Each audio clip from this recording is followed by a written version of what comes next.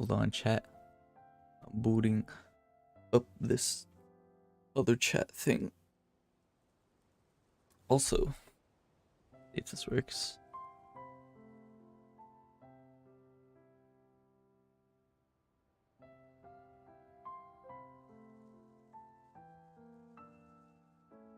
Let's go find some treasure. Oi! Look.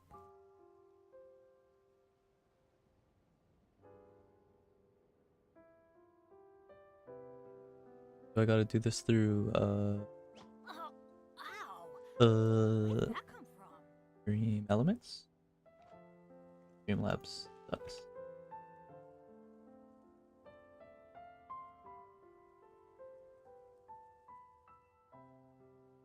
It's been a while since I used my mic. I hope it's not like super Benny's Adventure Team, scuffed. assemble!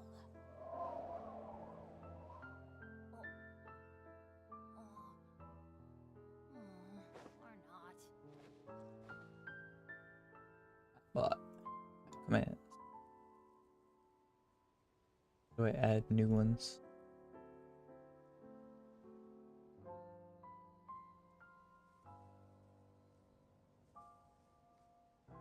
How do I add new commands to No one's Dream joined Elements? me on an adventure in ages. Come on, let's go. Oh, custom commands. Command name. CosplayContest. Benny's Adventure Should have Team, kept Streamlabs open. assemble! I know I'm talking to myself, but it's fine. Or not. Gotta fix it.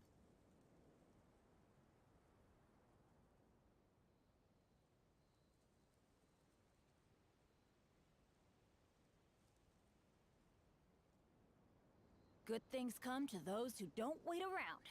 Okay, That's what they say anyway. I Knowing do it my luck, now. the opposite is probably true for me. Nice. Dream Elements Pog. Benny's Adventure Team, assemble! Okay.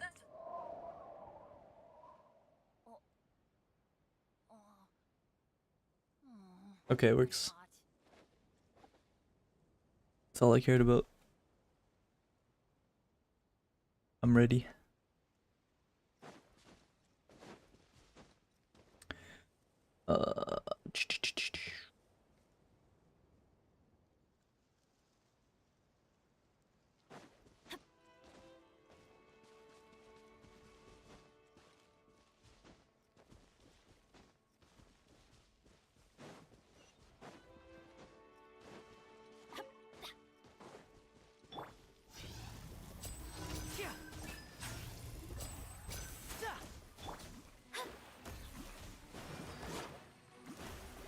Shadows of fate.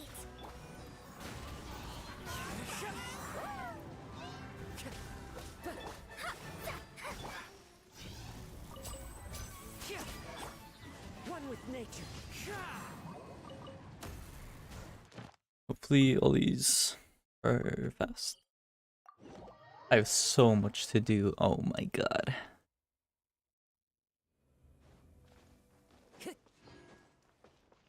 I still have to do Rightsley Quest too. Oh, I want those.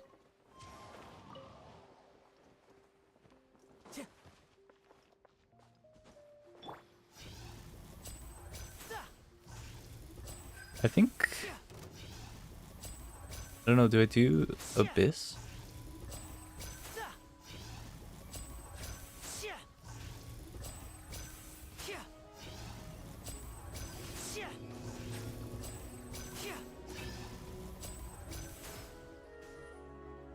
Fun and interactive, fun and interactive, fun and interactive. Oh my god, and I have so much exploring to do. It's fine.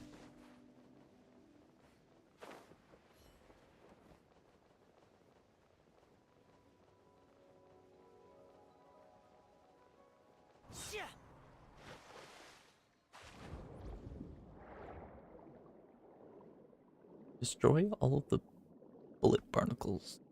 Okay.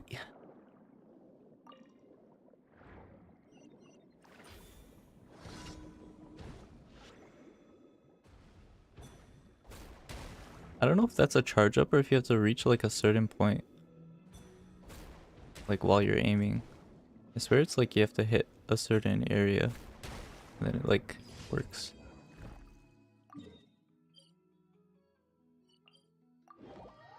Ooh, ring light show.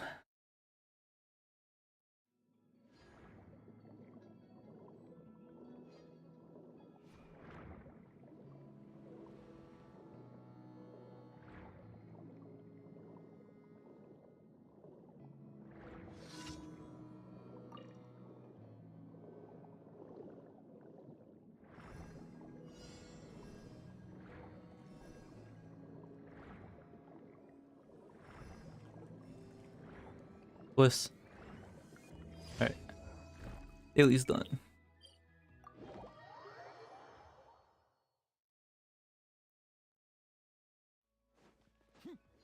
Add Astra. Thank you for Add Astra.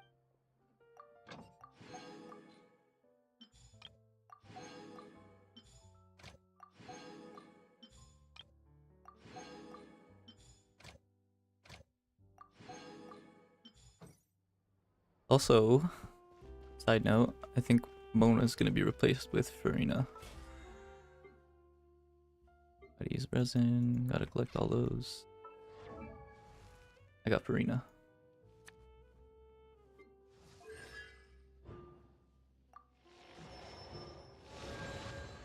What a Lico 20 pull? No pity. Got her.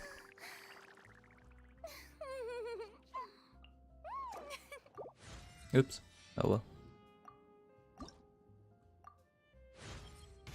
I'm really not accustomed.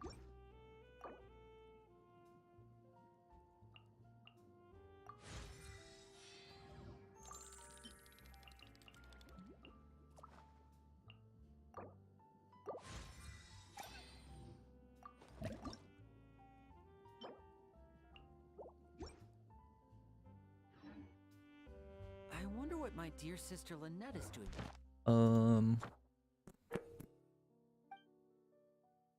We could skip to the boss.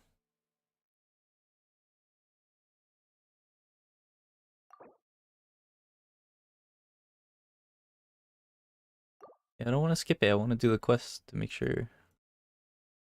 We'll do Storm Terror and Lupus, and then we'll go to the quest, I guess. That way our thing's not completely full.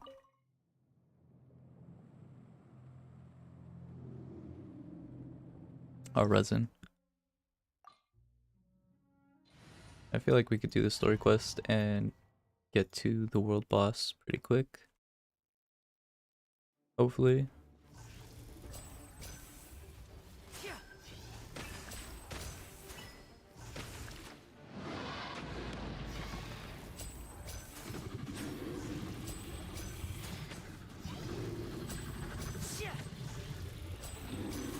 And voila! Dude, his things like fall off and then don't travel to the top so it can't hit like those target bunny things. The props, whatever they're called.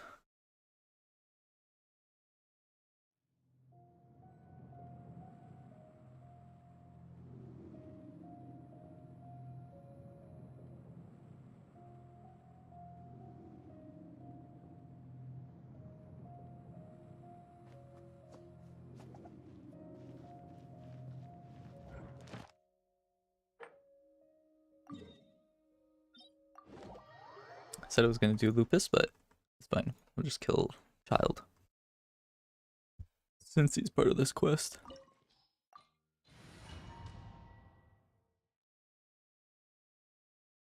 This opportunity is quite hard to come by. Well then, amuse me. Surrender is a valid option. I promise I'll be gentle. Trick or two. I missed. Into the wind. Let's get this show. Freaky.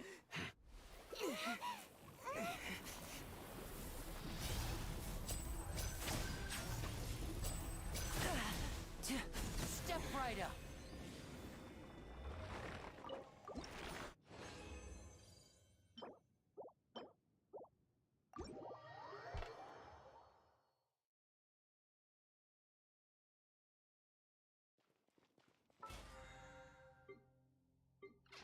Okay. Let's oh, which one is it?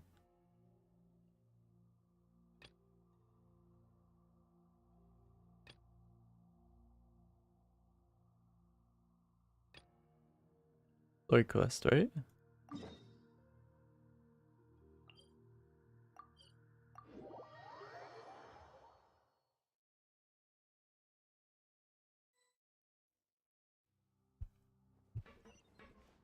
Okay, either one. I'm starting one of them. We once thought the fortress of Maripede would be super scary, but looking back on it, it really wasn't that bad at all. You've got a set schedule, guaranteed food and board, and you can even buy all kinds of stuff with credit coupons. It's really no surprise that many people don't even want to leave. Oh, you mean Risley? He's definitely a pretty impressive leader. Well, he does look kind of intimidating. He's actually pretty easy to talk to once you've had a conversation or two with him. Paimon wonders how he's like with the people here. Do they also get the same guy we do, or is he a lot harsher with the bad guys? Yeah, he must be doing something right to maintain order here, while not making everything feel super oppressive. Excuse me, did I hear someone there? Could you please do me a favor? Huh? Paimon could have sworn she just heard something. Who's mans? Excuse me, is someone passing by? Could you do me a favor, please?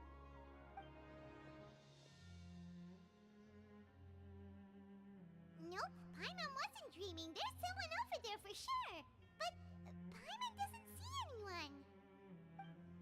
Oh, did you hear my call? Thank you so much. I'm over here, inside this big box. You're inside the box? Oh, no wonder Paimon didn't see anything. Well, come on, traveler, let's go take a look. Why are you hiding in here anyway? If we hadn't happened to pass by, you could have been stuck for days. It's a bit complicated. Can we not talk about that for now?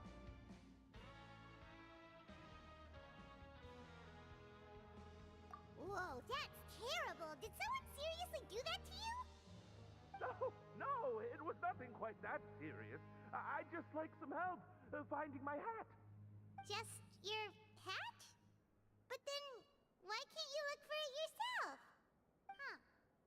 Wait, Paimon gets it! Something must have happened to your hair!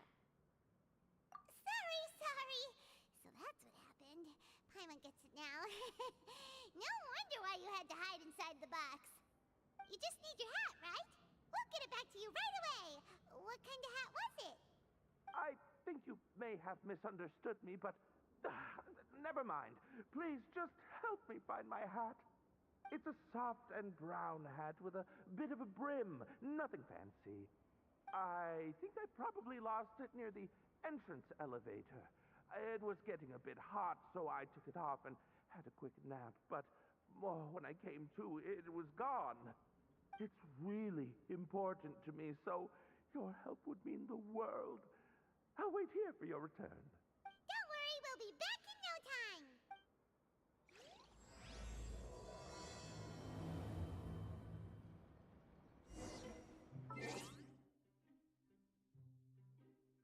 Okay, hold on.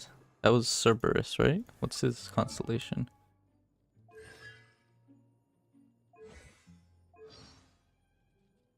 Oh my god, it's Rightsley Quest. Want this one?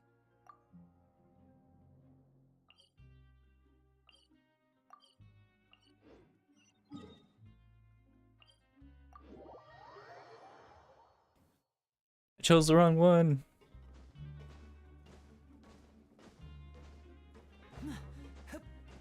Fine. I don't want to go to fucking Anchoration, man. want to do the quest.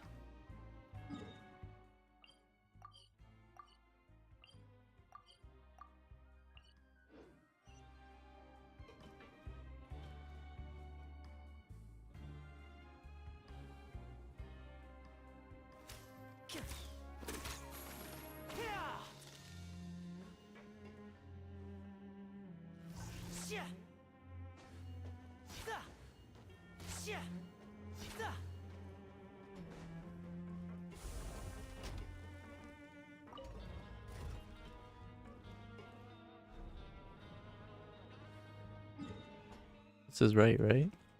Oh my god. Yeah. We'll come do Righteous quest after. This is no time for distractions. Seriously, you have a great magician standing right here. You don't want to miss the best part, do you?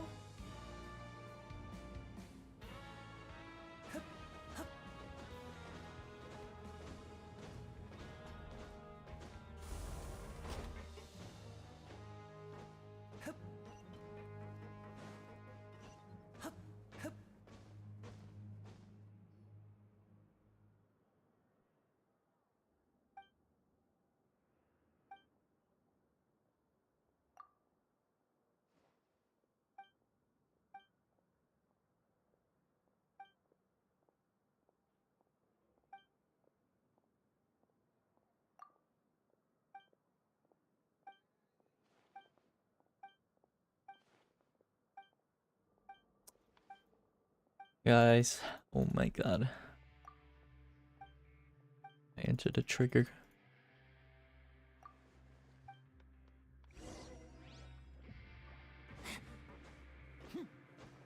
Don't care about Poret.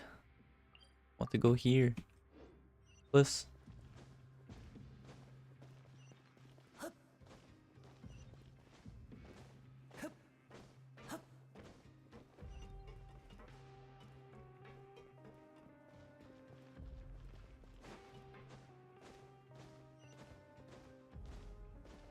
I'm getting trolled so hard.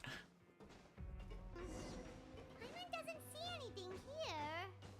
Let's go somewhere else.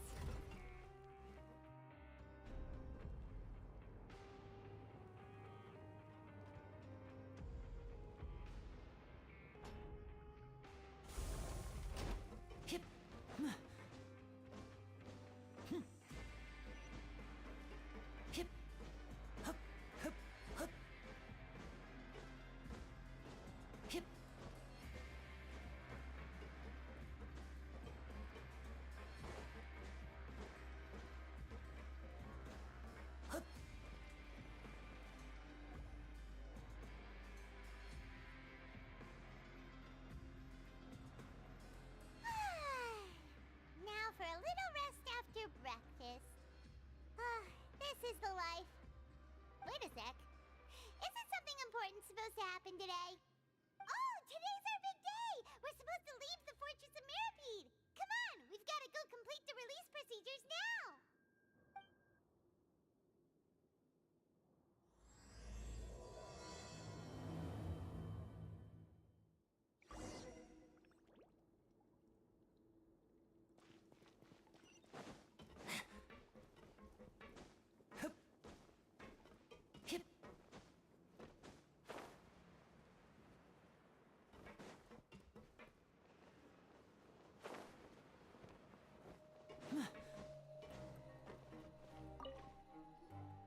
Please, sign here.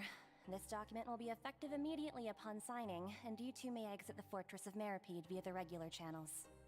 It's been so long since we've been to the surface. Let's hurry up and... Huh? What's happening?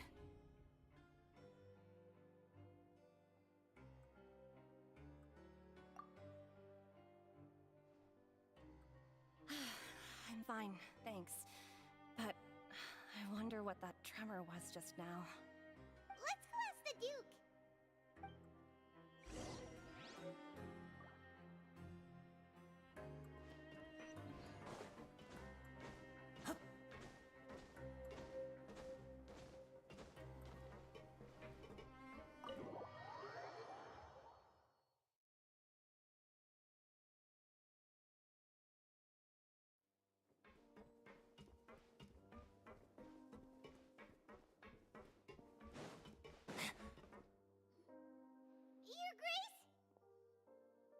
Ah, good to see you two. Is there something you wish to see me about? Yeah, what was with that earthquake just now? Ah, that. The tremor didn't originate from the seafloor. In fact, it seems it came from the surface. Over the years of serving as the warden here, I have developed a sense for distinguishing between what occurs on the surface and what occurs underwater. Besides, the seal that Monsieur Neuvillette set in place won't fail so easily. So the fortress is okay? If you recall our last incident, if there really were a problem, there would be crowds of inmates in a panic right now. Huh, you've got a point. Okay, seems we need to get back up to the surface and ask about what happened. By the way, do you know what day it is today? I believe today is this month's pipe cleaning day. Wait, seriously? Aha, yes. Have you completed your release papers? Yep. It's you two. Are you leaving now? That's right! Today is our last day in prison! But now that Paimon says that, it doesn't feel like we were confined here. It's actually been pretty nice! Oh yeah, Paimon feels fond of this place now! Then be sure to come back and visit. I'll miss you. If you've signed the release papers, then you're free to go. The guards will escort you out. You're not going to see us off? I knew you'd ask. All right, sure. Let's go. Well, you actually agreed. No worries, you must be busy. Paimon was just joking. Ah, so you do have a polite side, I see. After being down here for so long, I imagine you must feel like you're lacking companionship. Shall I come along too? Yeah, don't worry, we'll come back to see you. Paimon really likes the cafeteria here. The chefs sure do know how to make good grub. I hope you won't be here as convicts the next time I see you. We'll do our best to stay out of trouble. Well, it seems our work in the Fortress of Meripede is finished. That's the end of another chapter in our journey. And since Neuvillette was the one who asked us to come here, we should probably go report to him now. Next up, the Palais Mermonia. You're going to see Monsieur Neuvillette? Please pass on our kind regards. I'm sure just your regards will do, no? I believe it would be the polite thing to do. You're right. I've heard the Palais has been terribly busy these days. Tell him that I hope he hasn't been overwhelmed by the recent string of troubles.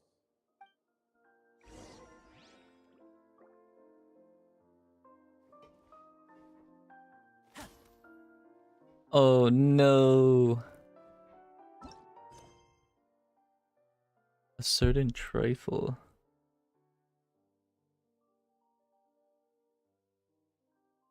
Oh. Oh my god. Tell me it's the Pancration quest that's pausing this.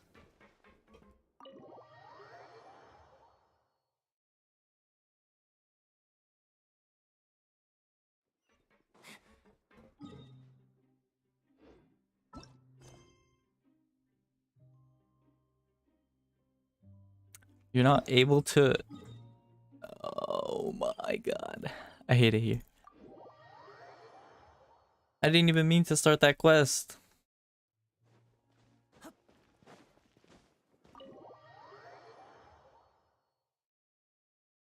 Unless it's a different one. I don't know.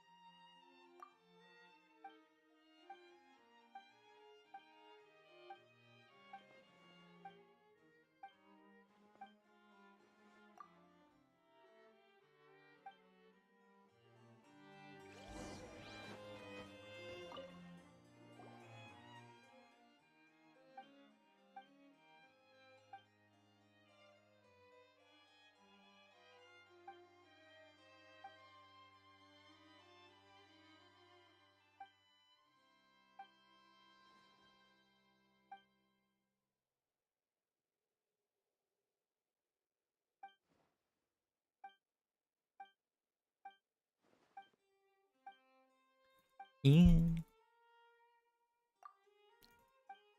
Dude, I'm being cucked by side quests.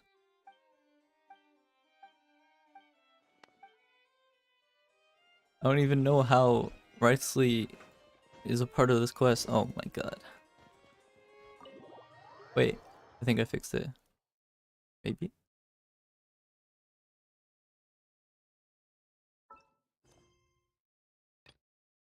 Fixed. Oh my god. Oh. Because it was in here. Okay. Okay. Okay.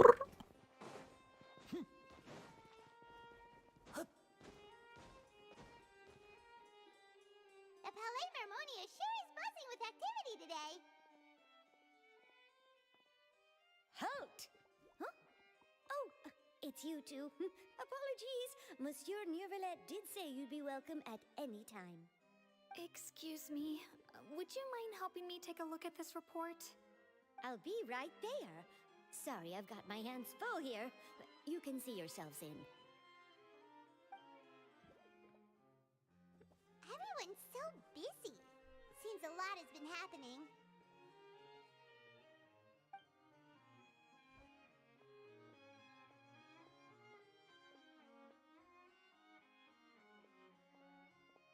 Neuvillette! Hello. You've come at the right time, but you'll have to wait for just a moment, as there are some urgent matters I must tend to first. In the meantime, please, have a seat. If you'd like to have something to drink, let the Melusine outside know. That's all right. We just ate. Very well, then. Let's take a break over there while we wait for him to finish his work.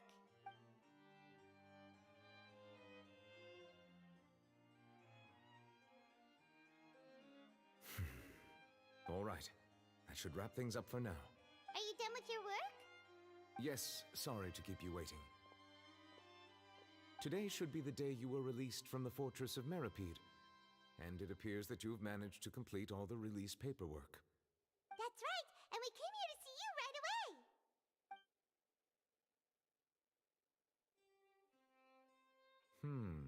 A massive whale.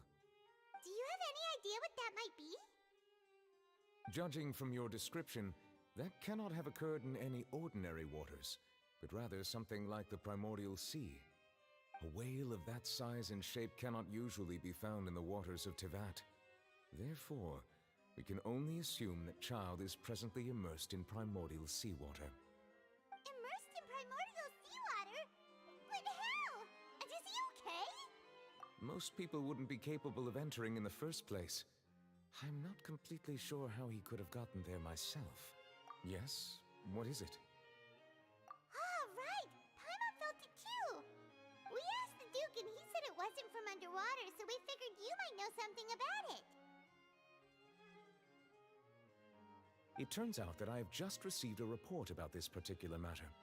In fact, that's exactly what I was busy with a moment ago. The source of the tremor was here on the surface near Poisson. After the shaking stopped, the water levels in the Poisson area rose at an alarming rate. The water levels rose? Oh no! What about all the people there? Fortunately, the water levels only rose for a short period of time and have already returned to normal now. However, I still have a bad feeling about the whole phenomenon. If the change in water levels is connected with the leaking primordial seawater, then the situation in Poisson may be much worse than it appears. Navia should be in Poisson, right? We need to go check on her! I would also like to go there as soon as possible, but I'm afraid I can't leave just yet. We must immediately formulate disaster prevention plans for the surrounding coastal areas to avoid potential catastrophes. I'll have to ask you two to go to Poisson first. I'll meet you there to check on the situation once I finish things here. There's no time to lose! Let's get going! Please be careful.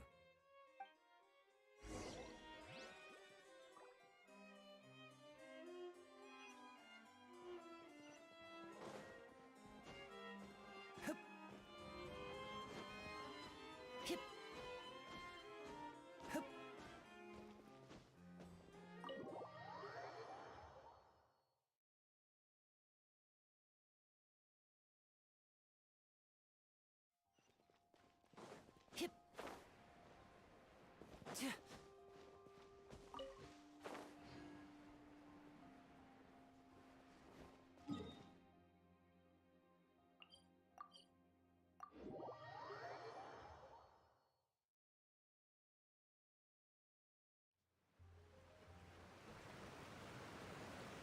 no! What happened here?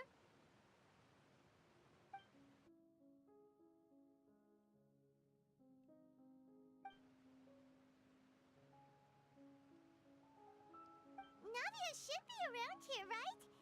We need to make sure she's still...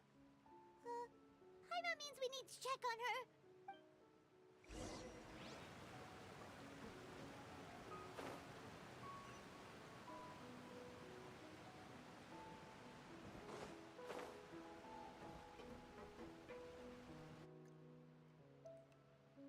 We haven't seen a single soul all the way here. Oh, this is getting scary. What will I ever do now?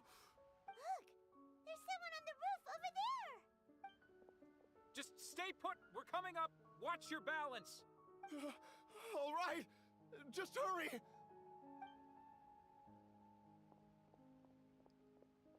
Damn, dude, a lot happened while we were in prison. I'm not young anymore. How will I survive on my own? My Desiree! Oh, he looks pretty sad. My leg! My leg! How could this have happened? It hurts! Just hang in there. Help is on the way. You can hold my hand if it makes you feel better. Riz.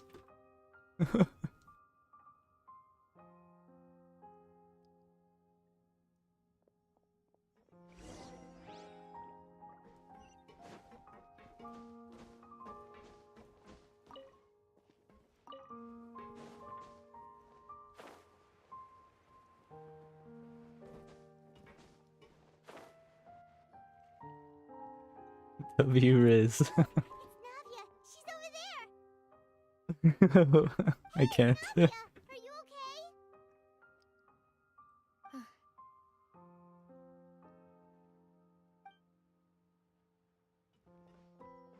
You're here. We heard there was a situation in Poisson, so we came as quickly as we could. Yes. As you can see, the water level suddenly rose. It caused quite the disturbance, in fact.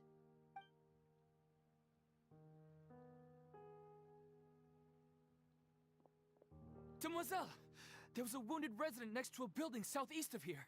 We've already transported him to safety, but we've run out of medical supplies. He's wounded? How badly?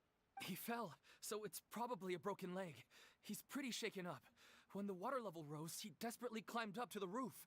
Once the water receded and he saw the ground, he became terrified and eventually... He jumped down then. Find the leader of Squad 1 and tell him to take the wounded resident to see a doctor. He should know where to go. Understood. I'll take over his search and rescue mission in the meantime. All right, you'll be in charge. I'm sorry. Where were we? The situation in Poisson? Ah, right. Allow me to explain. A little earlier, we suddenly heard a loud noise. At first, everyone thought that something might have exploded in the waterways. But before we knew it, water started pouring out from everywhere. The rushing water seemed a little odd, almost like the unique color of primordial seawater. Some people didn't realize the danger and thought it was just ordinary water, leaking from somewhere. Everyone on the street who happened to be close to the water didn't have a chance to escape. As the water levels rose, they suddenly disappeared. Oh, They were damn, dude. all dissolved. Those who realized what was happening started to flee in a panic, desperately trying to get to higher ground. Many were injured in the stampede, and some people fell from significant heights.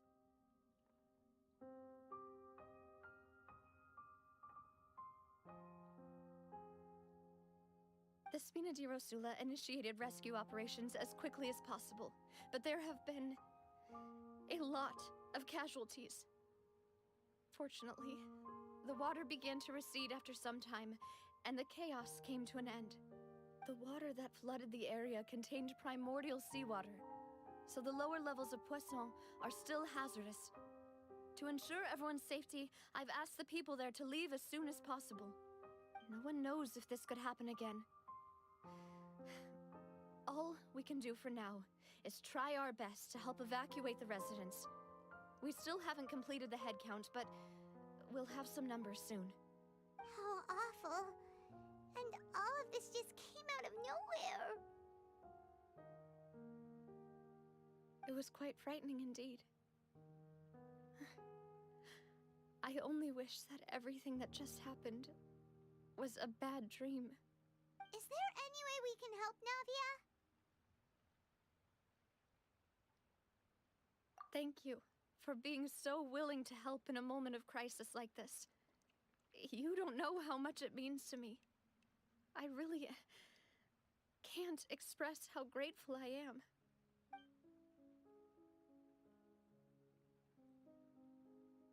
Don't say that, Navia. That's what friends are for.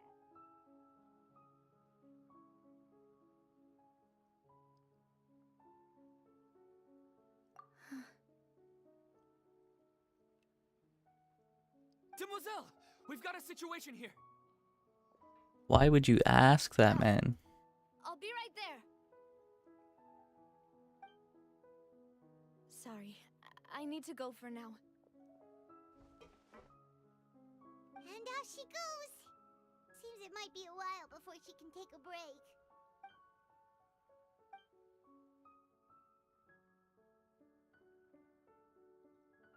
Okay, the wounded are being tended to, and we finished a preliminary head count. More support has just arrived, so I suppose I finally have a moment to focus on my own matters. Of course, we should remain ready for anything, and continue doing our best to rescue others. I'll be sure to have everyone at the Spina di Rosula ready to render assistance. Traveler, Paimon, would you two accompany me to my father's grave for a moment? Huh? Right now?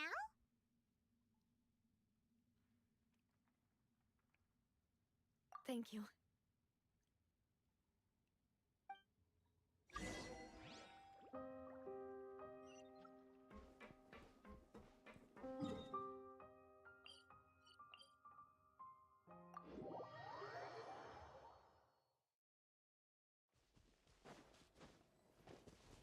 Orange.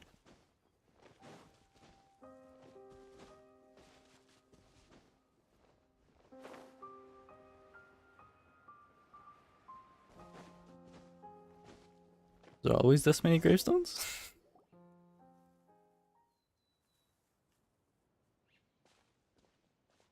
Not a lot of people here, huh?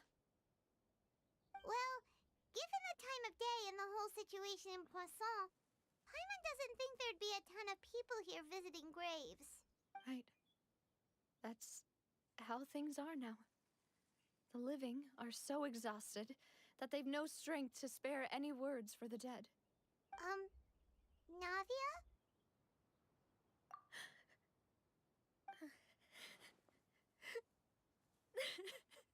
Aw, what the heck? Navia, what's wrong? Sorry. I just... Malus and Silver. They won't ever come back here again. What should I do, Papa? Huh? What happened to them?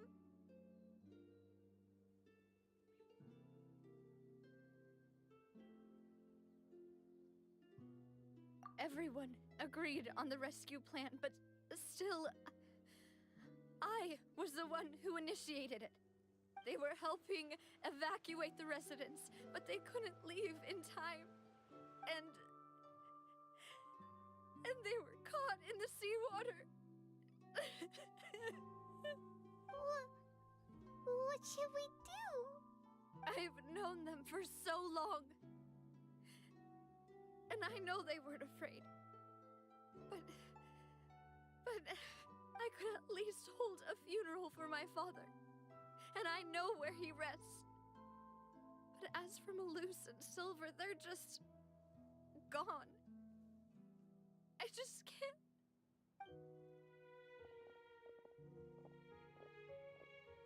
Everything looks so clean after it rains. Even the gravestones. I didn't expect that you'd enjoy a glass of red wine in front of Master Callus's grave. I can understand. Besides, the scenery here isn't half bad. See, it's not just me. I always want to bring something when I visit Papa. Perhaps we might even have a picnic. He wouldn't be angry, would he? How could Master ever be upset with you, demoiselle? Yet the cemetery is the home of those who have passed, is it not?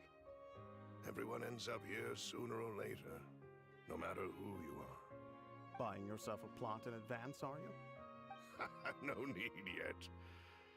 But when I do, I hope you'll let me be buried beside Master Callus, demoiselle. Hey, stop joking around.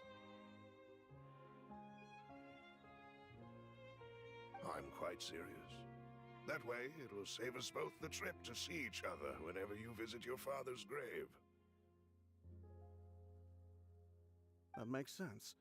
In that case, could I be buried on his other side? After all, besides you, demoiselle, the two of us could certainly be considered Master's closest companions, no? Personally, I believe we fill those shoes just fine. Why are you bringing this up all of a sudden? Seriously. All right. I'll remember your requests. But I'd really prefer not to talk about this stuff. And what do you mean by saving me a trip? I'd make the journey even if I had to visit you two somewhere else. I'd promised to let them rest in peace here. But here I am breaking that promise. I'm sorry for letting you see me in a mess like this. I don't usually cry, really. Paimon doesn't know how to help you feel better.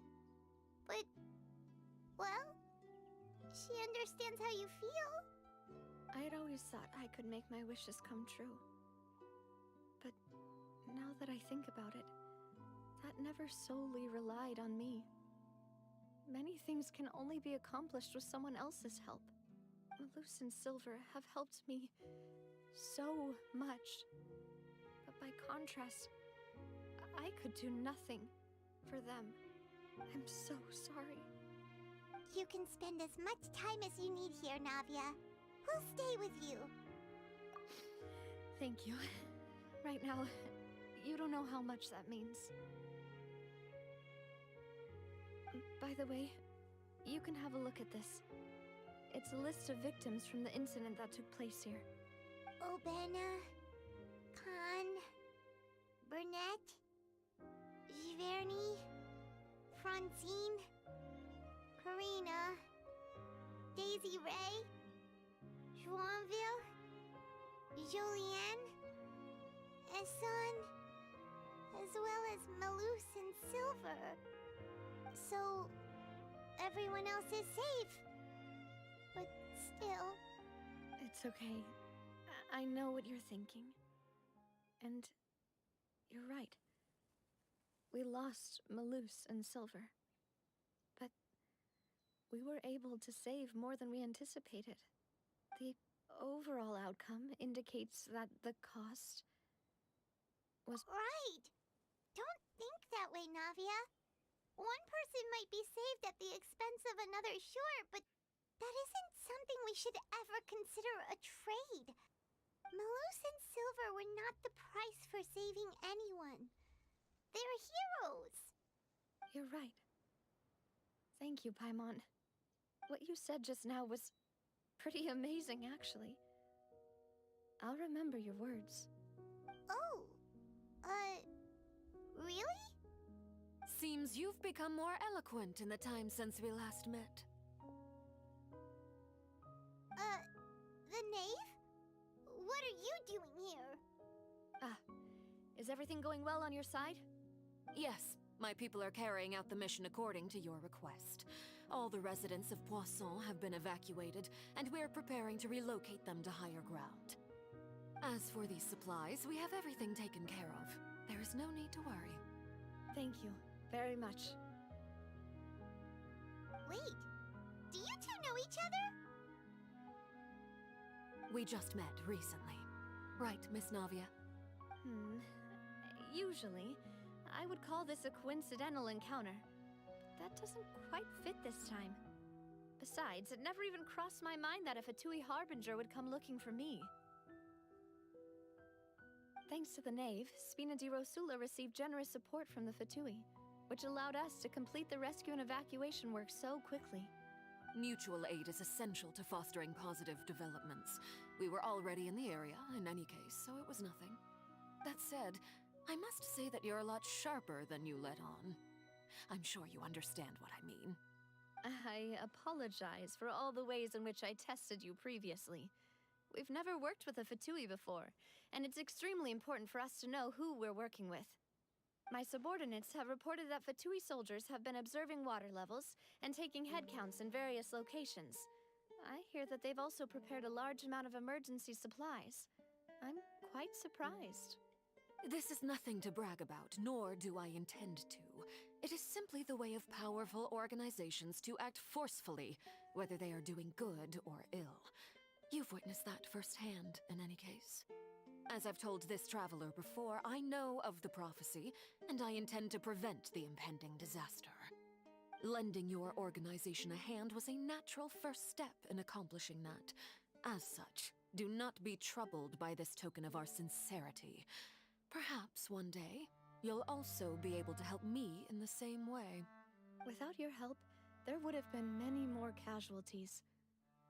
I won't forget your kindness.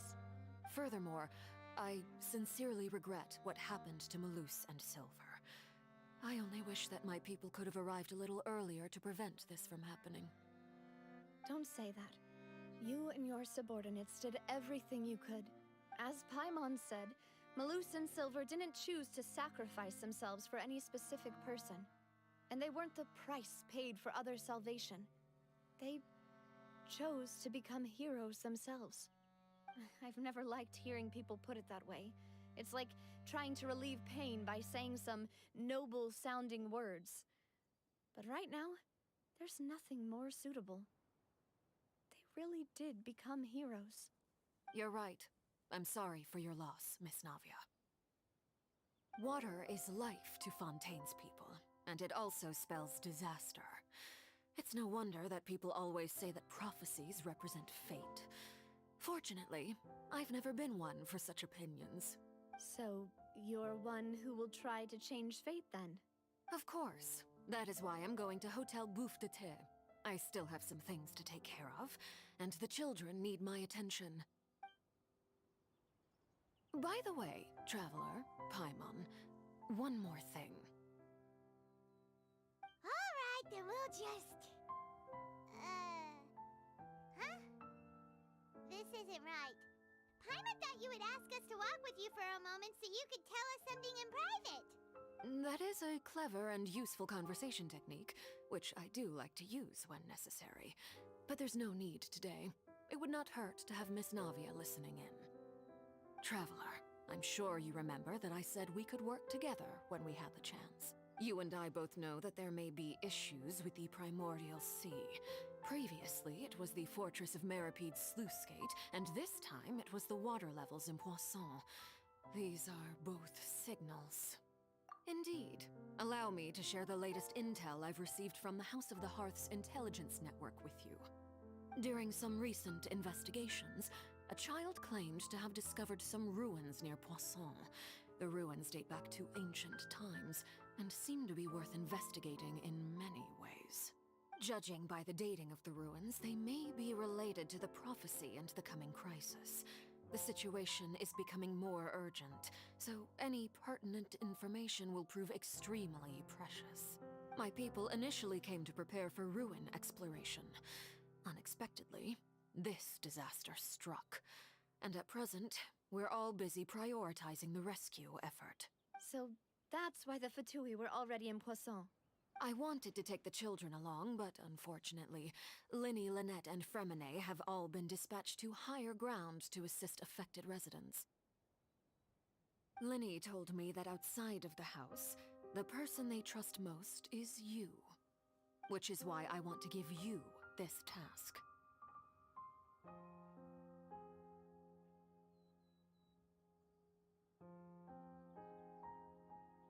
The House of the Hearth's members see each other as family, but Linny, Lynette, and Fremine said that they also see you as such, even though you are not from the house.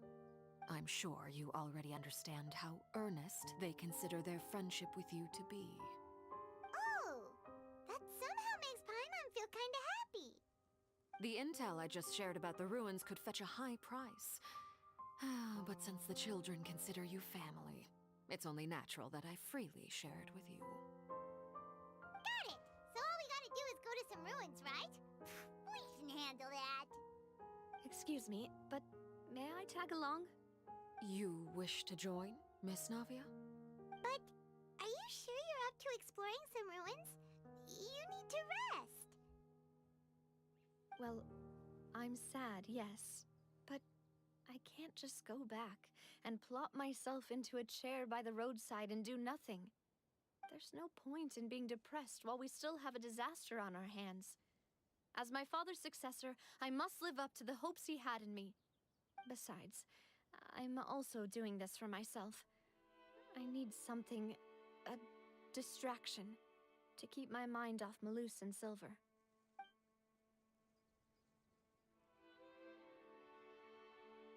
Since you put it that way, I have no objections. What do you say, traveler? All right. The ruins are to the south of Poisson. Here's the map. Okay, the three of us will handle it. Come on, let's pack up and get going.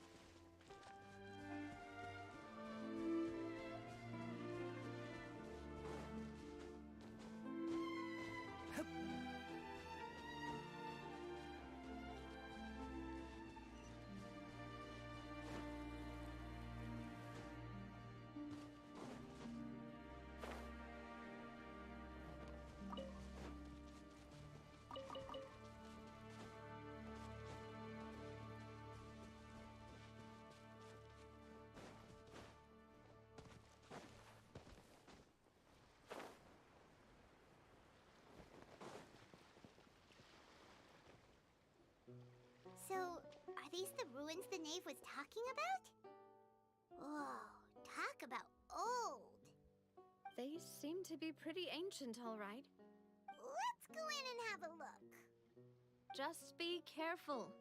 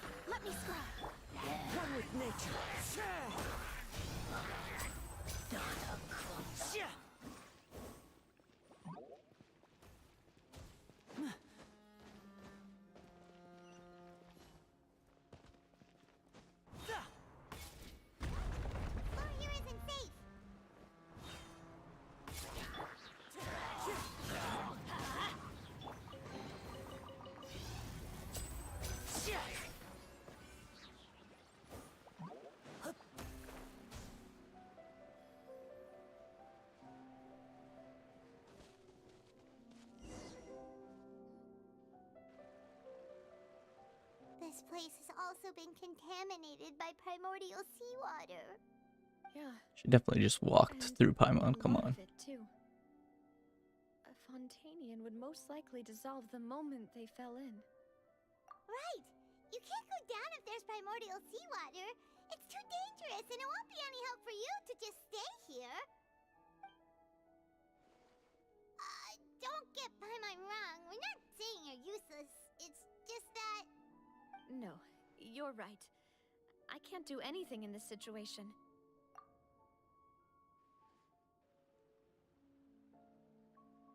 That complicates things. Maybe the only way left is forward. In that case, do you want to wait for us here? The water levels here are unstable, and there's a chance the water will rise. So staying here wouldn't be safe either.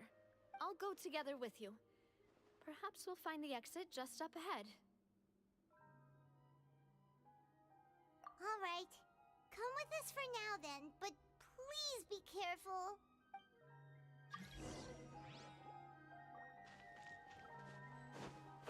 Oh no, it's a dead end! Let's try climbing over from the side.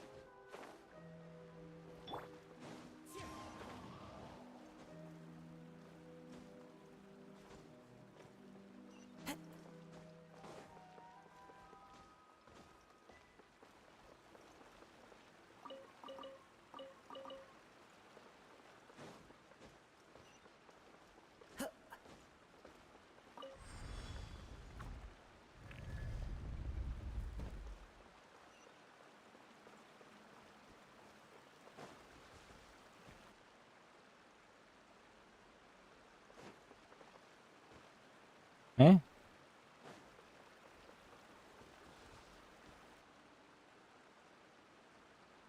What the hell?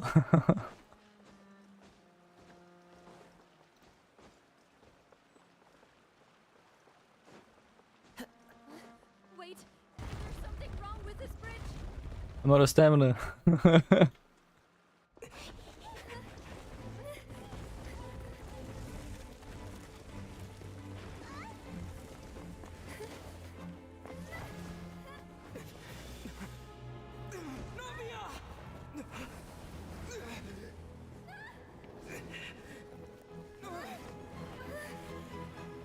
No way.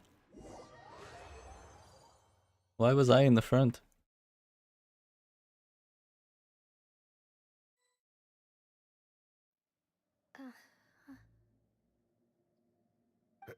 Demoiselle? Huh? Demoiselle, what are you doing here by yourself? Would you be standing here till dark if I hadn't come to get you? Maybe she just wants some time to herself, Maloose. Hmm? Oh. Was I sleeping? Yes, it would appear so. I must be tired. That's quite possible. However, you were the one that suggested we go out for a walk.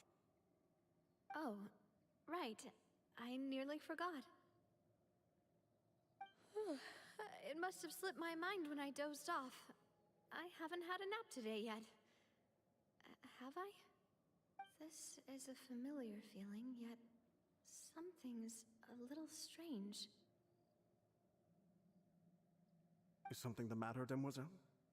Oh, no. No, I'm fine. I was just trying to recall why we came out for a walk. Do you remember Mr. Giverny? He'd requested our help before with foreign merchants who had a debt dispute with him, and we'd resolved the matter not long ago. We were headed to see how things were going with him at the moment. Ah, right. Yes. I remember now. Oh, Miss Navia. Ah, Mr. Maloose. And Mr. Silver, too. It's good to see all of you. How have you been? I've been great. Thanks to your help, those bothersome merchants finally realized that I wasn't the one they were looking for. Why, I wasn't even the guarantor for that person. They were knocking at my door day and night. Even my neighbor Obina was getting fed up with them. Sometimes force is required to calm someone down and get them to listen to what you have to say. That's right. Oh, by the way, Burnett, what was it that you wanted to give to Miss Navia again? Oh, yes. One moment, I have it right here. Miss Navia, these are some flower seeds that I prepared. Please take them. They're a very good variety, and they'll become very big and beautiful once they bloom. I don't know what we would have done without your help, so this is a little token of our appreciation. I hope you won't refuse. Ah, did you cultivate them yourself? Thank you so much. I'll certainly take them. Maloose, we do still have some empty flower pots at home, right? Why, we can have as many pots as you'd like, demoiselle. Perfect. In that case, we'll swap out some of the decorative plants for some of Mrs. Burnett's flowers. Very well. Wait. Something seems to be off here. Excuse me, madam. If I'm not mistaken, your name is Burnett, correct? That's right. Is something wrong? No, it's nothing. This is the first time we've ever met, but your name seemed familiar to me.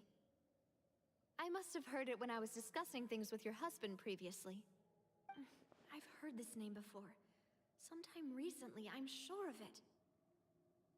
And why are there so few people around here? Where did everyone go? We must mind the time, demoiselle. We still have important things to attend to today. Huh? We do? Like what? Well, now, did you forget? Miss Navia, here you are. I've been looking for you. Please, come to the Opera House. Your trial is about to begin. My trial? Wait, why would I need to go to the Opera House? Yes, she's right, demoiselle. It's just about time now, so we should get going. Oh? All right then.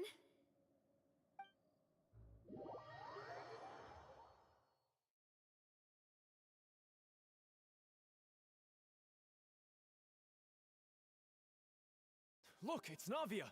She's here! And her two attendants are with her.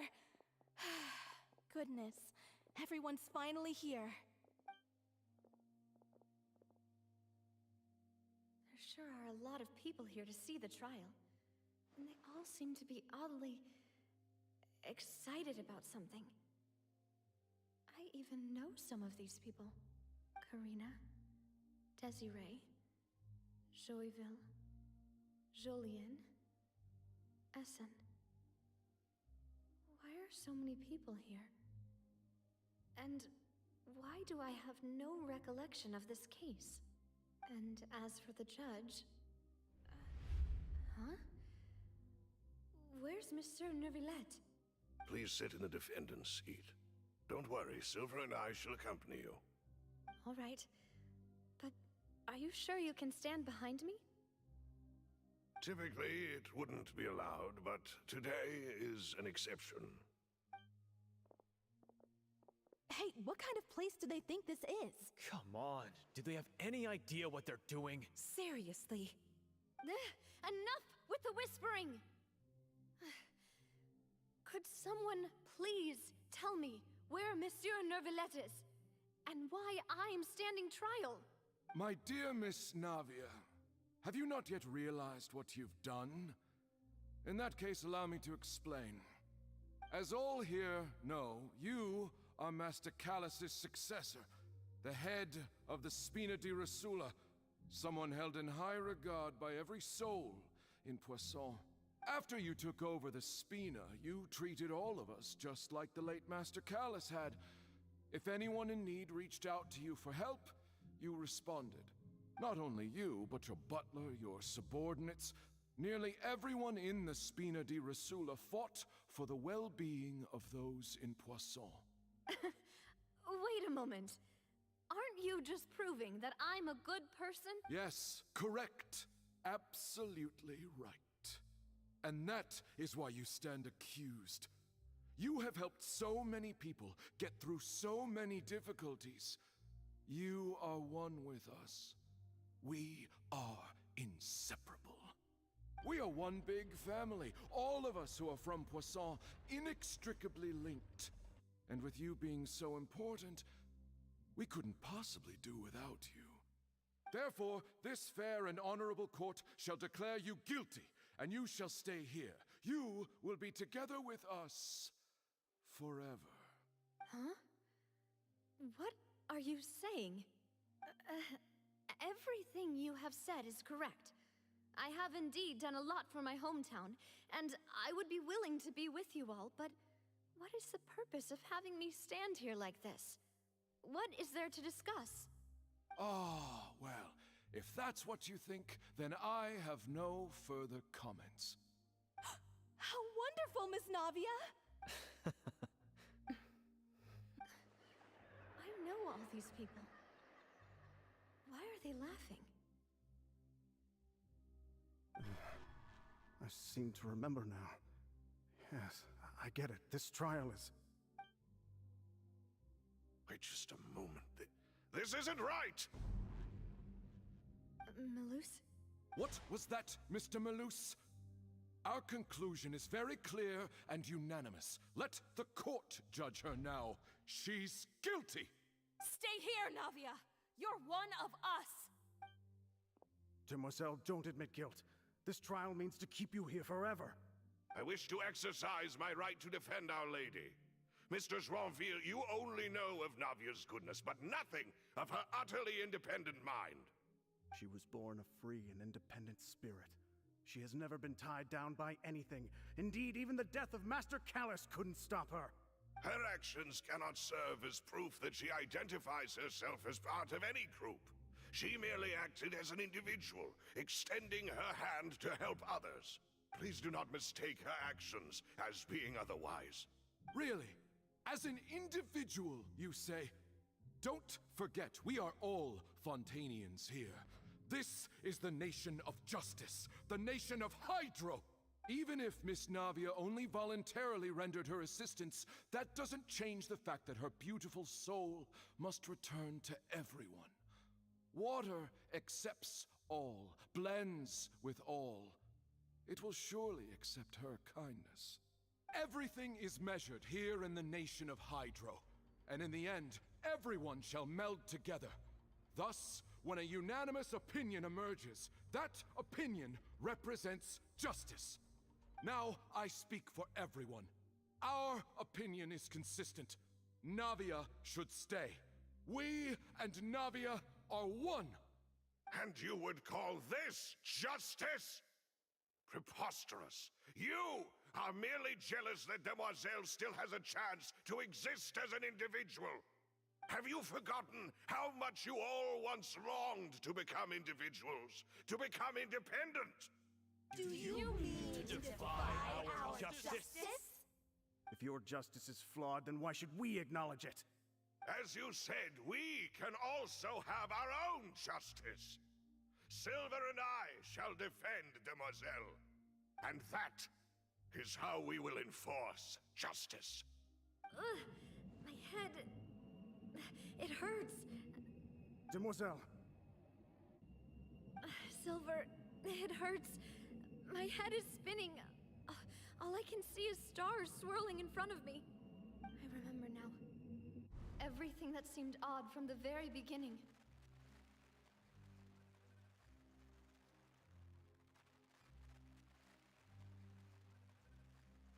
Karina, Desiree, Joyville, Jolien, Essen, and Mr. Giverny and Mrs. Burnett, who we met earlier.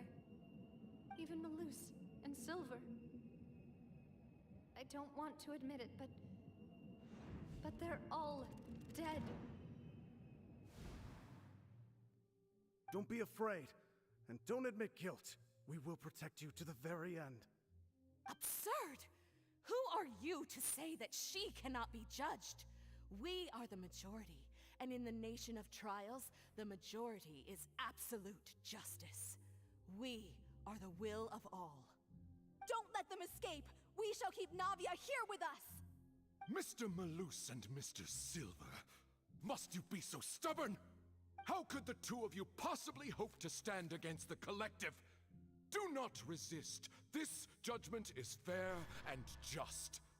Navia belongs to us. After all that happened, she should not be left alone in Poisson. What are you saying? No more excuses. He says we're jealous. Jealous? How could she possibly be an independent individual? What's with these people? Who's jealous of her? She belongs to us! Miss Navia, she... Silence! That's... Oh?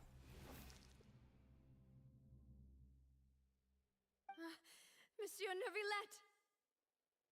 Such commotion is prohibited in the court. The accusations you just presented are nonsense and cannot constitute a proper trial. The court will adjourn for the rest of the day. In this, I shall hear no objections from any unauthorized party. Our thanks, Monsieur Neuvillette. Please leave with me, Miss Navia, while there is still time. But... Go on now, demoiselle. This is your only chance to leave this place. What, can't bear to leave us behind or something? Malus. My apologies. I couldn't resist making one little joke once I realized that this shall be our last goodbye. Malus... Silver... Quickly, you must come now. Goodbye, demoiselle. Farewell.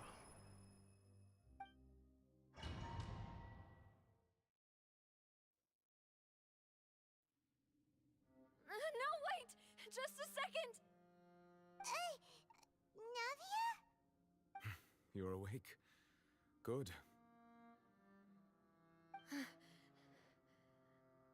I must have been dreaming. Malus and Silver were still alive, and they were defending me at some insane trial. It looks like you're all right. Did all the sad feelings cause you to have a nightmare? Paimon could give you a hug. The ruins you were exploring suffered a cave-in. When I arrived, I found you falling toward the water. You were just about to be dissolved within, but I...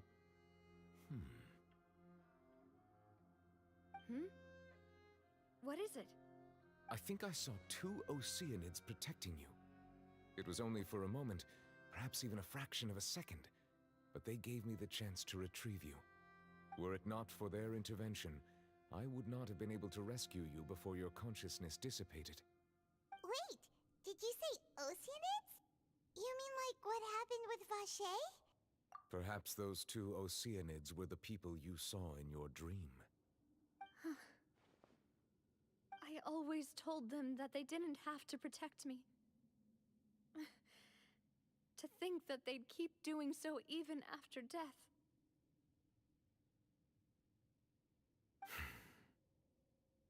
Please come with me.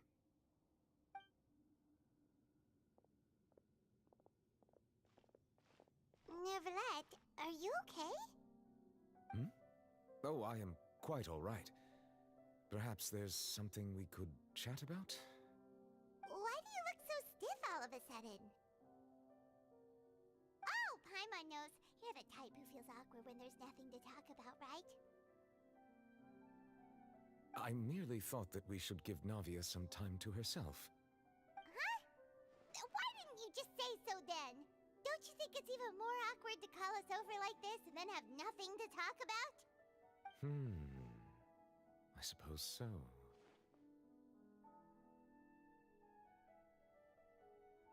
Ah, Sigewinne. I hope all is well with her these days. Her work in the Fortress of Meropide has not been too much for her, has it? No way! Don't worry. She's doing fine down there. She's an amazing head nurse. I see. Well, that is good. I have always worried that Sigewinne would need a lot of time to understand the world of humanity, just as I have. Oh, and the Duke also says hi! Even though Sigewinne made him do that. He hopes that you have a been overwhelmed by all that's happened lately. Thank you.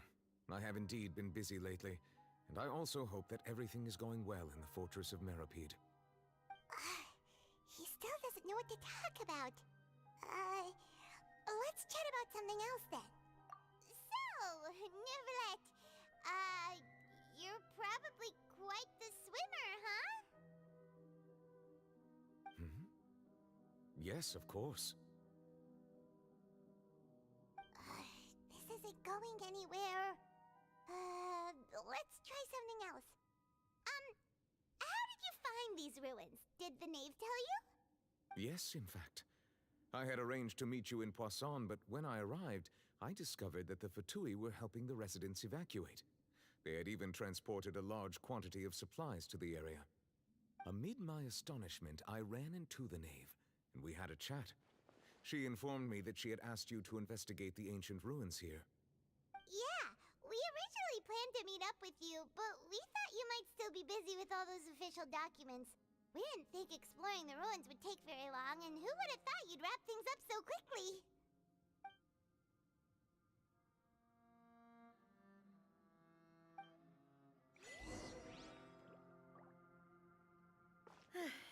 I'm sorry to have kept you all waiting like that.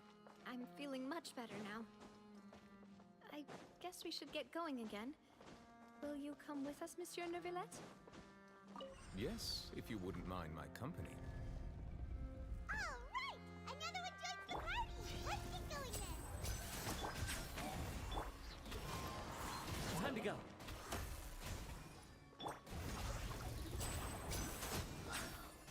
Dada Kundala.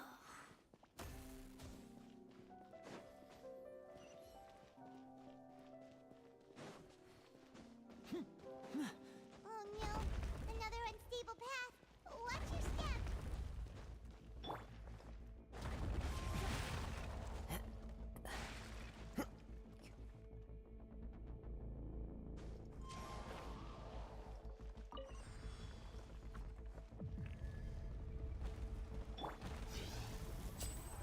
Watch out! There are rocks falling over here!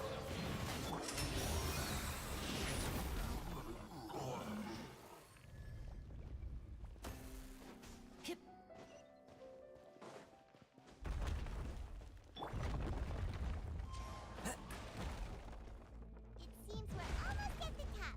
Keep it up!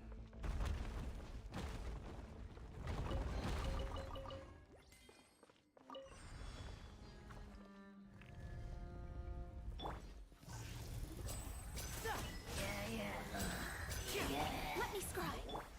The wind knows me.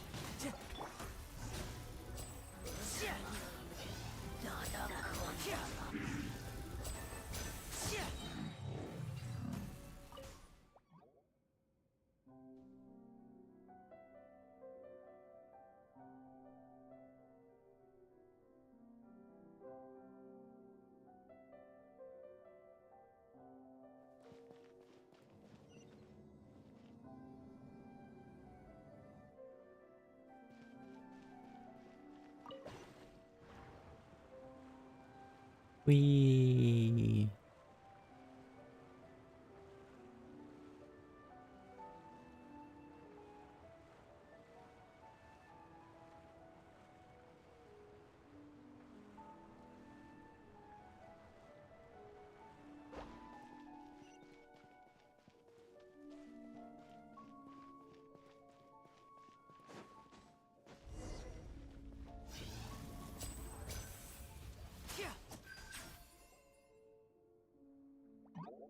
Looks like we've reached the end. This is the place. There should not be any other hidden spaces in the vicinity. The path sure had some twists and turns, but it turns out that this place isn't actually that big.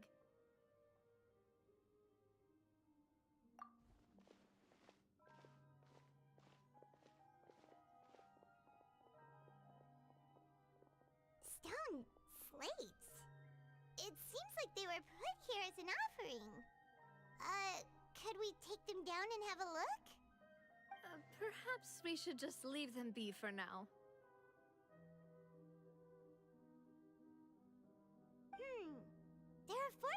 nations in total, but only 3 stone slates. The slate that should be in the first empty spot is missing. The surrounding walls also show signs of damage. There's something written below. Let Paimon see. Reason dictates that this nation be destroyed. I shall record the history of its future here in its past. Say what? It feels like someone left these slates and these words here for a purpose.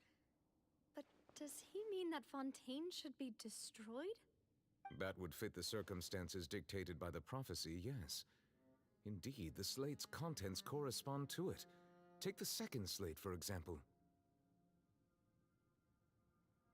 There's a person kneeling here. She seems so dedicated. And there's a whole bunch of other people behind her doing the same. She's facing this... what is this? Some kind of island in the sky? And is that Lady Farina in the third image? Did the Hydro Archon fall into the water? And is that a ring of people around her? Paimon doesn't quite get it. Are they all in the water? The fourth image. I know this one.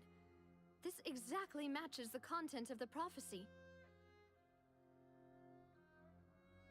The people will all be dissolved into the waters, and only the Hydro Archon will remain, weeping on her throne.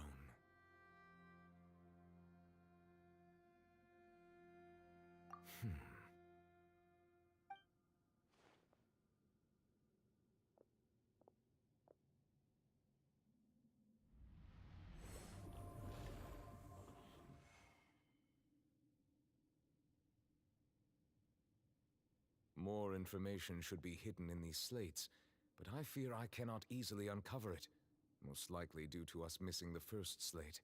Don't blame yourself, Monsieur Neuvillette. Deciphering ancient stone slates isn't one of your duties. Ooh, Paimon's getting the chills just looking at these slates. This says that it's the history of the future, right? That means the prophecy's sure to come true. I really hope it doesn't mean that. Still, Paimon feels like these images are kind of weird when you look at them.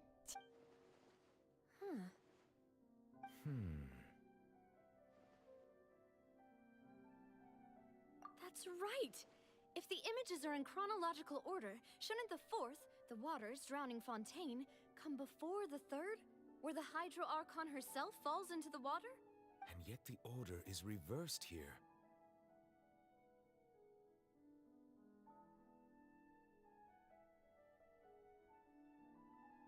If we go by timing, Lady Farina only emerges in the third image. That means that the person in the second image might be the previous Hydro Archon. Egeria, then. I had never met her, but her appearance here does match the records. The previous Archon Egeria. a floating island in the skies, as if confessing a sin. Did she herself commit that sin? And if not, why would she be in such a posture? Also, I'm still wondering why these ancient stone slates are here at all. Judging from their contents, could this place be the origin of the prophecy? Does that mean that someone, or some people, once saw these slates? But who would have created these slates and left these words here? It seems that any further clues will have to come from Farina. In that case, there's no time to lose. There's nothing else to be gained here, so let's head back first. Yeah, we better get somewhere safe for now.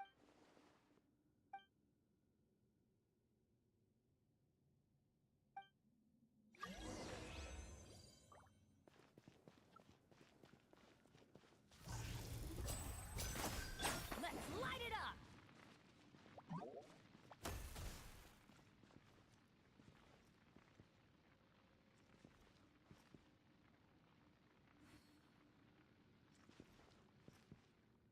Is that Celestia?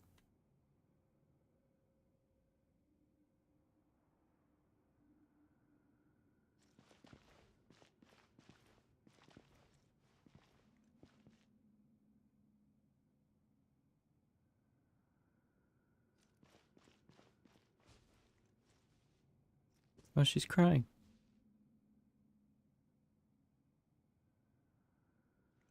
Adventure time.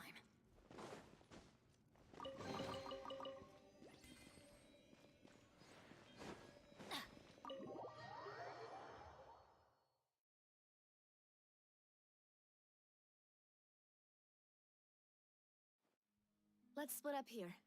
I'm going to check on what's happening with the Spina. You know how it is. There's some things you just need to be there for yourself.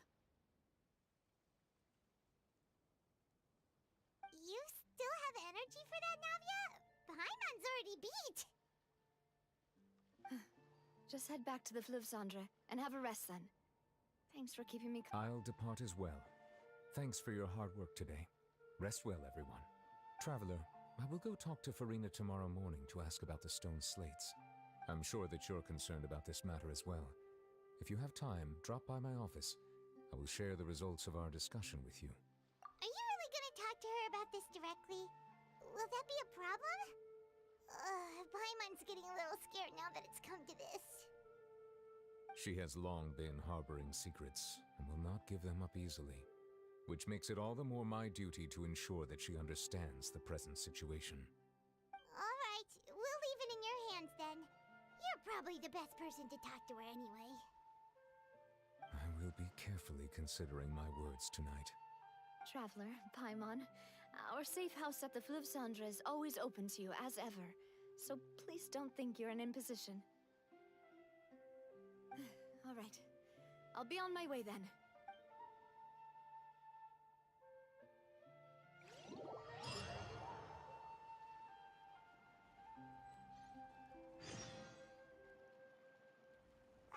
We're finally back! Welcome back. We've got a special menu prepared for you two tonight. Yay! And there's good food too! Navia, no, the boss is the best. Ooh, desserts! Nice, these are all Paimon's! Paimon's already starting to forget what happened today. Oh, that Ona? voice. Is that who I think it is? Huh? It's you two. What are you doing in Fontaine? What are you doing in Fontaine?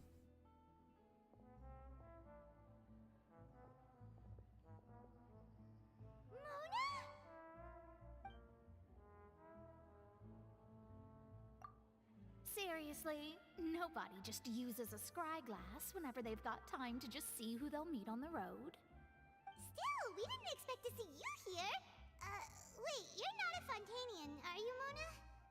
Well, I have some business to attend to here, so I booked a hotel in the city. I was just out for a stroll when I bumped into you. Quite unexpectedly, if I might add. Why did you think I was from Fontaine, though? Is that because Magistus doesn't sound much like a Mondstadt surname?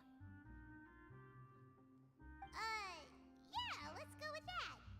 Well, I used to have my own surname, which was, well, some other thing.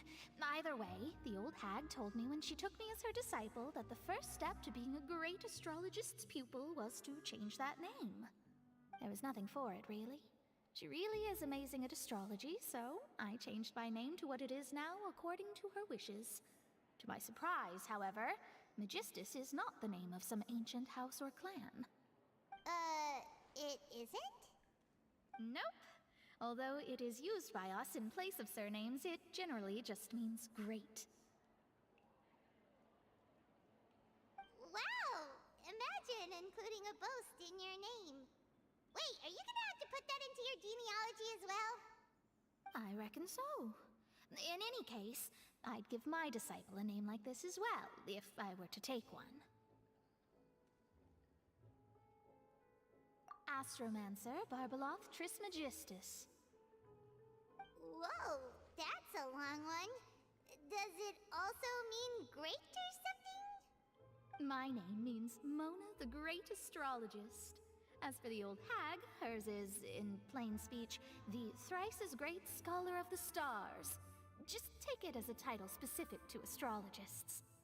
Thrice as great? That's so heavy. I know, right?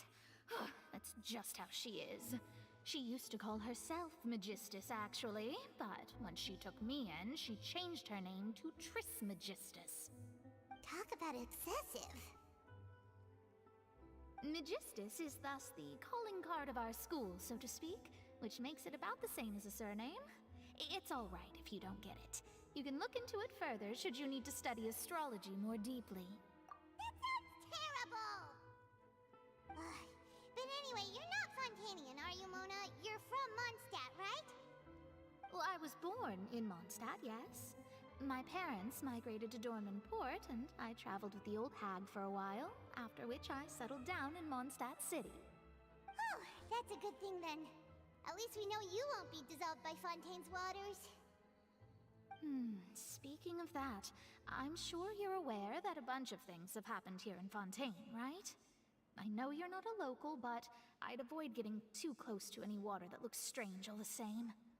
There's something ominous about it. Well, the water, I mean.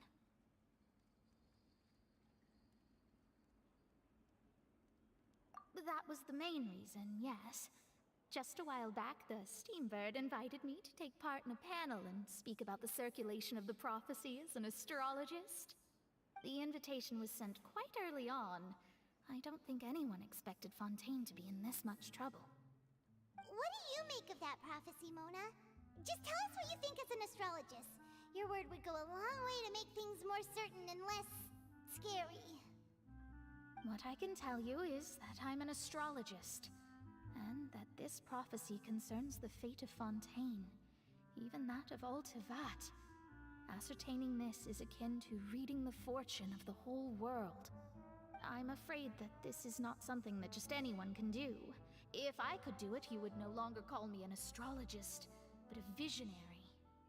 But on the flip side, the prophecy is so huge and powerful that it must surely come from a powerful visionary. Its contents involve the fate of the world. Disregarding it would be a mistake. A visionary? Sounds really powerful and all, but does such a person really exist? Of course. The old hag could do it, and I bet there are others amongst those Hexenzirkel colleagues of hers who could do something similar. Huh? Are you sure? All right, I'll help you. It isn't often that I see you with such a serious look on your face. I'll tell you once I hear back from her.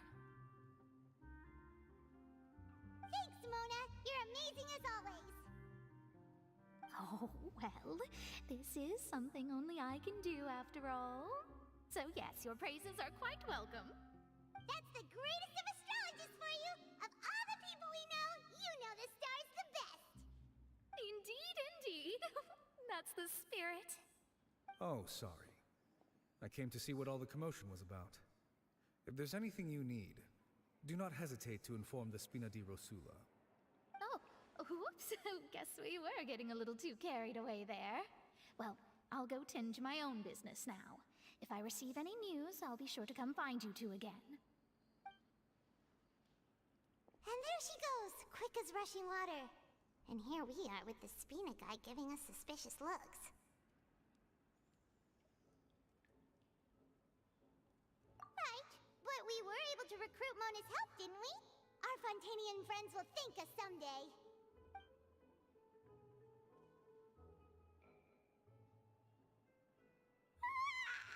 Good morning. To be honest, I'm still feeling kind of sleepy. But it's time to get up, traveler. We agreed to go see Neuvillette, so let's pack it up and get going.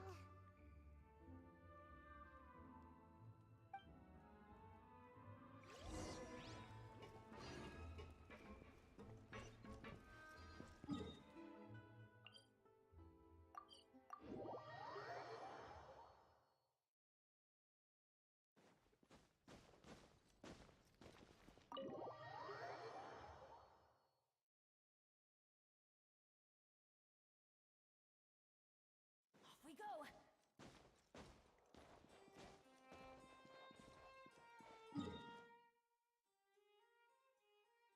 Should we do Abyss?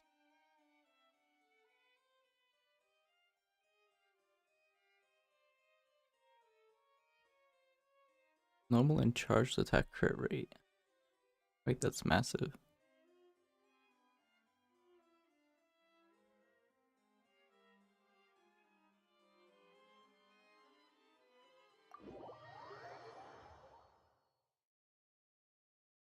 I'm pretty. Wait, I thought it said like 5 days, and now it's back to 7.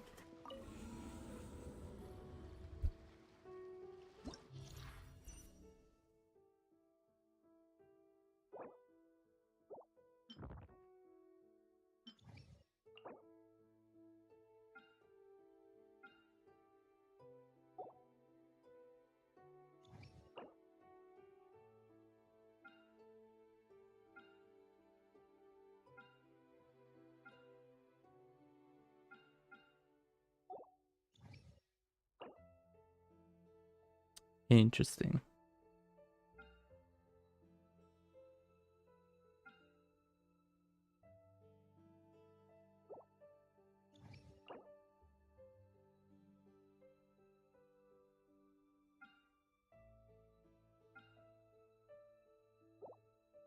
Alright, let's do this quick. Wait, we need tunes.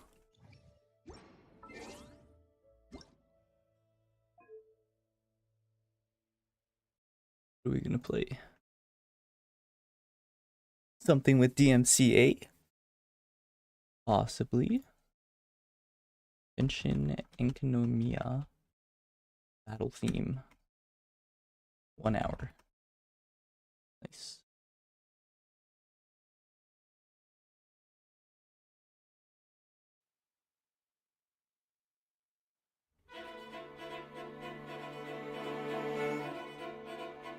Is that too loud?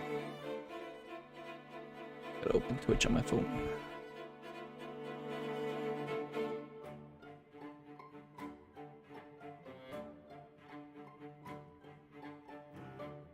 Hopefully it's not that bad. Okay. Is that better? I don't know. Maybe.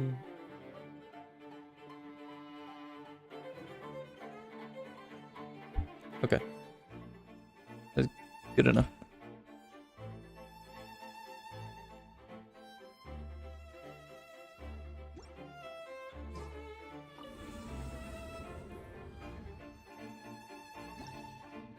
Do, do, do, do. Do, do, do, do, do.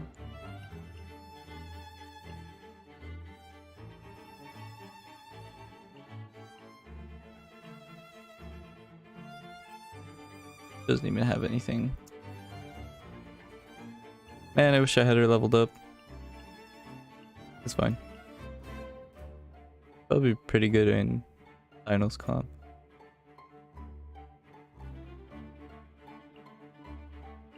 I don't think I'd get rid of Baishu though.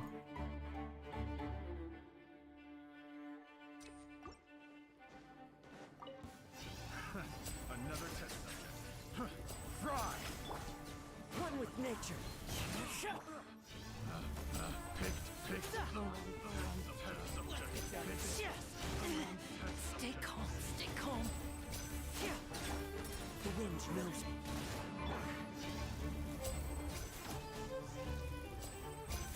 And voila!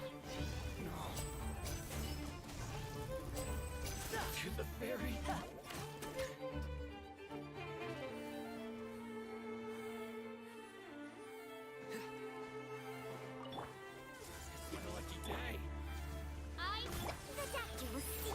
Surrender! Through me, justice is served. Guilty.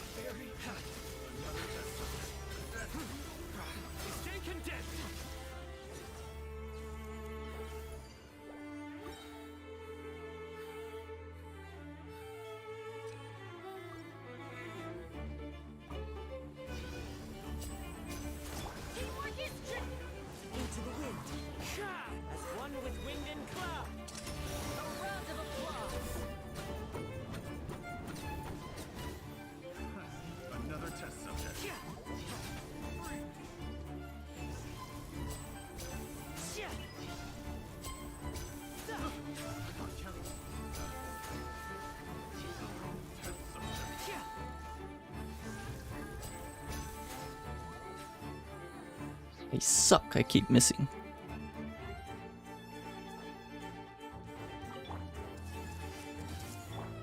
No rest for a bitter pill to swallow. Taking a turn for the better.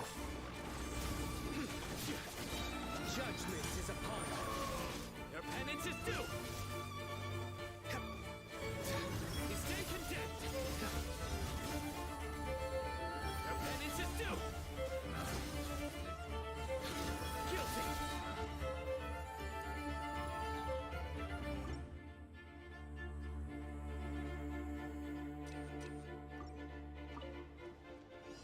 Shadows of the wind knows you.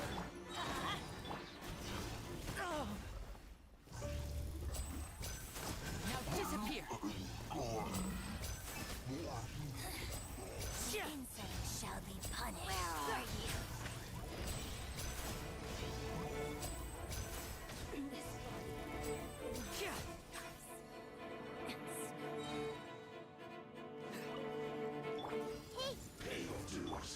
I summon the... Remember, health comes first.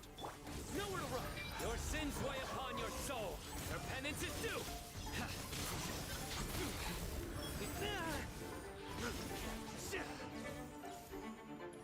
Dude, that was so unfortunate.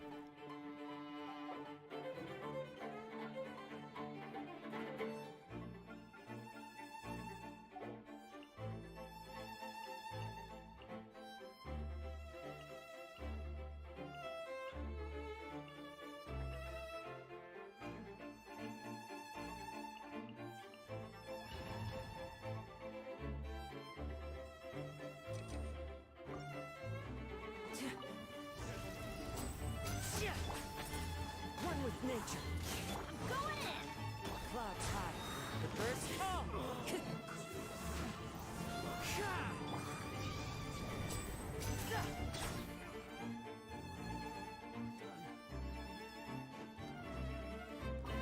I see everything. No rest for mindless. Surrender. Through me, justice is served. Guilty.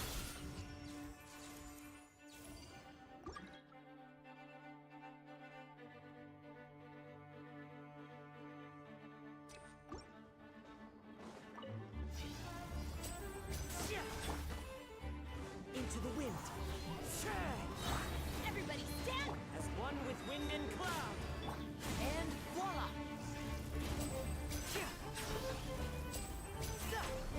Leave my space!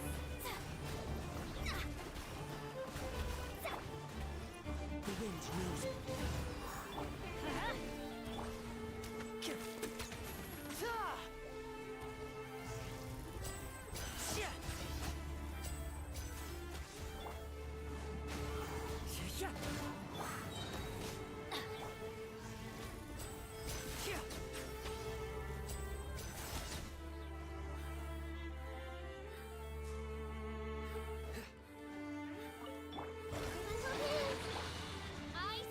Seems like an emergency. Nowhere to run. I see everything. Shadow Raven, let night fall. A bitter pill. Futile.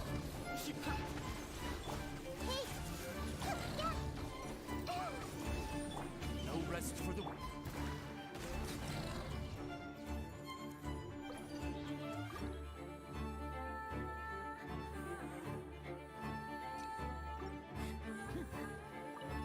Your journey ends here, Lord of Sand. Let me scribe. Your sacrifice is ready. One with nature. Teamwork is strength! Fallen leaves. Adorn my... Fate is upon you! Let's get this show on the road.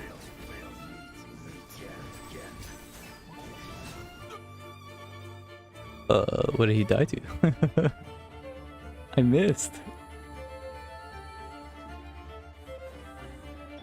I see everything. The Temple of Wisdom. I summon. Surrender. Judgment is upon you. Your penance is due. You stay condemned.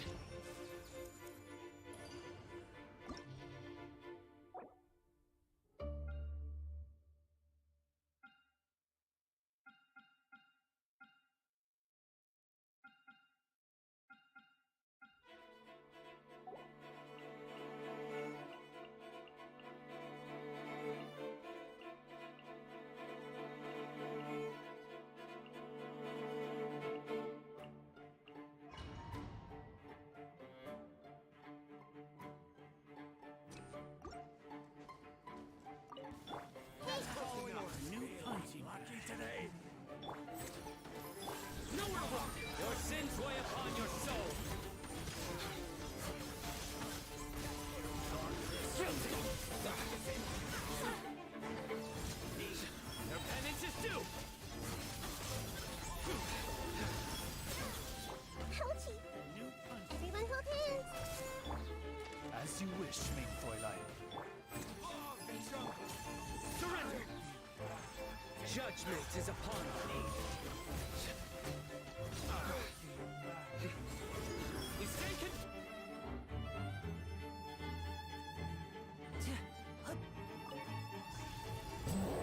Shit, everybody stand! Wind strike. Written in the stars. As one with wind and cloud. Step right up. Here comes the finale.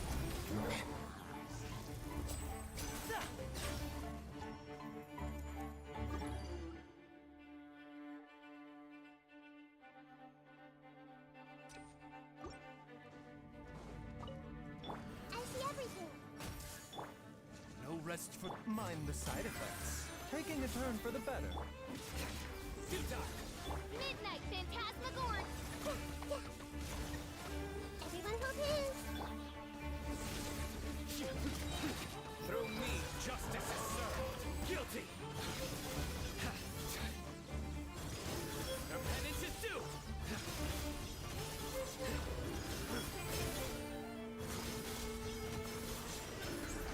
Guilty.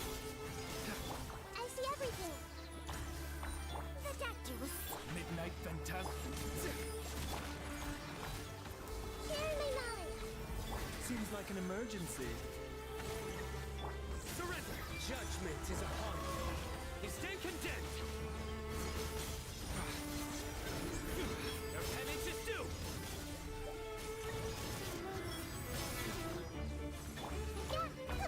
Hey! A bitter pill to swallow.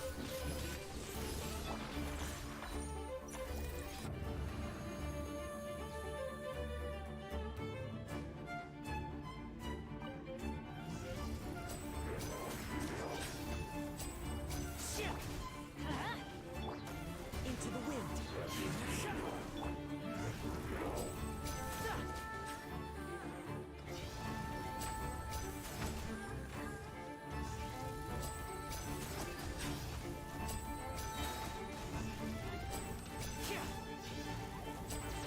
Magic can't cheat death, you know.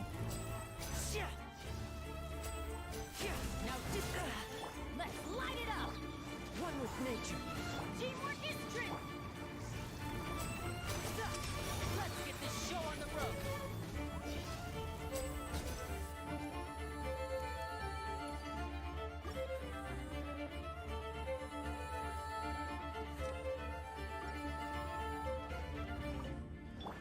Everyone hold hands! Mind the side effects. Taking a turn for the... Nowhere to run! Through me, justice is served. Guilty!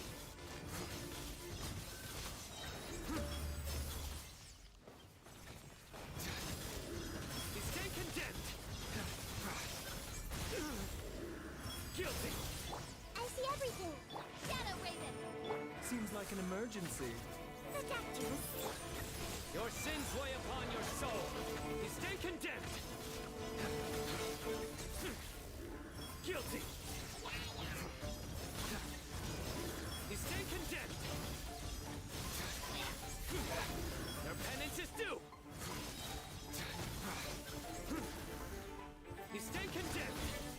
Minute to memory! Wings of darkness. Come at me again.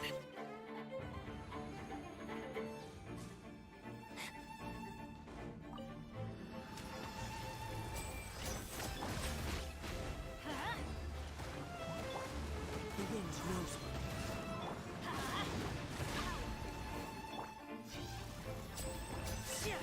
Clouds high. The birds call into the wind. Shadows of fate.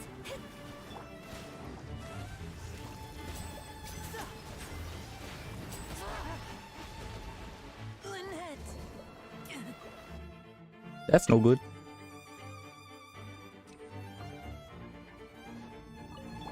Hey! side effect. Surrender! Judgment is upon you. Your penance is due! You stand condemned! Guilty! Everyone hold his. Midnight Phantasmagoria. The doctor was seen. Remember. Futa! Your sins weigh upon your soul. You stand condemned!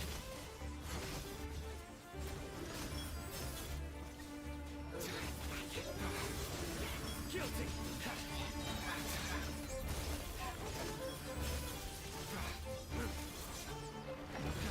Your penance is due! Wings of darkness. I see everything. Mind the side effect. Surrender!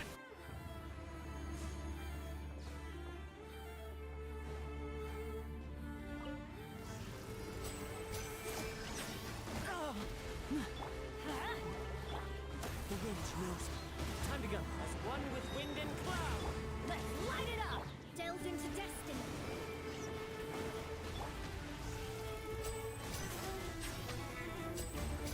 And voila!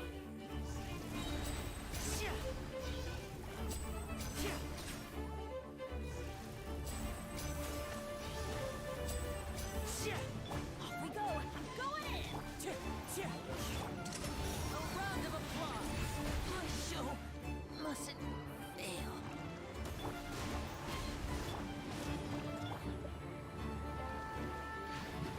Let's light it up!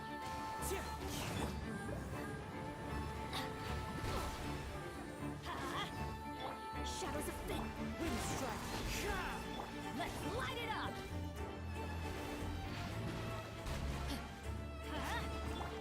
Into the wind. Teamwork is tricky! Fallen leaves, adorn my night.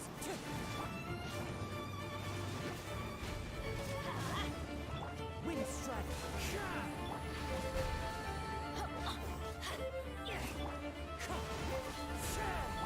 Let's light it up! Dude, I was spamming E on Linny, and he died before he could even get his thing off. I was trying to have him, like, do the thing, you know? Like, heal from his E. Your penance is due! Kind of annoying. Oh my god, I suck.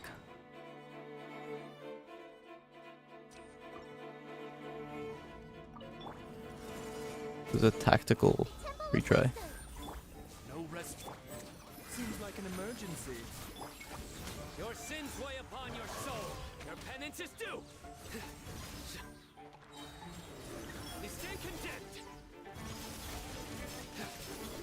Guilty. I see everything. A bitter purpose. Midnight Phantasmagoria.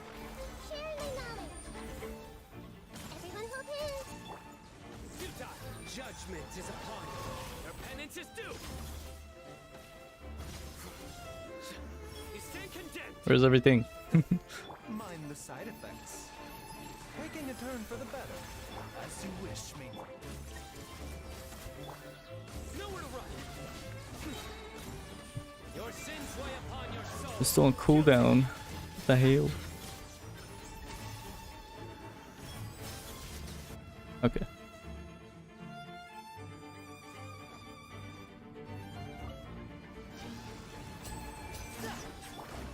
Delve into destiny. The wind knows me. As one with wind and cloud.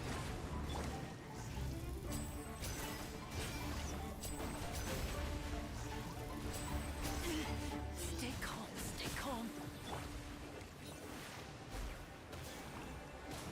That's gonna hurt in the morning. Everybody stand!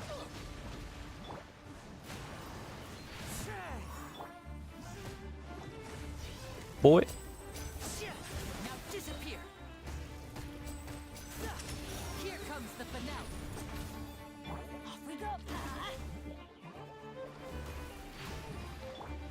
One with nature.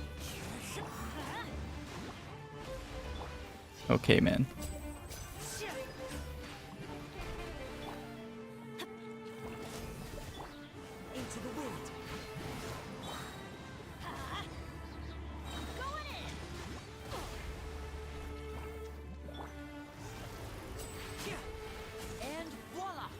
Nice, we did it.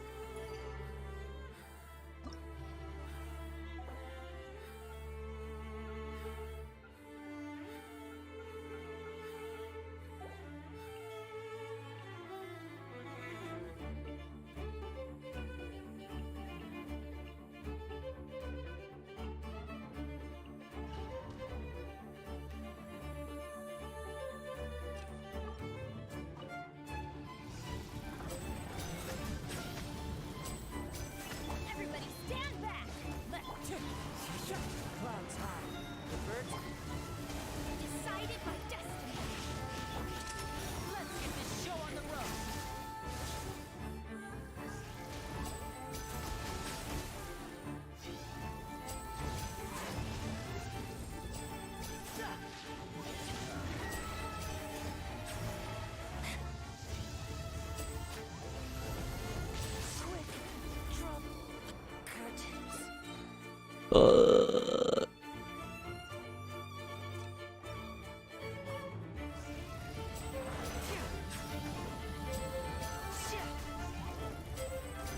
Teamwork is dreamwork! wind strike. One with wind and cloud. Written in the stars. Shadows of fate. Here comes the finale.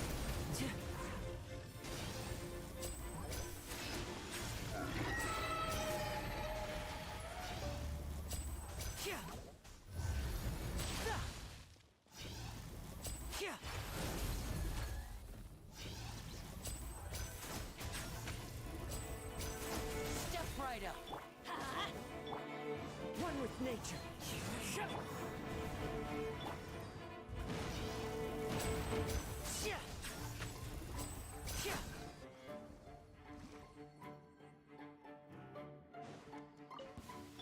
I see everything. The Temple of Wisdom. Wings of darkness. Remember, help comes first. The deck you will see. Futile. Judgment is upon you. You stay condemned.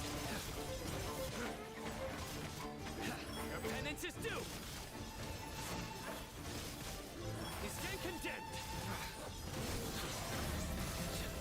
Your penance is due. Everyone hold hands. Make yourselves at home. Shadow Raven. Black Knight. Mind the side effects. Taking a turn. Nowhere to run. Your sins weigh upon your soul. Guilty. You stay condemned.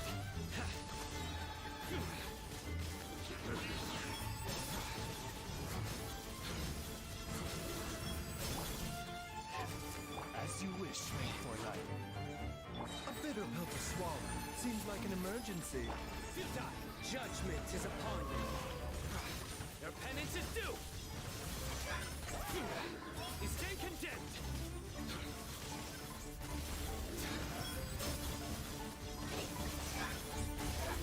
Your penance is due.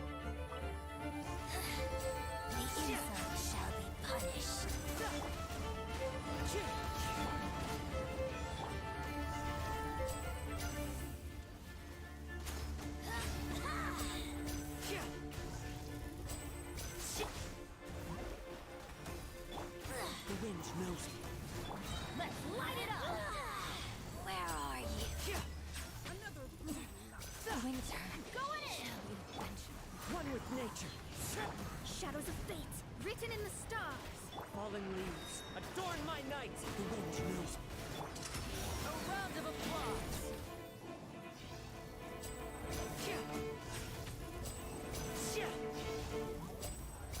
Now disappear. One with nature. Get out of here! That's gonna hurt in the morning.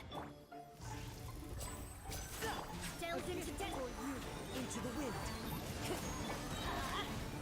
Adventure. Teamwork is dreamwork. How inconsiderate.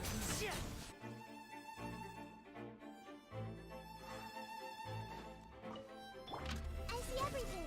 I suck. Make yourselves a room. Mind the side effects. Remember, help comes. Nowhere to run! Your sins weigh upon your soul. You stay condemned. Guilty. Your penance is due. You stand condemned. Guilty.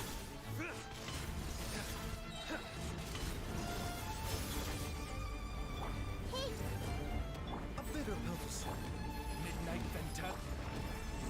Through me, justice is served. You stand condemned.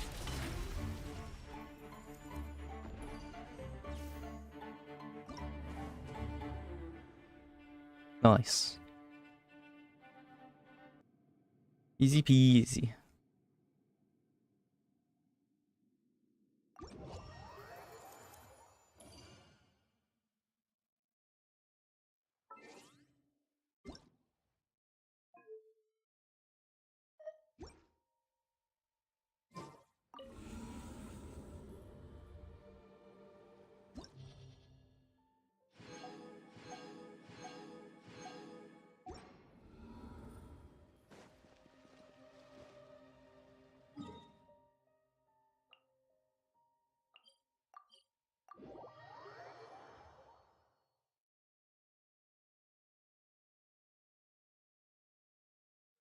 Adventure time.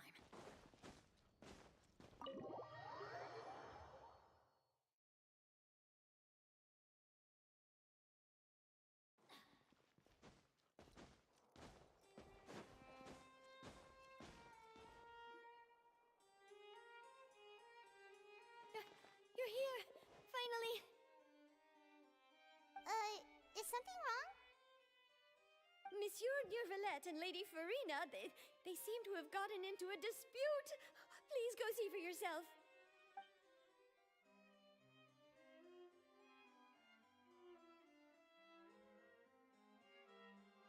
Like I said, I've already explained everything. And yet the problem has not been properly solved. There is little space for excuses between us. It is not my intention to offend you, but please, tell me where you stand. You are the Hydro Archon Focalor, are you not? Look at this. This is a list of the victims from the recent Poisson incident.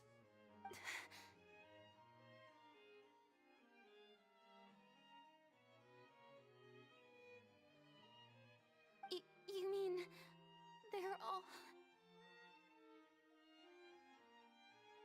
We did not arrive in time to avert this disaster, and I will not have it happen again. I will say this once more. You must tell me everything you know. Yesterday, I found 3 stone slates in some ancient ruins near Poisson. Do you know anything about those? Seriously?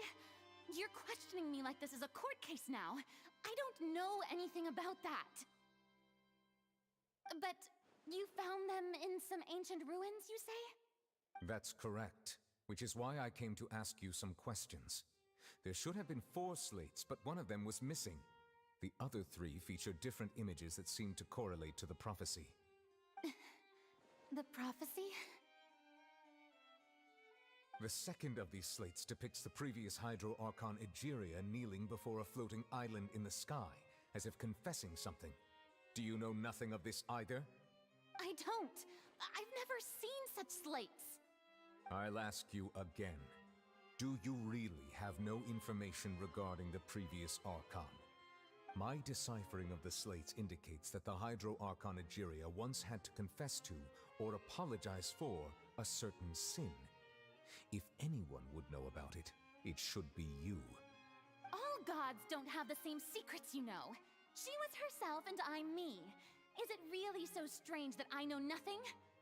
I understand your concerns, but I'm sorry. I just don't have anything to tell you.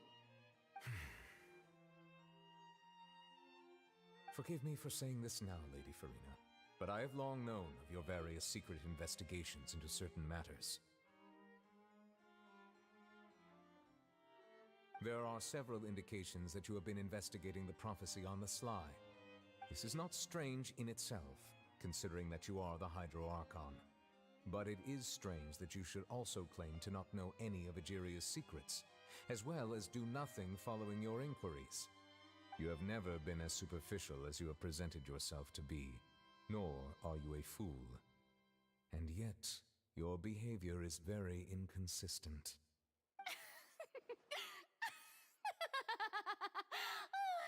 So you've been watching me all this time, have you? I didn't think you were that type. You... Well, since you know about my secret investigations, then you should know I'm actually working to take care of it. There's no point questioning or suspecting me. You're the Eudix, but you're still my subordinate. You should be following my lead. Just trust in me, your Archon, and do as I say.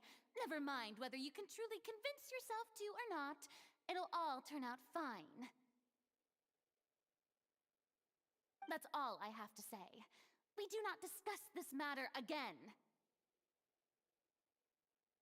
Oh, the opera's about to start. Toodles!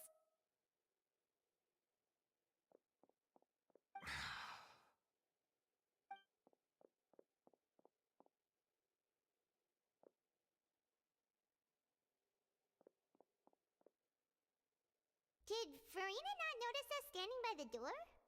Wonder what's up with her. She was smiling. Huh. She didn't seem in the mood to care if we were listening in or not. I assume you've been outside for a while now? Oh, you noticed. Seems Farina didn't even realize we were here. She was in a great panic, though I cannot discern the reason. Our discussion reached impasses time and again, a state of affairs that we cannot allow to continue. Still, I do not understand. Dialogue is the basis for understanding, so why did she keep refusing to engage?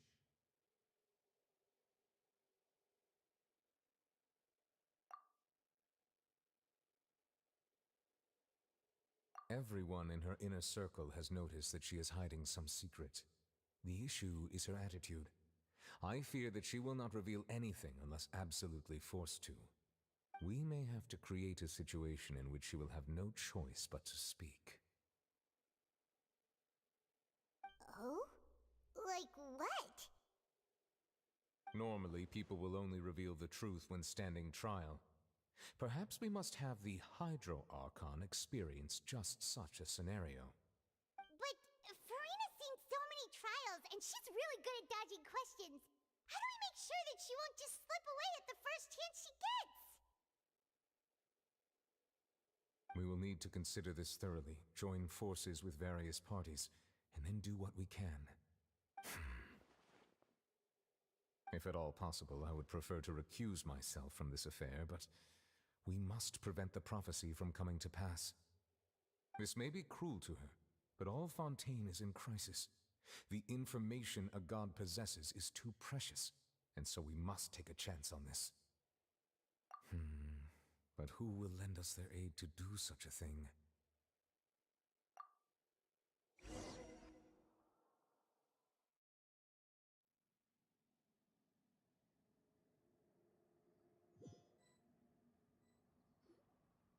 Well, that's everyone, huh? Speaking of which, it was pretty smart of you to think of hiding here. Poisson was just involved in a disaster, so it's presently devoid of people. That naturally makes it the best choice. And here you are drinking tea like it's the most natural thing in the world, huh? That's what family should do. sit and enjoy a leisurely time together. It's nice to enjoy tea here, you know? Care for a cup? Lend me your ears, everyone. Or perhaps one of you might like to start us off. How about you, friend? Me? No, I don't think I can. Then, how about you, good sir? I fear that I will cause the mood on this boat to become as somber as it is in court. Well then, I guess we're lucky we've got a local like me to organize things. Wonderful, the spotlight at last. I guess I'll be facilitating things from here. That was a little long-winded, don't you think? Oh, you might be right. Anyway, to cut to the chase, our friend here, the Traveler, has brought us together to discuss something. As for what that is, well, let's start by saying that we'll be pooling our efforts together to create a series of traps. Oh, how intriguing. Well, it's just an expression, really. One that I just learned from Chlorand, and used on the spot. So, let's invite her to explain in detail. A round of applause, please.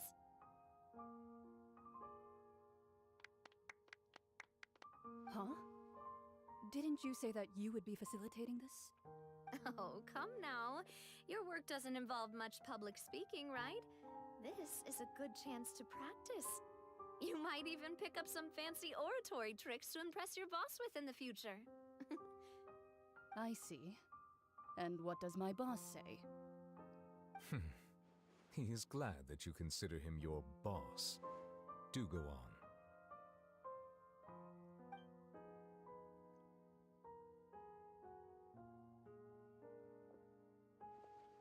In that case, do any of you have experience hunting? Not that I recall. Fremine and I once used a wooden stick in a basket to catch wild rabbits when we were younger. As for Lynette, oh, right. You were sick that day, weren't you? I've also gone diving to catch some fish before. Does that count? I'm afraid not. You may or may not have heard, but Fontaine once played host to a group known as the Marechaussee Hunters. Though that was their name, they did not hunt animals, but rather various monsters left behind by the ancient dynasty of King Remus. Today, Fontaine's monster population has already thinned greatly, so the hunters have blended back into society, taking up arms in other lines of work. They even left a unique methodology of hunting in their wake. A trap comprises of the following components: bait, a trigger, and a containment device. Sometimes a lethal implement will also be necessary to deal with the prey. So, if we were to build a trap together, right now, what would you choose to build it with? For me, I would prefer something basket-shaped. Pigeons and rabbits will see the bait and naturally enter the snare. Our line of work requires a deft hand, and we're some of the best in the industry, so you can count on our techniques. You used some of those techniques while moving the people of Poisson, didn't you? My subordinates mentioned that you even performed some magic for the bawling children. Yes, and I even managed to gather some intelligence in the meantime. I'm quite the multitasker if I do say so myself. I'm afraid I can't claim that as my strong suit. I prefer more stable methods, like placing bait in the water and waiting for the fish to come within reach. That's the kind of method I would count on. Calm and steady. Exactly the kind of person who would catch loads of fish. And I can be their assistant. With discretion, I'm sure. I'd probably use some sort of mechanical animal. Papa once bought me some small clockwork squirrels, mice, and such. When placed in the forest, they can attract others of their kind. I remember that you liked those too, didn't you? I did. And that would be a good way to go about it. If they're realistic enough, animals of the same kind will follow them all the way to the trap. What about you, Monsieur Neuvillette? I fear I do not have any related experience. That makes sense. You usually solve problems directly, without the use of any such tricks. But I do have one more question for you, monsieur. If we were to create a trap now, how would you design it?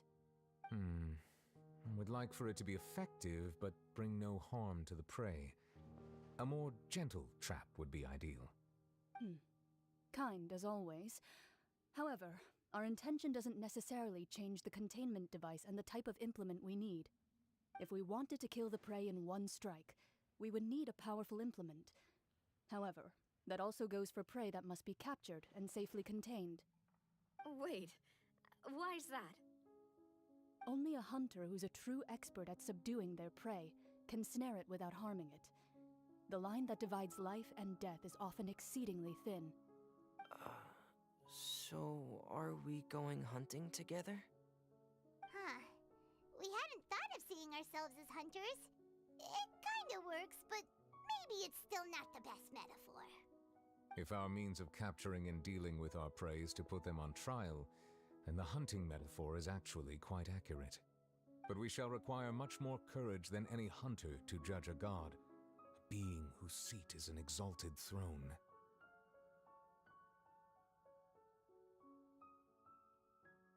Oh, so that's what's going on. Sounds very interesting.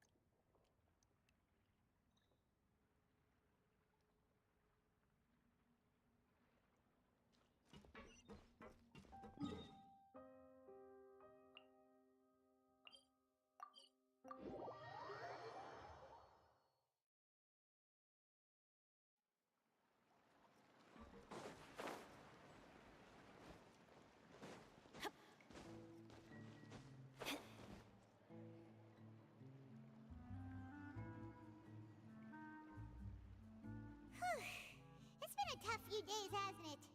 So much has been happening.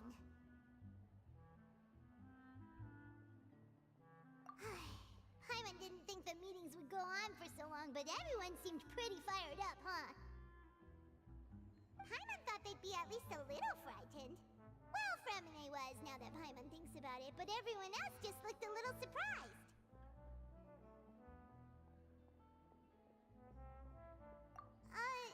Well... It's hard to say. Paimon doesn't have any experience with this sort of thing. But with you around, Paimon sure will do great. After all, you're the most reliable person in the world, aren't you? Huh?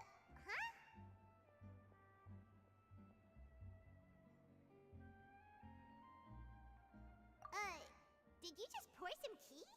Paimon didn't notice you doing that at all. Then what's that? Paimon's never seen that cup before. Don't be frightened. I'm just joining you two for tea. I merely refrained from saying anything till now. Who's that voice? But there's no one here. Ah, have you forgotten me already? Wait, you are familiar. You're the voice we heard from the sky in Sumeru. The voice from the sky, I fear that description is wrong. Though, not completely wrong. You're feeling lost now, just as you were feeling previously. I sensed that confusion and thus came to you. Guiding people is an irresistible hobby of mine, after all. Consider me a passerby, just accepting a commission from my friend's disciple on a whim.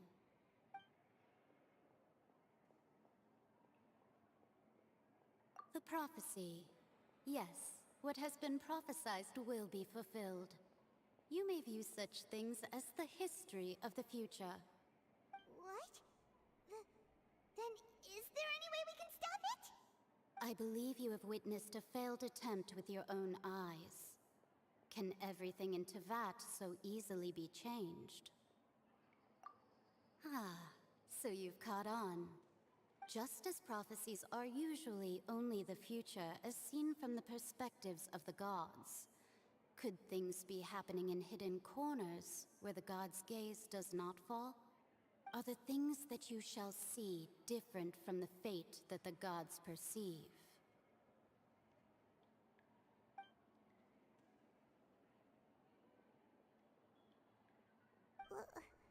What is she talking about? It all sounds really impressive and important and stuff, but it also sounds kind of scary.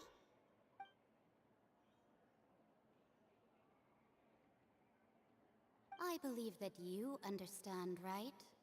Some things are insignificant, but others you must reach out to change. Ultimately, fate shall serve as your only guide, no matter what will happen in Teyvat's future.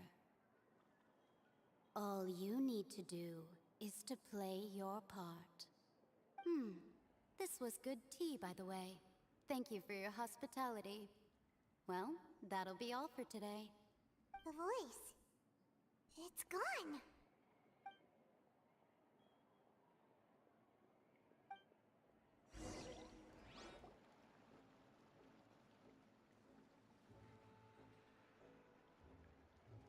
What? Paimon hears someone talking. Alright, coming! Hey, it's you who's getting lazy, okay?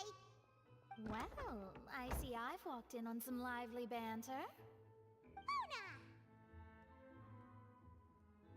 Fine, just fine. I went to take part in that Steambird panel. It turned out to be more interesting than I expected. Not all Fontainians are pessimistic about this. One journalist mentioned that sitting around and waiting for the end to come would be wrong, and that they should make their own rescue preparations. I agreed, so we had a brief chat with her. Did she have pink hair by any chance? Why, yes! It was Charlotte. You remember her, right? That daredevil journalist? I'm in full support of her view. Prophecies are very important, but how can people allow their lives to be commandeered by just a few words? That's right! Paimon's glad to hear something sensible for once. Ah, yes. About what we had discussed before. I did try, but I'm afraid I couldn't reach the old hag. I'll try again tonight, but I wouldn't get your hopes up.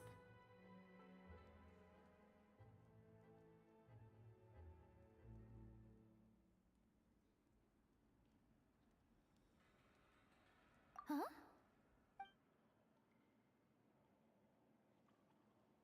Goodness gracious. Are you serious?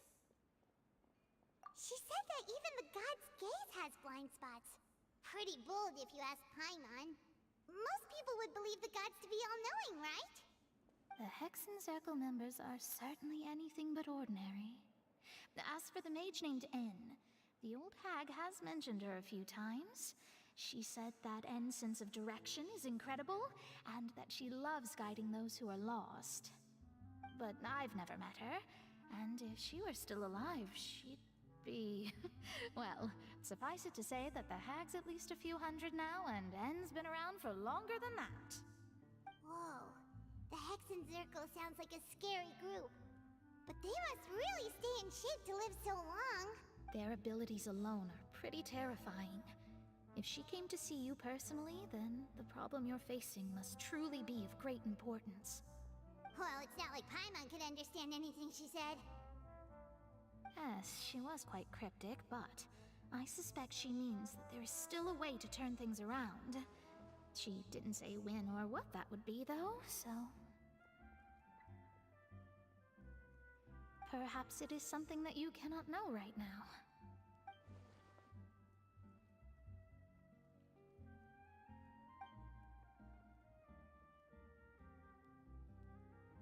Traveler, Paimon, are you two all right? Oh, we're fine. We're just a little down right now. It kind of feels like the end is coming, you know? I see. I feel that same sense of desperation, too. I guess you could consider me someone who has often witnessed fate. So far as I have seen, it cannot be swayed. But even so, I still hope for and believe in miracles. Astrology is eternal and rational, but fate may not be. It is cruel, but it can also be beautiful. Perhaps that's what En was trying to tell you. Not to lose heart, and to believe that what you are seeing playing out before you is not yet set in stone. I did originally think of steering clear of all this, but I couldn't.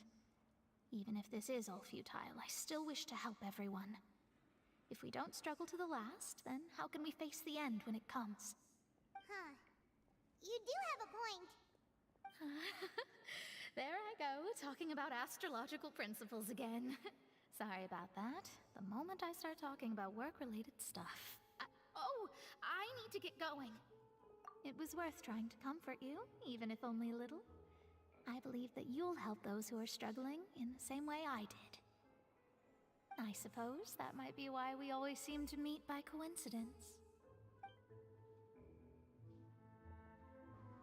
Paimon feels kinda moved by what Mona said, but also kinda sad too. Hey, Traveler, Paimon suddenly feels like going outside for a walk. Let's go. Let's walk around the city, shall we? There's a few spots we always like to walk by. Off we go! Adventure time!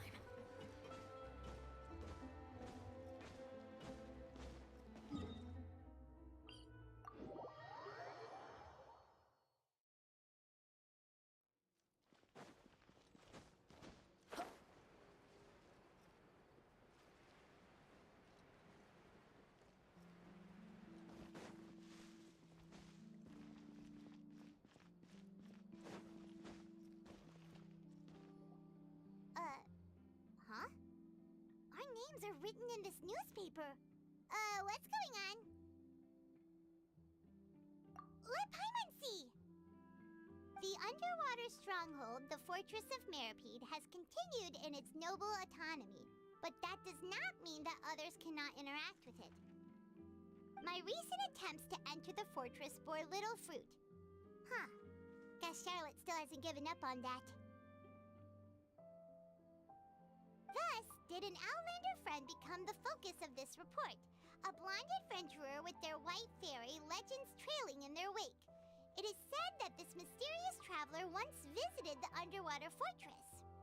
So while the fortress's interior remains a mystery behind closed doors, do not fear, for the tales of the traveler contain surprises in spades. Journalist Charlotte's biggest scoop yet, the Traveler's Trail, World Walker. Huh. Charlotte took so many awesome photos of us and we never even noticed her. She hasn't been able to get a hold of anything at the fortress, so since we're easier to find, she's using us as the subject matter instead? Ugh, seriously? Well, fine. Those headlines and photos do look cool, so Paimon will forgive her this time.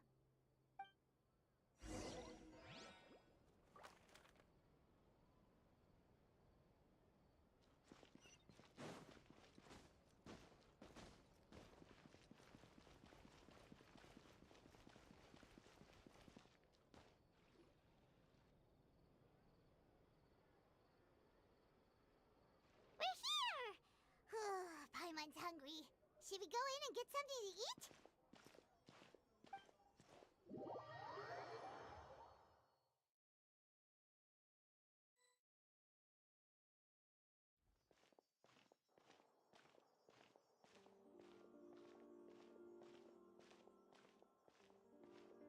Hey, quick!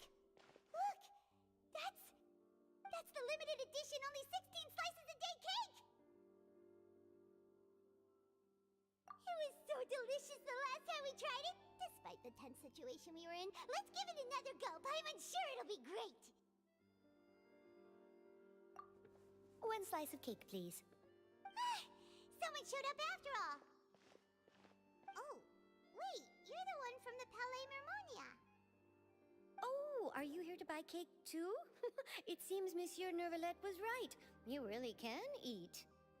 Wait, did he really say something like that? That's right. Even he has his own preferences when it comes to food. As for me, I love the cake and coffee here. Do you come here often? Usually every day. Every day? It's part of my daily schedule, apart from work. I shall have my cake and coffee. Then what if someone told you one day that this place would be closing soon, and you wouldn't get to eat cake here anymore? What would you think? But why would it close? Well, Paimon doesn't know either, but maybe the waters will rise tomorrow. You know, like in the prophecy. Oh, the prophecy. To be honest, I haven't paid much attention to that. No, still, even if there'd be no more cake tomorrow, that wouldn't keep me from having some today. No, it's the same for eating in general. You might not be able to eat tomorrow, but if you can do so today, then you should carry on. That's what people call living, you know. Huh. Don't be sad. Excuse me, could I have 2 more slices of cake to go? These 2 slices are for you. Sijuin said that this kind of expression you're making is what humans call being sad. Oh, you know Sijuin? I sure do. She was born before me, and she sometimes comes to the surface to teach us things about humans. She said that humans are creatures that are saddened easily, yes, and you can only lift their spirits by feeding them delicious food. So please try the cakes here. I've got something else to do, so I'll be going now. You two try to stay in a good mood after eating, all right? Bye.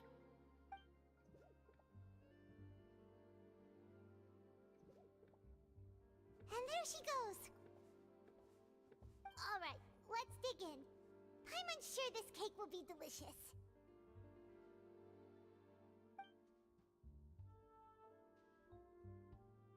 It's more delicious than last time, and the flavor gets even better with a sip of tea. It sure would be nice if we could come again tomorrow. Sure would be nice if we could always eat delicious food here.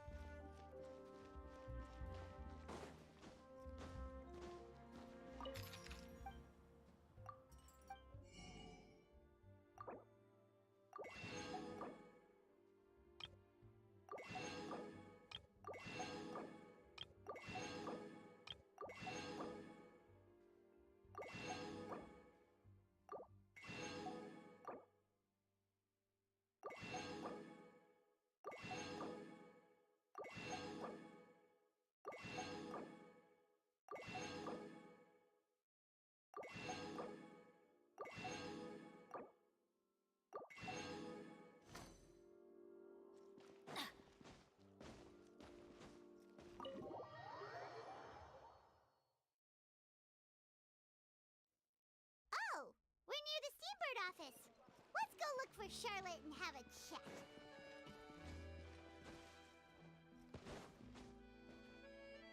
Wow! If it isn't the Traveler and Paimon! Oh, have you seen the article I wrote about you? Ha! You've got some nerve! You just used us to make some quick mora!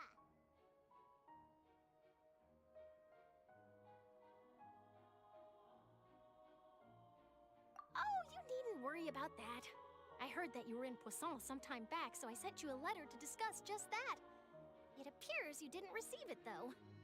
It's all right, though. I've set aside the amount intended for you. I've even set the table with some food. Really? Oh, you're the best! You're almost a little too easy to win over, Paimon. If I were a journalist with ulterior motives, you'd be in trouble now, you know. Oh, Paimon knows you're not like that. Still, what brings you here all of a sudden? Were you looking for me? When Mona mentioned you, we thought of coming to see you at work. I see. It seems you've already bumped into Mona here in Fontaine. So she mentioned me? What did she say? She said that you're a real daredevil of a journalist. Nice. In which case, can this daredevil journalist dare to request an exclusive interview with the legendary traveler and Paimon? Huh? So your article in the paper today doesn't count? Oh, of course it doesn't. That was more like live photography. What I'd like to do is dive deeper and ask you to talk about the things you've seen and experienced. Yeah, are we even qualified enough? Why not? If I say you're worth an interview, then you're worth it. But not right now, of course. I'll need a few days to prepare. Oh, in that case, we'll just chat when you have the time then? Oh, so that's a yes? Ooh, splendid! I'll tell the editor-in-chief immediately. I'll have to apply for lighting, a venue, some props, and... Whew, so much to get done now. Talk to you later. Wait, Charlotte, Paimon's still got a question for you. And what's that? If, just for example, Fontaine were to be flooded tomorrow, what would you do today? Huh, that's the prophecy you're talking about, isn't it? I mean, I do hear about it often, but I've never once thought that the day could be tomorrow. If you're seriously asking, then I might try and think of a way to leave Fontaine. Oh, but I'm still a journalist first and foremost. That means I have a duty to be reporting from the scene. And secondly, I wouldn't forsake my homeland that easily. From what I've seen, most people don't know what they'd do should the worst come to pass. In truth, it might be better just to behave like normal rather than worry over such an end. So in all likelihood, I'd probably still be prepping at the office for that interview of ours. I know what you're thinking. That sounds a bit sad, but I've always believed that it's best to do what you enjoy. Just think about it. If this nation really were to be suddenly destroyed tomorrow, but I still successfully finish an exclusive interview with a truly unique person, then the story I would wind up writing would truly be timeless.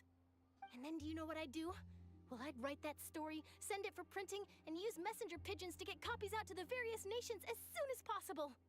I'm not a dreamer, nor am I a workaholic, but I do love my job, and I'd be proud of leaving such an article behind. I guess you could say that I was born to be a journalist. But anyway, that's my answer. And on that note, I'll get back to my preparations. That's so nice. All of a sudden, Paimon actually kinda envies her. Anyway, let's go and take a look at the sea, shall we?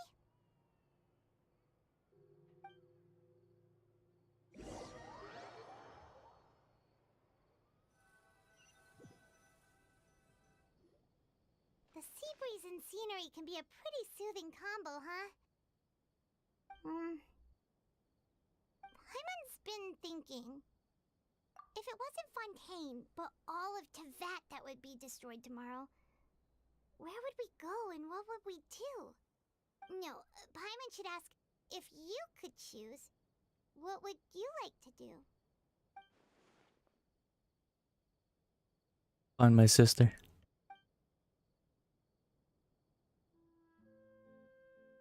We've always been moving to the next destination, so we haven't spent much time thinking about these kinds of things. We didn't have to either, with us always being on the road and whatnot. You mean, still traveling? Huh. Wait, isn't that what we've always been doing?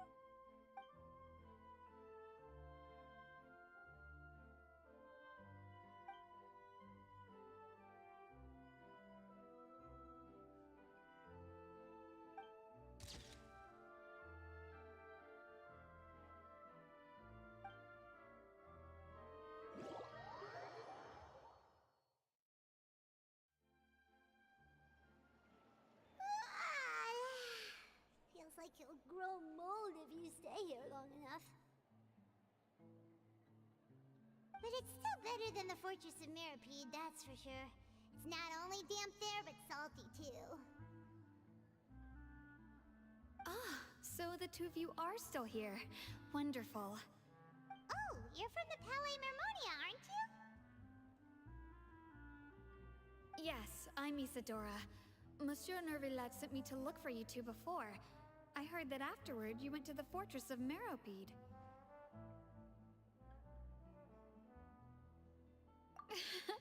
Not at all. I'm well aware that you're friends of his. Actually, I'm here to pass along a message from him. Yes, inside the Opera House. The Maréchaussée Phantom has declared the incident a small-scale riot. A riot? Well, that said, I don't personally think it was that serious. Lady Farina was watching a performance at the Opera House, and while she was resting during an intermission, some other audience members suddenly started harassing her, loudly accusing her of doing nothing about the prophecy crisis. And before she could respond, others started to join in. The crowd continued to grow, and protests against the Hydro Archon started to break out. So people have started to put the blame on Farina. Guess they finally found an outlet for the pressure they've been under due to the prophecy. I agree. People will naturally rely on gods, as is customary. But the moment people feel threatened, gods are also the first to be blamed. So what happened after that? Is Farina okay? Seeing that the situation was spiraling out of control and that further argument was pointless, she claimed that she'd gotten tired of this and left in a hurry. The Maréchaussée Phantom had their hands full maintaining order and did not catch where Lady Farina had gone.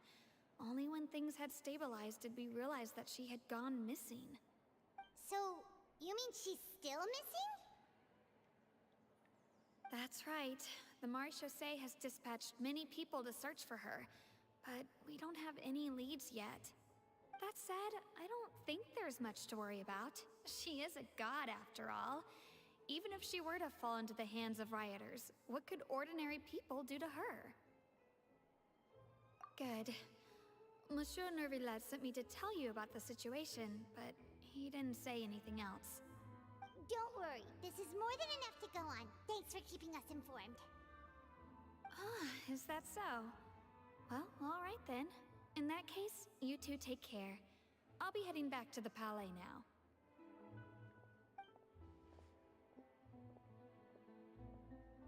Well, sounds like we should hurry over to Poisson then.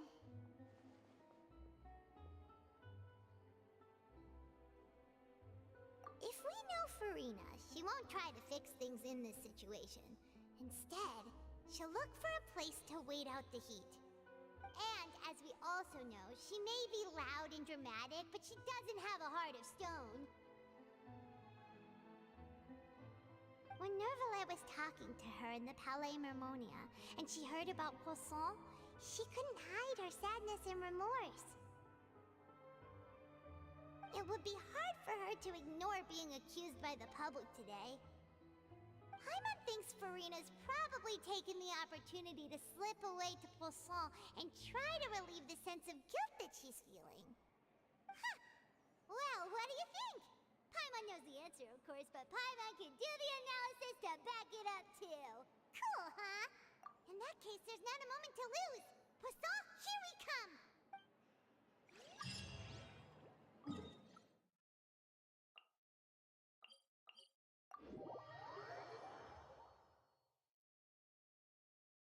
This place looks deserted. Guess all the survivors must have evacuated already. All that's left here are signs of devastation. Could Farina really be here? Let's try to find her as soon as possible.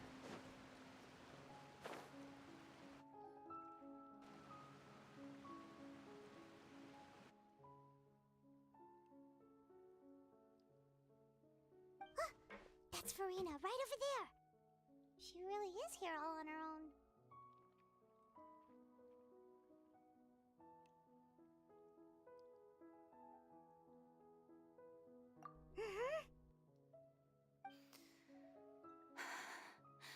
Should I just give up? This is all meaningless. What was meant to happen did happen after all. Everyone's dead. I'm sorry. I'm so sorry. Farina. There's no point in holding out. I'm sorry. But what can I even do other than to repeat meaningless apologies over and over? Who's that? Don't worry, Farina, it's just us. So it is you, blonde traveler from another land. Why, I almost thought you were someone from that mob of my ignorant subjects, come to kneel and beg for my forgiveness. Farina, you were crying just now, weren't you? The tear stains on your face are obvious. What do you mean, tear stains? Oh, I remember. The show at the Opera House earlier this morning was so moving. I'm still trying to process it. Who did that uncivilized rabble think they were, disturbing my enjoyment of the arts? They even dare to tout their Archon. I must teach them a lesson. I can just imagine their twisted and frustrated faces once they realize that I'm nowhere to be found. Oh, and I'm sure Nouvellette and those people from the Maréchaussée Phantom are freaking out right next to them, too.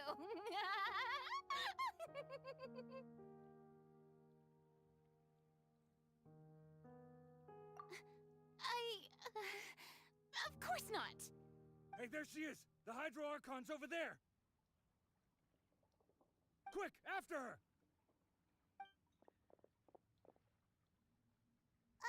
Farina, those people seem to be after you.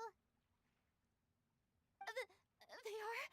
They're just some rabid fans who want to cut the line because they haven't been able to meet me in person, aren't they? That's against the rules. I can't let them get their way. Farina just ran off! Quick, we have to catch up with her!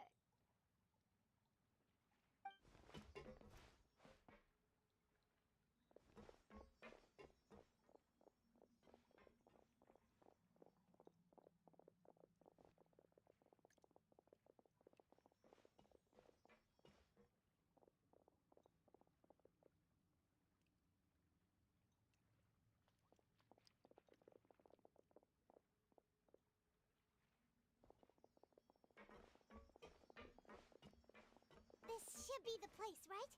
Hey, Farina! There's a good hiding spot over here. Quick, come to Paimon before the rest of them catch up to you.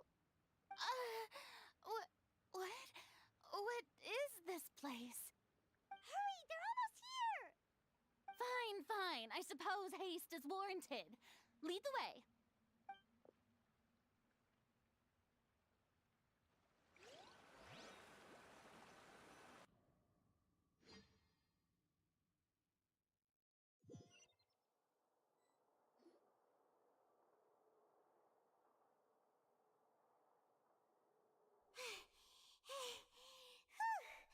Paimon's exhausted.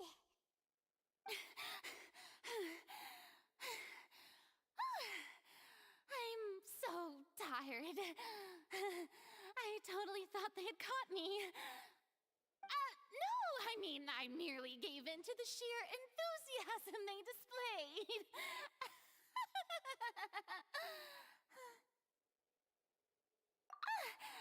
You're right.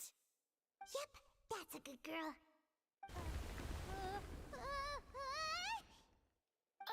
What's happening? The ground's shaking. Is it an earthquake? Yeah, a quake of this kind preceded the flooding in Poisson, didn't it? It can't be. It's happening again. Well, there's no need to worry too much about that. Nouvellette's made some emergency plans, so the evacuation should go a lot smoother this time. Yeah, I hope you're right. But the people of Poisson, they've already...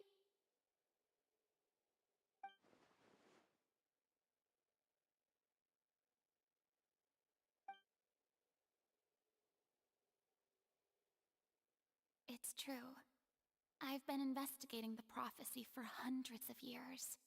I once had informants all over Teyvat, searching for clues and feeding information back to me. I've tried all kinds of ways too to hold back the sea. Anything to keep the coastline from advancing. But all my efforts proved to be futile in the end. Really, the truth has been clear to me for a very long time. We cannot make an enemy of the divine.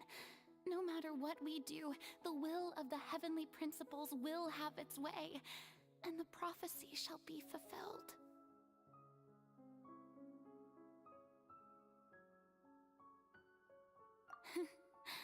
Give up.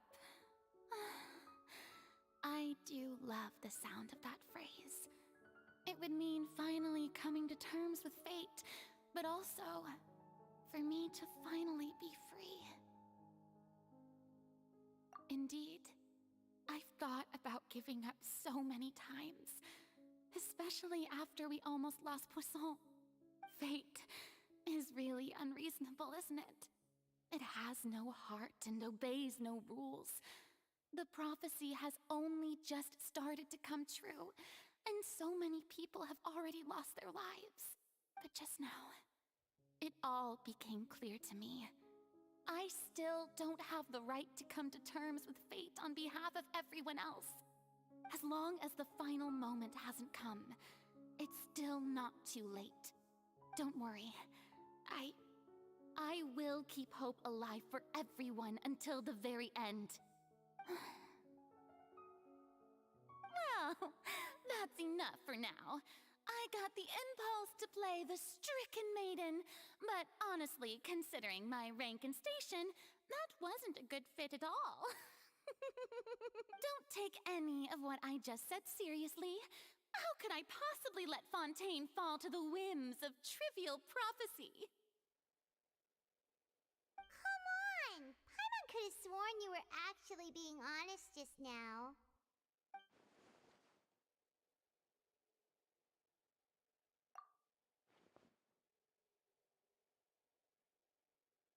Share my burden. That's impossible. It was fated right from the start that this would be my duty alone.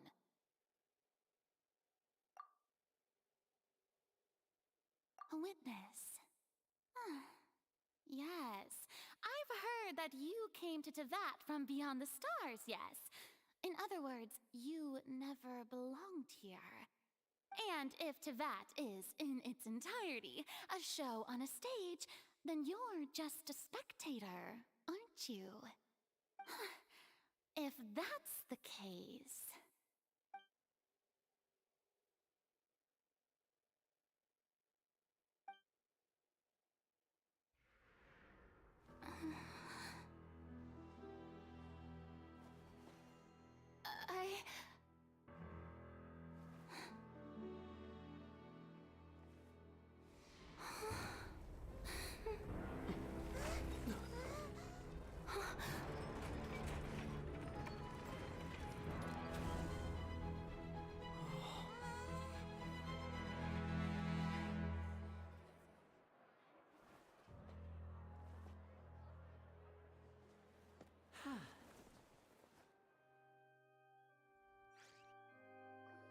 There it is. That was the trap.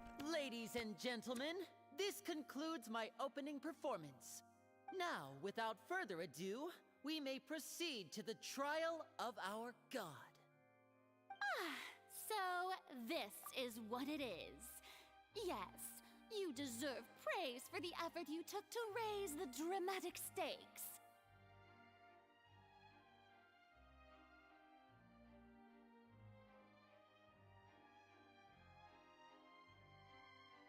I'm waiting for this ad to pass.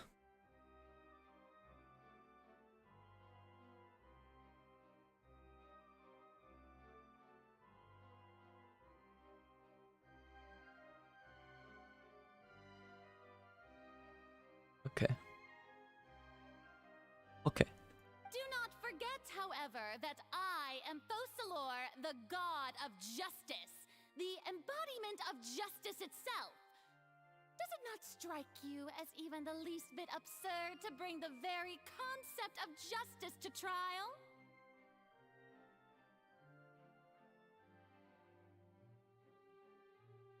May I interpret these words as your refusal to stand trial? In that case, you will have the opportunity to defend your honor through a duel. You would draw your blade against a god?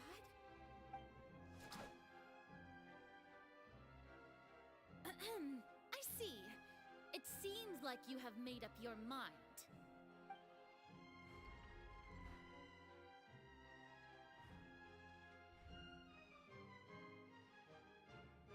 Paimon can't believe it. She just surrendered. What the heck is going on? Did I just see an Archon surrender to a human? Wow, how utterly humiliating. Lady Farina, what is the meaning of this? It would seem that there has been a misunderstanding. To be clear, the raising of both hands is not always an indication of surrender. Looking for excuses again, huh? I raised my hands just now to indicate my acceptance of the trial. No duel shall be necessary. I will admit that I've been running away for a long time. I'm sorry, everyone. I was unable to protect the people of Poisson. It is my duty to stand trial for my crimes. You are not the only ones to be disappointed in me. I, too, am exceedingly disappointed in myself. But now, it is time for the Hydro Archon to show you her courage and resolve. I, Farina, will use this trial to show the world the true meaning of justice! This time, I will protect you. Applaud and rejoice! One of the most outrageous and fantastical arcs known to the opera epiclese is now unfolding before your eyes. Mark my words, this shall be one of the most exhilarating and brilliant shows ever to grace the stage of Fontaine! The trial of the Hydro Archon, Focalor, will now begin! Woohoo! Oh, now we're making history! Why does it feel like Farina just took over the whole thing? Like, come on! Didn't she just get forced to stand trial for her crimes? Also, even though she's still acting super dramatic, she is taking this seriously this time, right? All right, then. Who will be my opponent in this trial? The court asks the prosecutor to please take the stand. Is that so? Very well. Then please speak, witness of Tivat, my accuser and fated opponent.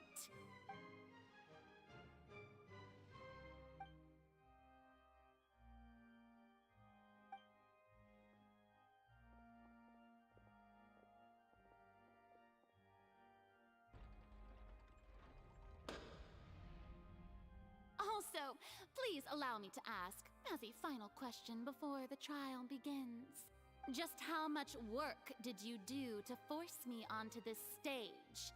Well, we did do a lot of prep after the meeting that day. I can go over the tasks assigned to the Spina di Rosula, since they were rather straightforward and easy. Navia, the president of the Spina di Rosula. Most of the people who participated in the disturbance this morning were my subordinates. They changed into plain clothes and came to the Opera House as regular audience members, waiting for the perfect opportunity to incite insurrection against you. The people's resentment against their Archon has been building as more and more of the prophecy is fulfilled. A spark was all we needed to turn smoldering anger into a flame. Moreover, according to our understanding and analysis of you, when something like that occurred, you would likely flee the scene and head to Poisson by yourself.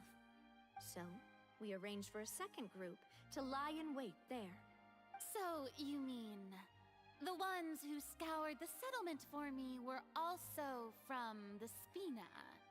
And their goal was to force you to step into the giant magic box so you may personally participate in the greatest magic performance in all of Fontanian history. That's right. That house was a magic box, rather than someone's residence. As the super ultimate version of the setup that I used when I first performed at the Opera Epiclese, the volume of the box was increased by a whole order of magnitude, and the distance it traversed was the entire gap between Poisson and Araneas. Its cargo, of course, was an Archon instead of a human. My thanks, Farina. Without your help, we could never have pulled off such an extraordinary performance.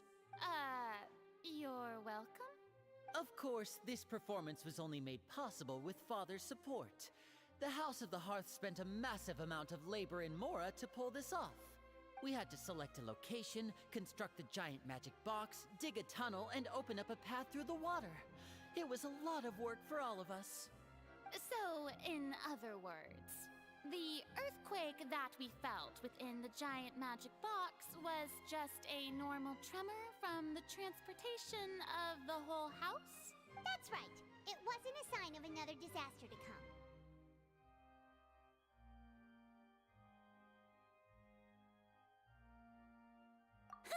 Then, I can guess Nervilette and Cloran's parts. You gathered a crowd, prepared a stage, and made sure that the champion duelist would be immediately ready for a fight. Also that as soon as I appeared on the stage, the trial may commence without a hitch. Am I right? Yes, that is correct. Well, Clorand, I must commend you for your courage. Only the most outstanding champion duelist in all of Fontaine would accept a duel with an Archon without flinching. Thank you. As for you, Traveler, I suppose your role was to keep me distracted with conversation once you found me in Poisson. You'd make sure that I didn't notice anything amiss before revealing yourself as my prosecutor once we'd arrived onto the stage. Oh?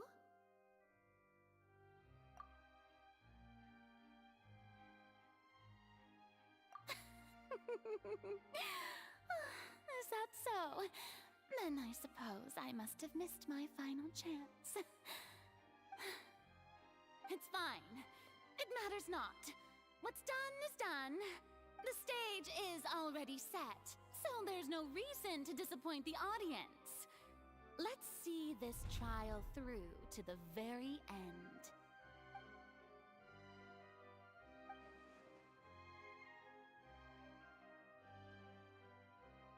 Sir Prosecutor, please allow me to pass this along. This is a document that Miss Charlotte applied for and received permission to share with you during the trial. According to her, it should speed up the proceedings. Huh? Charlotte wanted to give us something? Oh, so she's here too! Hey, Charlotte! Oh, let Paimon see.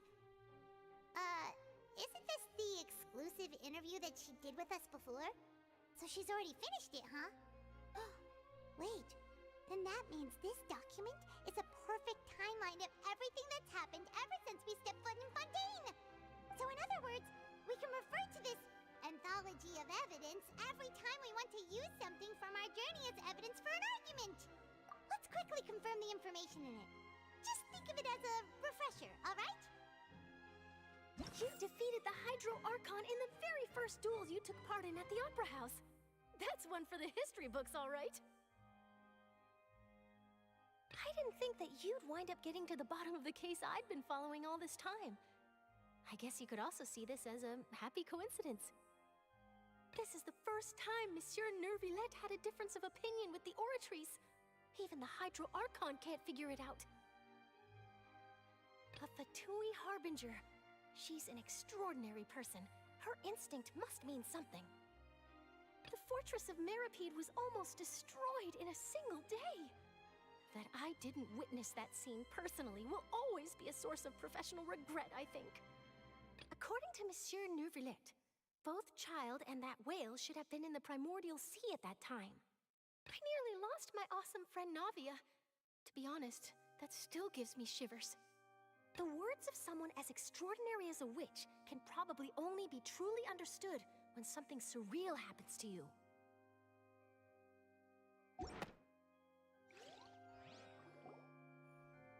The prosecution and the defense are both in position. The trial shall now begin. Oh, come on, nervy lads. There's no need to repeat all the unimportant legalese. Just fast forward to the part where the prosecution lays out my offenses. As the defendant and the lead actress of this performance, I still haven't even been informed of my supposed guilt in all of this.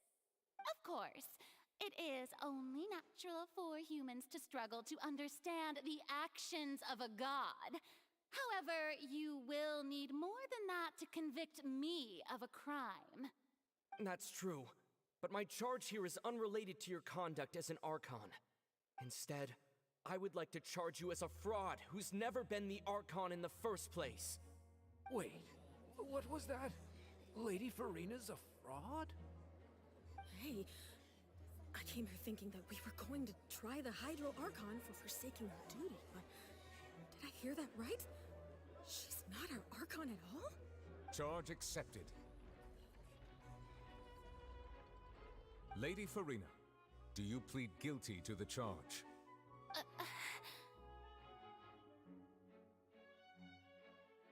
Lady Farina. I plead not guilty. How can I be guilty? There is no way that I, Focalor, otherwise known as Farina de Fontaine, a member of the Seven and the Regina of all waters, kindreds, peoples, and laws of Fontaine, could be anything other than your true Archon. Yeah. Even though Lady Farina can be rather eccentric, isn't it going too far to doubt her very identity? Yeah, I've never questioned her identity either. Sure, Lady Farina can be super irresponsible, but what grounds does that prosecutor have to make such a huge claim? I have cause to believe that common sense will prevail in this case. Many of the members of the audience have known me as the Hydro Archon ever since they were born. There would be no fooling their memory. See? Even the Oratrice has decided to show me its favor. Are you sure you want to commit to a charge that will never be upheld? If you wish to drop the case, I can promise you as the God of Justice that you will not have to face trial for making a false accusation. We will treat everything that's happened as a dramatic spectacle and move on with our lives. What do you say to that? An argument with near impossible odds, huh? You have to not only refute Farina's claims, but also overturn the long-held beliefs of the people.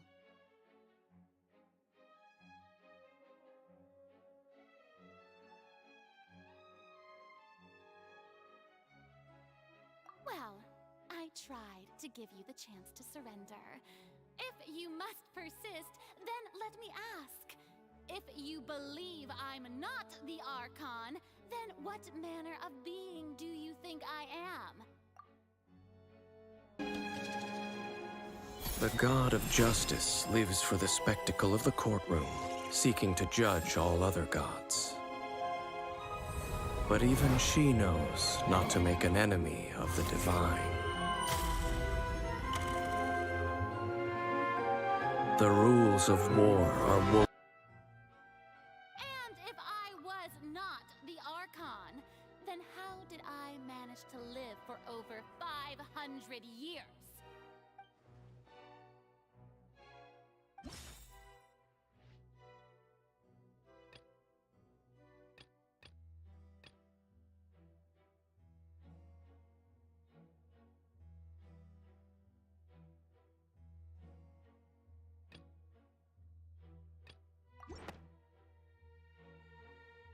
First of all, you may be a member of another long-lived race, which would allow you to naturally possess an extended lifespan.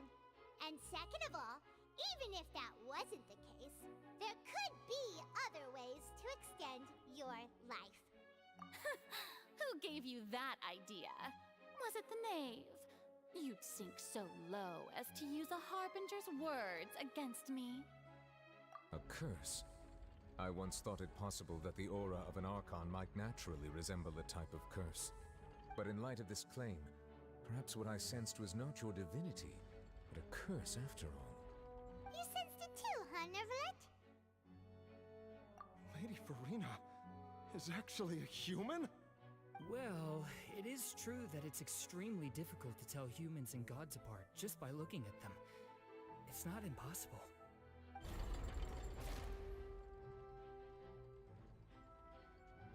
Well, don't start celebrating too early now. Even if I have been carrying a curse like you said, how does that prove that I am merely a human being? Besides, everyone knows that the main difference between a human and a god is the possession of authority. Gods can do what humans cannot. That's why they're worshipped as gods. For centuries, manifestations of my authority have served the nation of Fontaine. One need only to turn their eyes towards the Oratrice Mécanique d'Analyse Cardinal in this very opera house, or consider the indemnitium that is used in every aspect of life.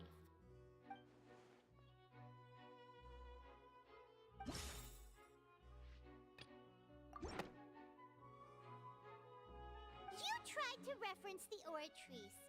But weren't you as confused as all the rest of us when the Oratrice declared Child to be guilty without any proof? Otherwise, you should have come up with a good explanation for that by now. Didn't I make myself clear at the time? The decisions of the gods are naturally difficult for humans to comprehend. There is no need to provide an explanation. Lady Farina, I believe a reminder of your current circumstances is in order. While the court is in session, the principles of justice and the law must come before all else. While you are an Archon, you are also first and foremost the defendant in this trial. You will prove yourself unable to defend against the prosecution's charges if you continue to withhold vital information against the rules of the court. I never thought you'd use that kind of rhetoric against me. That was no trick of rhetoric, Lady Farina. I've merely reiterated the rules of the court.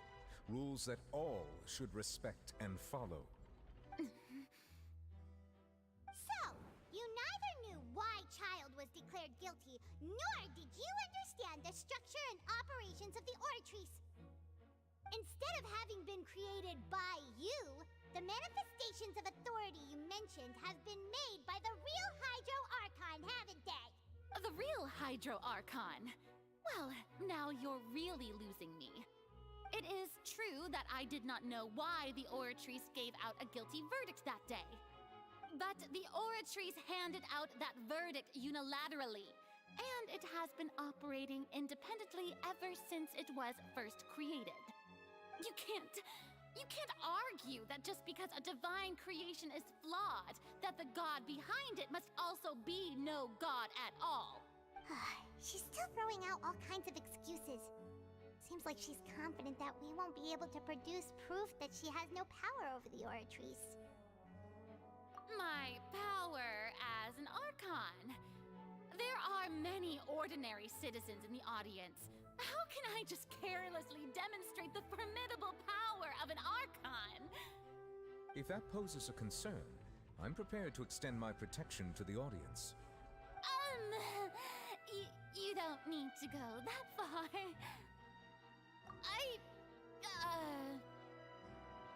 Aren't you the Hydro Archon? Or is it that you can't even wield the power of Hydro, much less the authority of a god?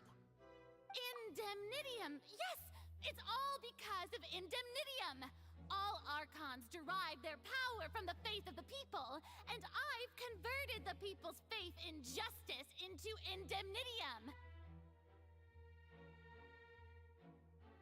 Thus did I give up all of my divine power to provide everyone with energy for their daily lives. Have you ever seen a more magnanimous god?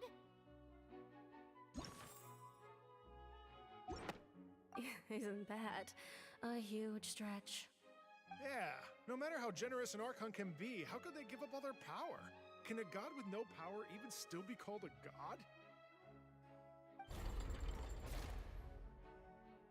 It seems like nobody's buying Farina's excuse.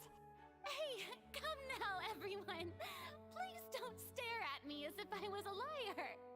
I'm still the same Farina you knew, right? The one that you loved. Shouldn't you want to believe in me? Please? You've got to believe me. If what the prosecutor said is true, she really has committed a grave offense. Did she deceive all of us? And all of our parents and grandparents too? And all of our ancestors? Ever since they were born? Enough. That's enough. Tell me then, if I'm not the real Hydro Archon, then who is? If you have no evidence of another Hydro Archon's existence, nor can you find anyone who can back up their claim to be such, then what grounds have you to say that I'm not actually the real deal? Wow, she came up with yet another argument. How can we refute her now? Seems like she really doesn't want to give up.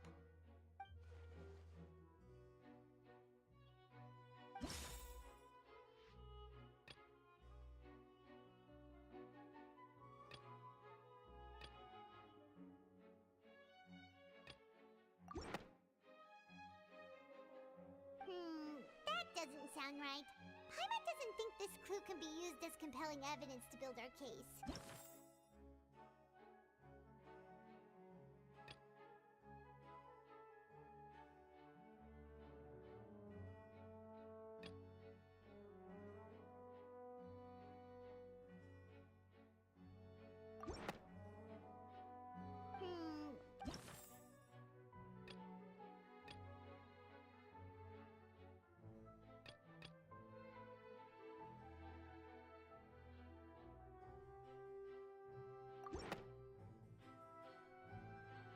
It has been established that all Fontanians can dissolve in water from the primordial sea.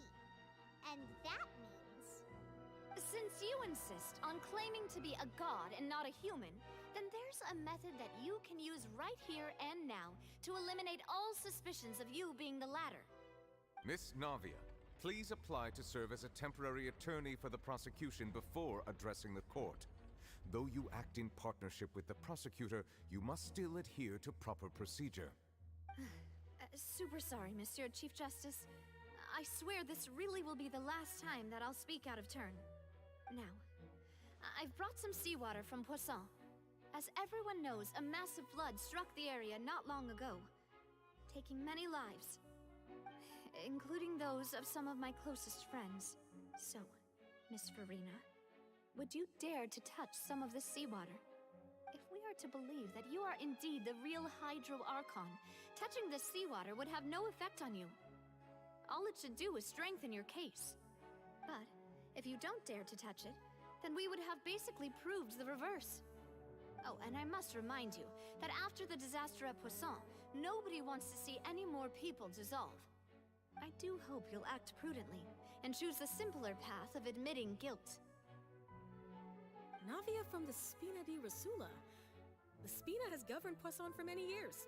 I guess her suggestion is valid. If Lady Farina is indeed just a human, she's probably Fontanian like all the rest of us. Would she really dare to try?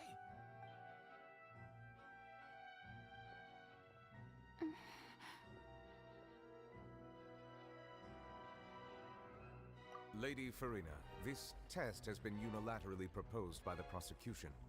As it falls outside the realm of standard court proceedings, you possess the right to decline participation. Well, of course he had to tell her that. But refusing to participate is basically the same as a confession of guilt. She's just staring at the water without saying a single word. It really does seem like she's quite terrified of it. That could only mean... What's going on? Is she really planning to... That's not what we thought she would... Due to the inherent risk of the test, Lady Farina, you may... Hey!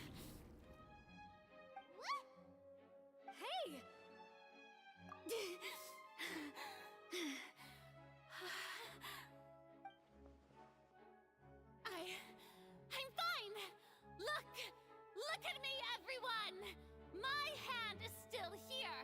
I haven't been dissolved. Will you believe me now?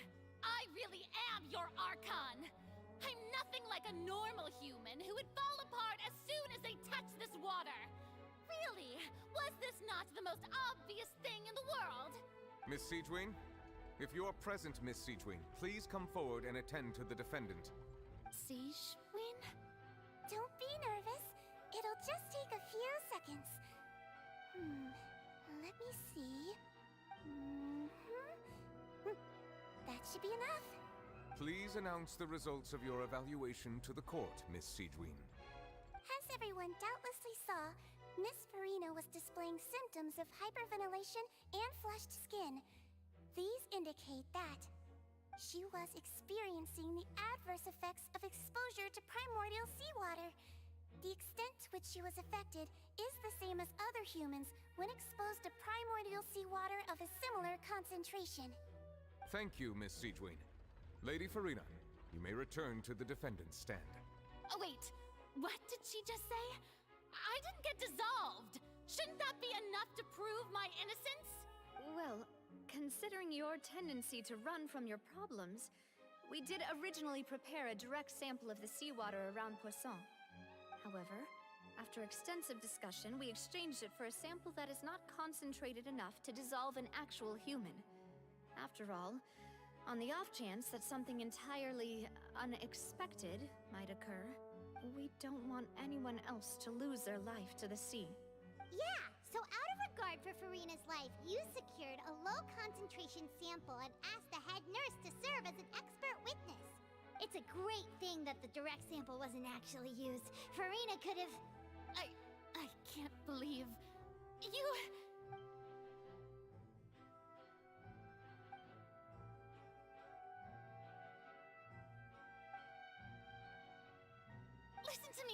Listen to me, everyone. Please don't give me such cold and disdainful looks. What happened just now didn't prove a single thing. Think about it. How can you conclusively prove that an Archon can't also be affected by the primordial seawater? Also, if I was really just a human, why would I dare to just put my hand in that kind of water?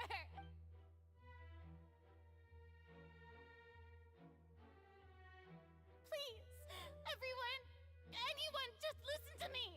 I swear, I really am your Archon.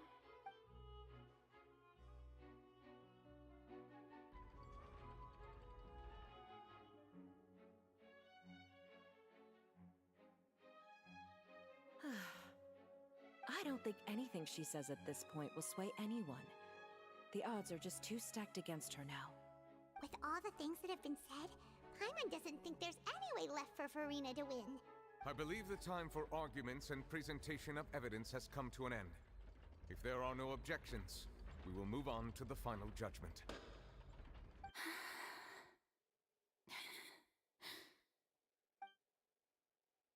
I don't think anything she says at this point will sway anyone. She's too stacked against her now.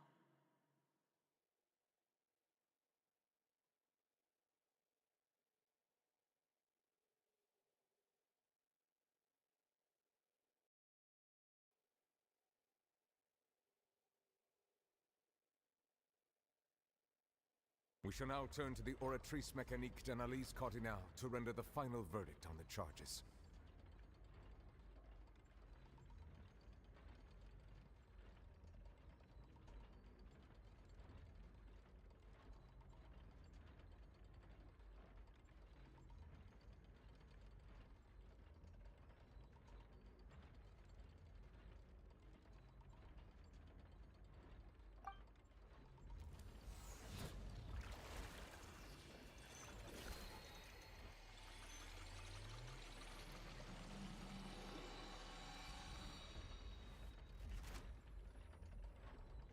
According to the judgment of the Oratrice Mécanique d'Analyse Cardinale, Farina is... Well,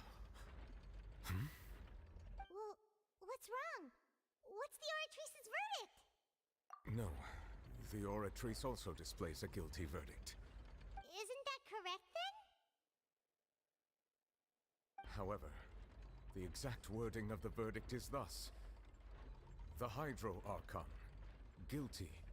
To be punished via the death sentence. The death sentence? That's actually one of the available sentences? I've always thought that it was just a myth.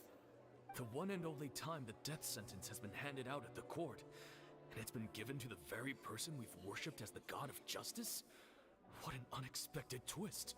Furina's been sentenced to death by the Oratrice? We just wanted to use the trial to show her the seriousness of things so she'd tell us the truth. How did things escalate this quickly? This outcome is indeed quite strange.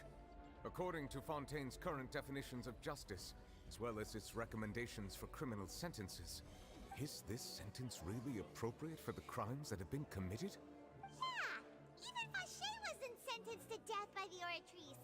You know, the real evil mastermind behind the serial disappearances case. Indeed. Not only is Furina's sentence overly excessive, the very point of our trial today was also to prove that Furina has never been the Hydro Archon in the first place. But now, the Oratrice seems to have deliberately invoked the title of the Hydro Archon. What does this mean?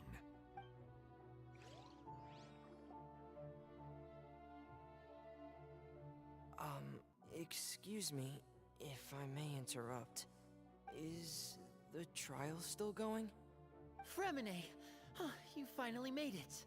I assume this means you've completed your mission? Mm-hmm. Any mission Father assigns to me will always be top priority.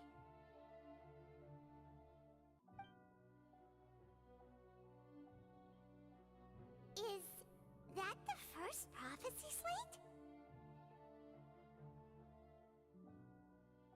Huh. So the knave privately arranged for Fremine to try and find the missing slate. I looked everywhere and finally found it at the bottom of the sea. It took me a long time to get around some dangerous stretches of water. But has the trial already concluded? Then doesn't that mean I've come too late? Oh no. Father will be disappointed in me. Thank you for your hard work, Mr. Fremine. Please allow me to review the record left on the slate. Traveler, I believe that you have already seen the other existing slates, and would like you to come here and confirm their contents. Huh? So what do you see? What is it?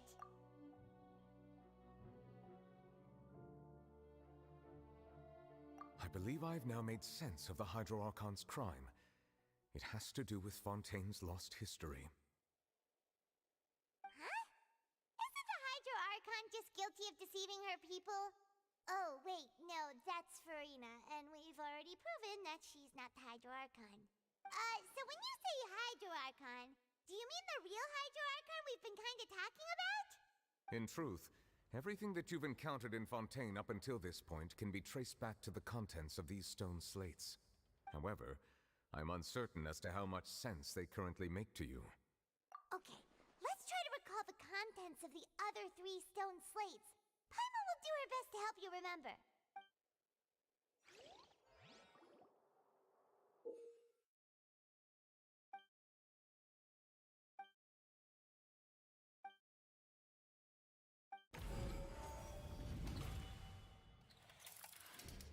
The first stone slate describes what you just said. It seems to show the previous Hydro Archon using her divine power, and then the Oceanids turn into humans. Does that mean that Fontainians are transformed Oceanids? Oh, Paimon wasn't expecting that. But if Oceanids can turn into humans, then perhaps this process can be reversed as well. The second stone slate shows Celestia floating in the sky, and the Hydro Archon and her people worshipping it together. But the heavens still brought judgment down upon them. This must be the point when the Hydro Archon and the Fontainians were branded with their original sin. Does this mean that the original sin and the Hydro Archon sin are the same thing? The third slate shows the Hydro Archon sinking into the sea surrounded by many people. That reminds Paimon, didn't we also watch that happen to someone else? Well, the fourth slate is the prophecy the Fontanians have been talking about. People dissolving into the sea, the Hydro Archon crying on her throne, and so on. We didn't believe that such a crazy disaster could happen at first, did we? But after that incident, it was just a question of when and not if.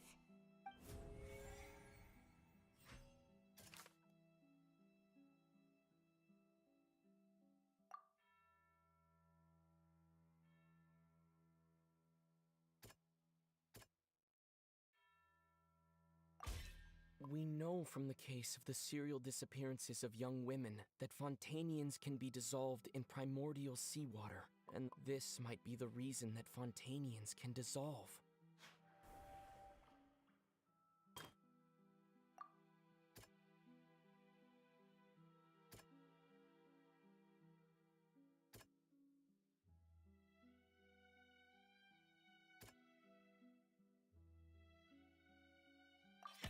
Perhaps what is about to take place has all happened before. The true sin of the Hydro Archon that Nervalette mentioned, and the original sin cast down on the people of Fontaine by Celestia, as recorded on the stone slates.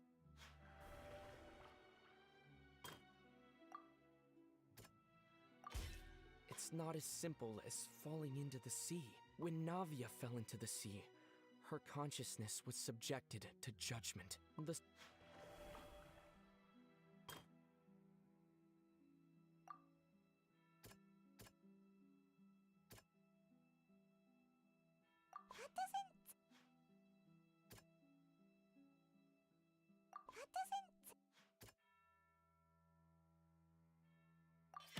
The prophecy from the stone slates found its way into society, but not many people believed it at first. The fortress of Meropide was nearly flooded with primordial seawater, which we know can cause Fontanians to dissolve. It seems increasingly likely that the prophecy may come true. If we hadn't dealt with it in time, things could have gone very badly. They'll dissolve into the primordial sea but won't cease to exist. Their essence will flow in the seawater, converge, and take the form of an oceanid. The Hydro Archon was sentenced to death in court, shocking everyone present. Perhaps this means that her sin was actually Fontaine's original sin. Navia fell into the water inside those ruins, and she nearly dissolved. She was surrounded by the people of Poisson in a court within her consciousness, and was forced to take part in a trial meant to make her stay. The eruption of the primordial sea at the fortress of Meropide was the surest sign that the prophecy was about to come to pass no matter what. The prophecy's contents can all be verified by recent events. If we combine what we know together, loads of truths should come to light.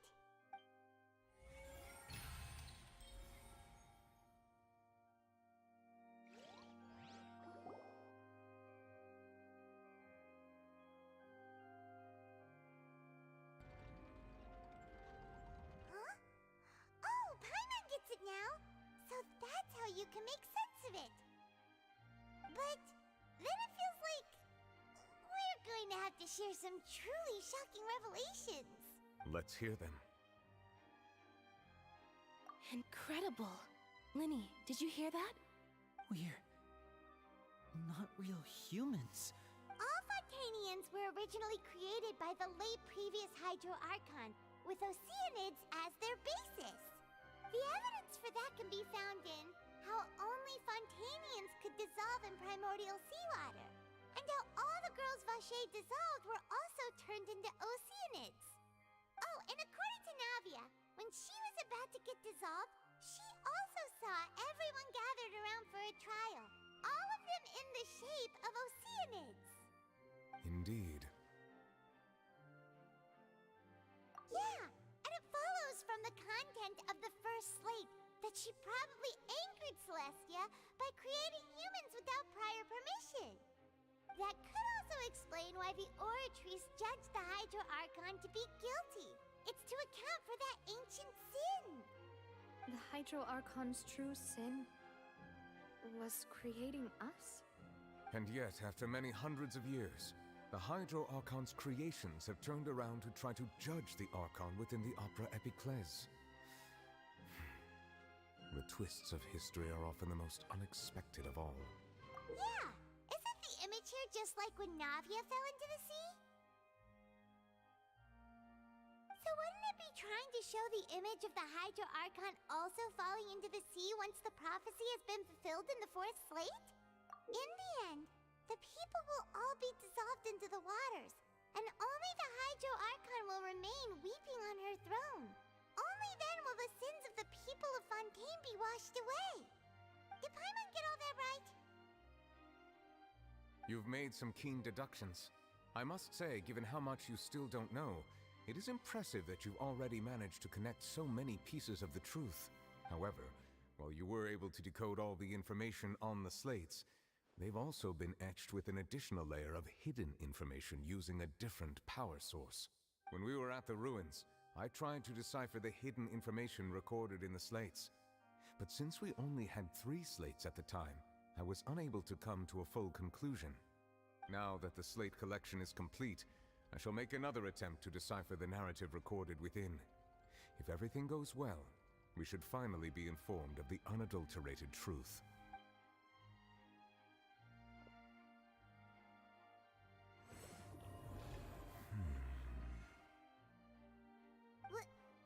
Well?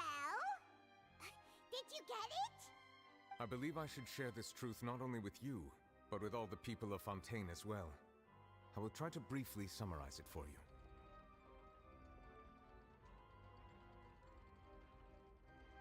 Your hypotheses regarding the origin of Fontainians and the sin of the Hydro Archon were both correct. In the Fontaine of old, the previous Hydro Archon sensed the yearning of her Oceanid familiars for life on land.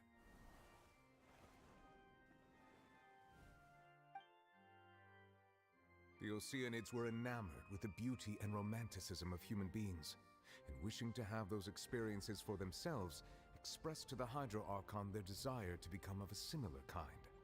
However, even though water as an element is intricately linked with the power of life, the Hydro Archon, as one of the 7, did not possess the authority to create a new form of human life.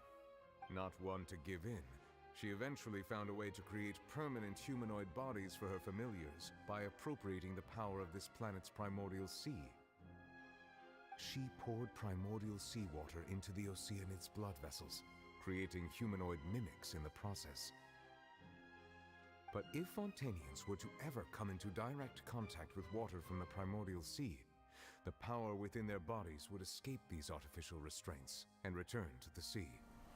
As a result, their forms would collapse, and they would be reverted to their original forms as Oceanids. Of course, the Hydro Archon never received permission from the heavenly principles to create a new human race. And thus, the Hydro Archon and all of her creations came to shoulder the original sin of appropriating the power of the primordial sea. That is the true history of how the people of Fontaine first came into being. So we were all Oceanids before we turned into human beings? That's way too much information for me. I think I'm just going to pretend that I never heard a single thing. Wait, but if that's the truth, we can't let the Hydro Archon be sentenced to death. After all, her only sin was creating us. This really might be too much information for your regular Fontainian, but it does answer a lot of our questions. Alas, your hypothesis regarding the 3rd and 4th stone slates was inaccurate. The slates' respective positions are, in fact, correct. A key point of the visual on the 3rd slate is how all the individuals depicted in the water are humans rather than Oceanids. They have not been dissolved, which implies that the water depicted in this slate is not water from the primordial sea. The nation of Fontaine is the nation of Hydro, as well as the nation of trials and justice. Instead of being the literal element, the water in the scene symbolizes judgment and justice. You may also recall Navia's experience.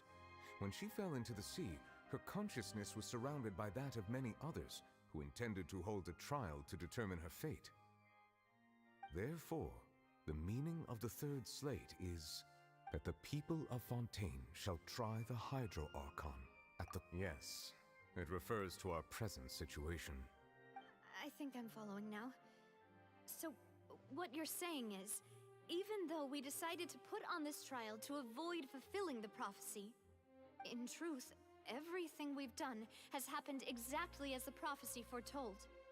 So now, it seems, we're the ones making sure it comes true. What should we do? Huh. No matter what, the prophecy will be fulfilled. Is this what it feels like to be a prisoner of fate? If that's the case, does that mean the scene in the fourth slate will also be fulfilled soon? Traveler, I would like to point out another small fallacy in your deductions. About the fourth slate. You probably thought that the eruption of primordial seawater beneath the fortress of Meripede served as the surest sign that the prophecy was about to come to pass, yes? However, I believe that rather than being a sure sign, that eruption could in fact only be a small warning of something far worse to come. As for the root cause of the catastrophe, I believe you've already encountered it once before.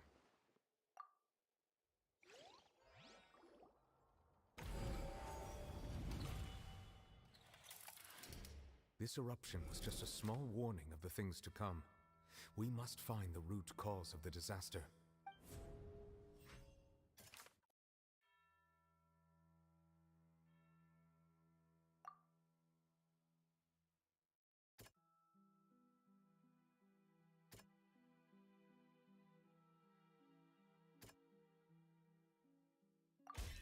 It was both dream and reality.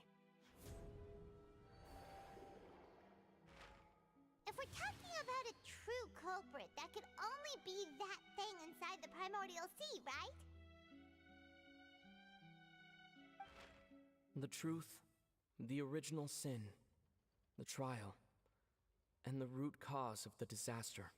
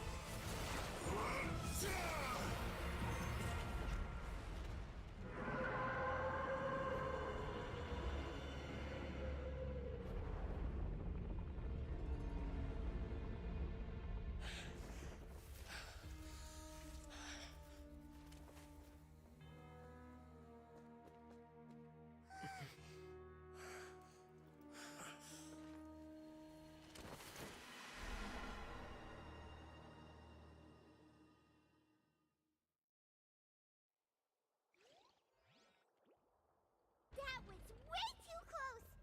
How did that thing just burst into the opera house? Wait, was that the huge whale you saw in your dream?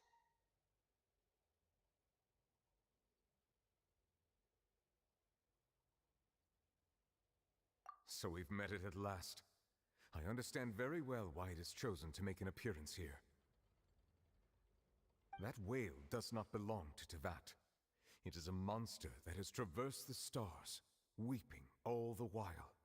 It has been greedily consuming the energy from the planet's primordial sea, using it to grow. That is the main cause for the rising sea levels. And once it has finished consuming all of the energy contained within the sea, its next step will be... You said that when the Hydro Archon first created Fontainians out of Oceanids, she filled their blood vessels with primordial seawater. Precisely. That whale finds the blood of Fontanians nigh impossible to resist. Therefore, when it left the Primordial Sea, it decided to make its next stop a packed opera house full of food. Food in the form of Fontanians.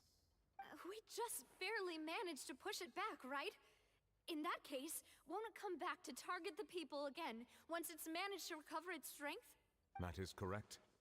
Indeed, it is more accurate to say that we should thank that Harbinger for buying us some time. Without him, the whale would have likely come onto land far sooner. From the way he looked, he must have been fighting the creature for quite a long time. That battle maniac. We've always known that he had a special connection with that whale, but we definitely didn't expect it to help us out like this. Anyway, now that we know that this whale is the actual cause of the disaster recorded in the prophecy, all we need to do to stop the prophecy would be to find a way to beat it up, right? It is too late. It had already absorbed too much of the Primordial Sea's energy before we could notice it. At this point, it has become practically integrated with the sea itself. Even if the entirety of Teyvat were to be destroyed, it could still survive and swim off towards some other world. That's not something I will accept. We've already done everything we can, and we even found the true culprit. We've come so far. You can't just tell me that the last hurdle is some impossible foe. That's just not fair. Indeed, that's not how a grand performance should end. I'll fight it to the end, no matter what. So the prophecy will be fulfilled no matter what, huh?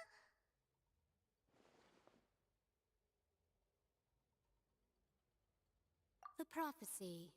Yes, what has been prophesied will be fulfilled. You may view such things as the history of the future.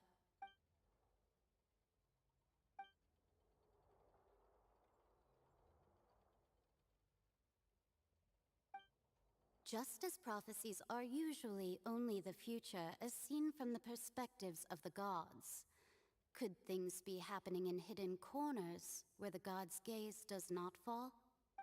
Ultimately, fate shall serve as your only guide, no matter what will happen in Teyvat's future. All you need to do is to play your part.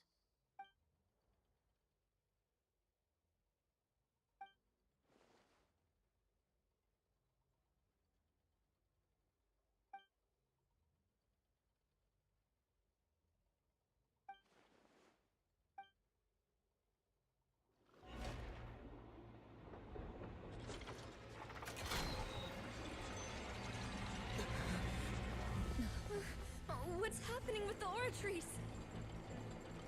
I believe it is preparing to carry out the death sentence.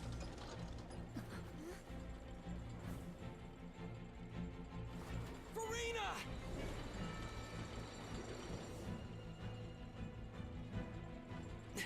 No, I still need answers.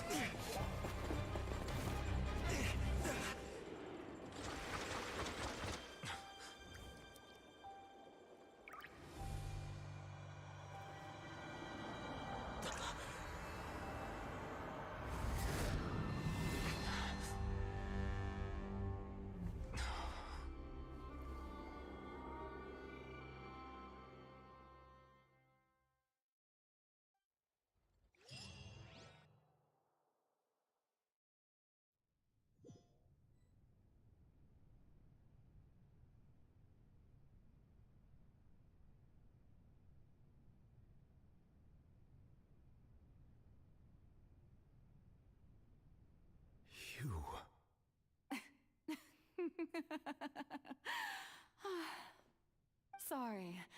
That shocked expression on your face is just too amusing. I couldn't help myself.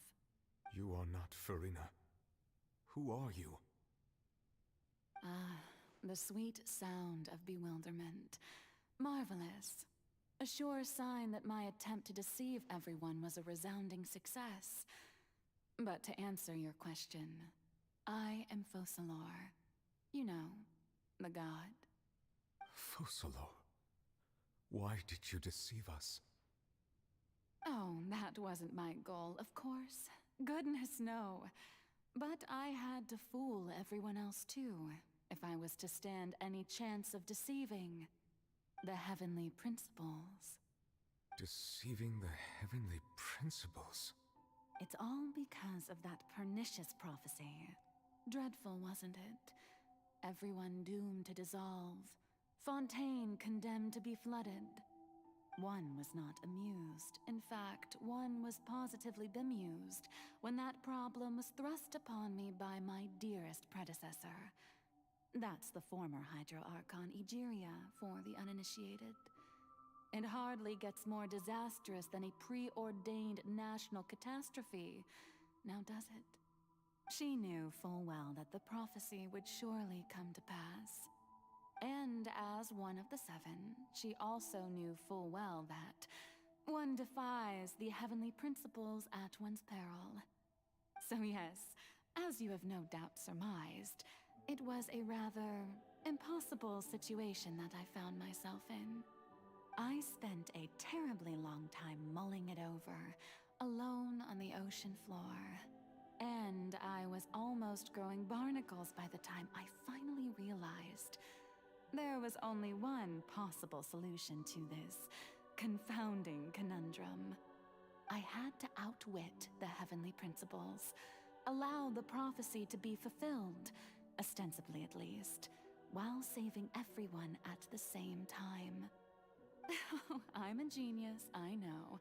I can only assume that's why Egeria chose me as her successor. Although, looking back now, it was hardly the inheritance one dreams of. Between the task of saving the nation, the quotidian duties of the Hydro Archon, and not to mention the original sin of creating a new race of humans, I dare say she left me quite a colossal mess to clean up. But one can only play the hand one is dealt. I did not choose this, any more than I chose to be one of her Oceanid familiars. So you were also once one of the Oceanids, transformed into a human by Egeria's hand. Yes, I was. I always dreamed of becoming human. And I still do, even now. In my eyes, to be human is to be part of the greatest opera ever known. After becoming a god, I separated my divinity from my body and spirit, leaving behind only a self that was as naive and bewildered as my past self on her first day as a human being. The me you see before you now is that divinity. And the human counterpart I left behind, I named Farina. She could feel joy, sorrow, and everything in between. She could be as vain and conceited, or as meek and vulnerable as she wished. Her strengths were of a kind only a human could possess, as were her shortcomings. But in my eyes, Farina's humanity was what made her perfect. She was perfectly human in every way. The person I always wanted to be. Anyway, so then I cursed her. All part of the plan, of course. The plan to deceive the heavenly principles. Do you still remember the final scene of the prophecy? The Hydra Archon, alone, weeping on her throne. In order that the prophecy might appear fulfilled, I invited Farina to be an actress, to play the part of the Hydro Archon in the prophecy. Under the curse I placed on her, so long as I, Focalor's divinity, continued to exist, she could not die. But nor was she free to live her life in the pursuit of happiness. Instead, she was forced to take the stage in the opera house, to embrace the role of leading lady, to forever play the part of the god from the prophecy, all to create a deceitful appearance of that prophecy coming to pass. I suppose now you probably understand why your court is called the Opera Epiclese. But Farina is only human, isn't she? Even though she has had a long life, her mind is no stronger than that of any other ordinary human being. I cannot begin to fathom what she has had to endure. It must have been torture for her.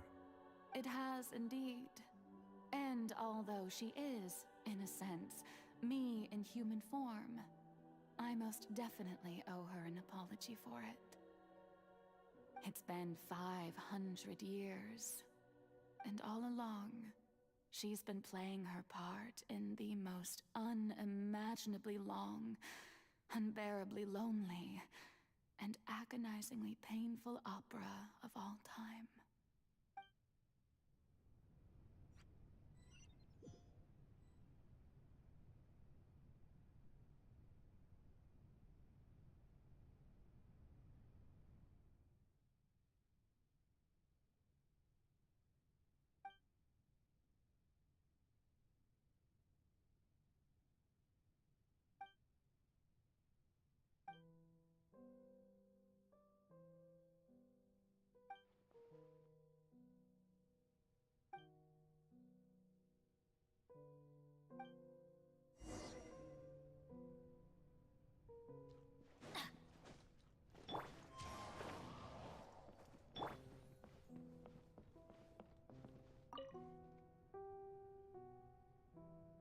Oh, who permitted you to come onto this stage?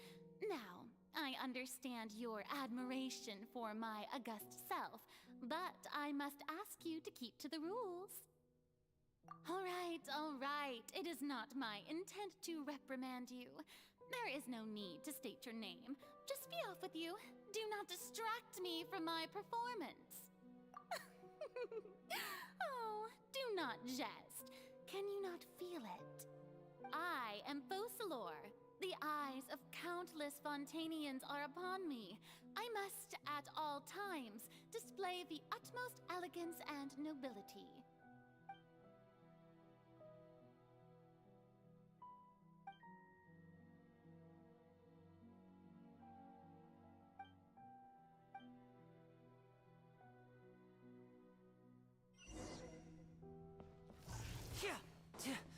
Dear audience, the performance is experiencing a technical difficulty, but worry not. The guards shall resolve it soon enough. Hey, what gives? The audience is still watching me, you know. Guards? Wait, where are the guards? Guards!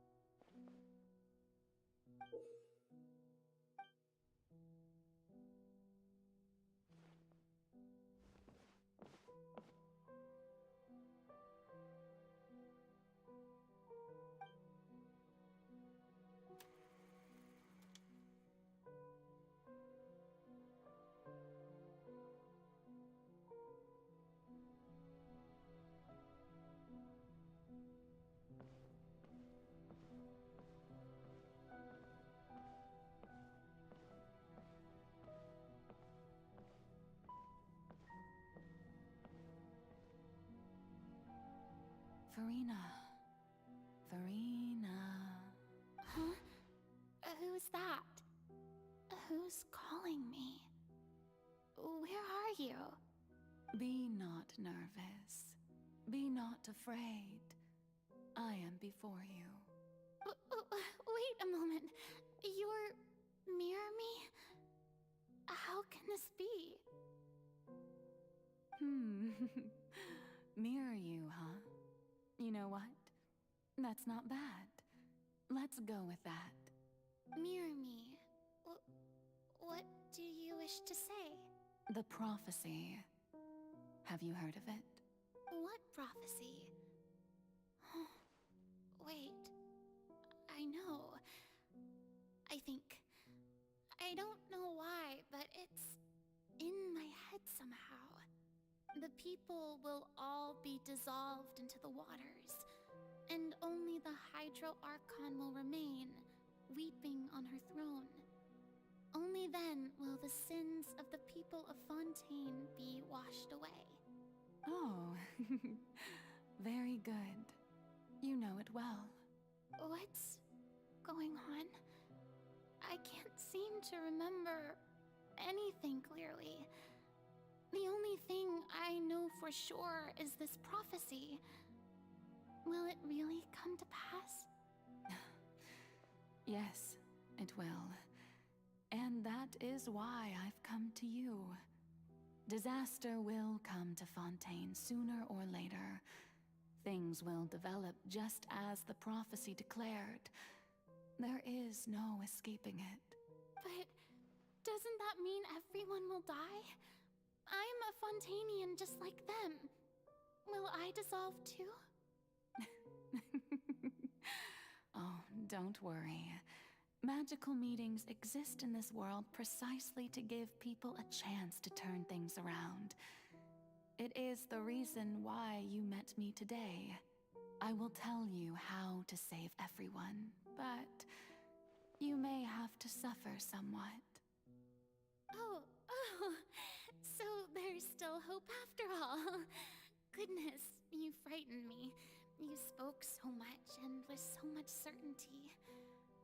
As for the suffering, well, I will admit that the first thing that came to mind was, why do I have to be the one to suffer?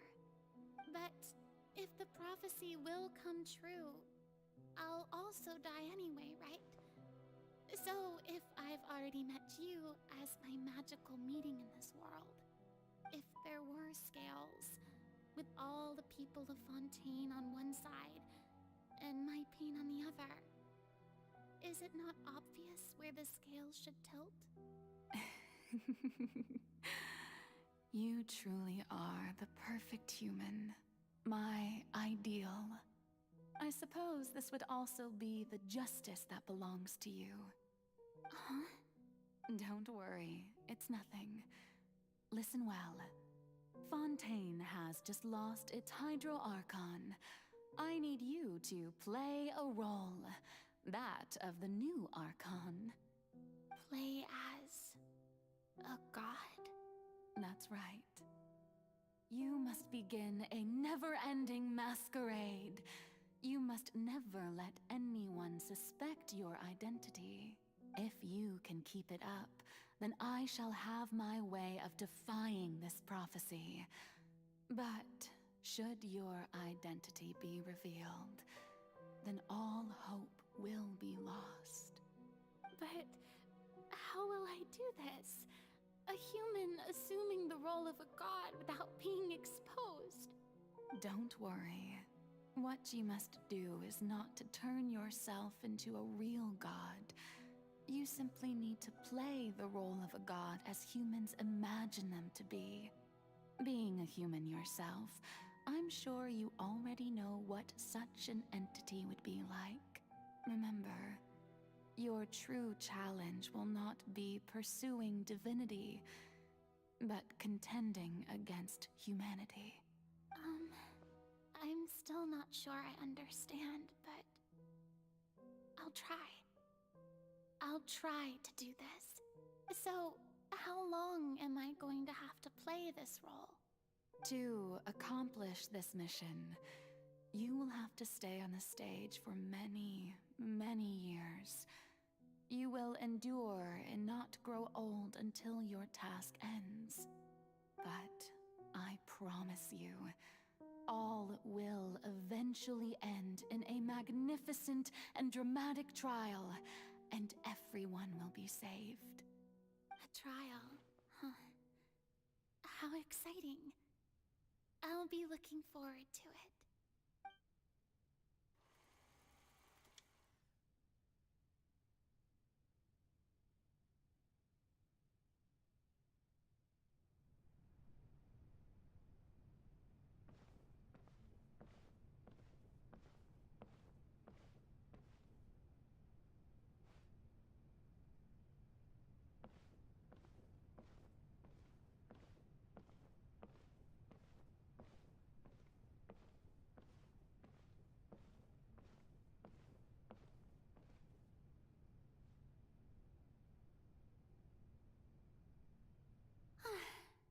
The Maison Cardinalise has announced my accession, but this is my first time facing the people. What should I say to most appear like a god? To be honest, I still don't know. Perhaps I should first try to act natural. Ladies and gentlemen, good evening, and welcome to the Opera Epiclese. I'm sure you've all heard about how I have taken on the role of Hydro Archon. Indeed, I am Verena de Fontaine, your new Archon. In truth, I know little about becoming a nation's new god, but it will be my honor to guide you all. As the god Focalor, the god of justice, I shall do all within my power to lead you into an age of fairness and justice. Once again, thank you all for coming. If you should have any questions or suggestions, please send them to the Maison Cardinalise. The future of Fontaine will require us to work together, after all. This should do it. I thought I might stammer, but thankfully, I was able to convey my thoughts just fine. Okay, and next. That's the new Hydro Archon. Is this some kind of joke by the Maison? I would have thought that a being that surpasses humanity would be a bit more assertive. Hey, did you hear that? She even told us to send her suggestions there at the end. Shouldn't gods be all-powerful? She's being so modest. What's the difference between her and an ordinary person, then? If you ask me, perhaps the succession didn't actually happen. She might just be a Maison-backed puppet. Wait, what's going on? Why is everyone suspecting me of being a fake? This is bad. If I get exposed here, there'll be no saving the people from the prophecy. Right. Mirmi said that I just need to play the role of a god as humans imagine them to be. Calm down, Verena. Think. What do the people want? How would they imagine a god to speak and act? Assertive, with a strong sense of presence. One who can dispel all doubt. That is the character I'm fated to play.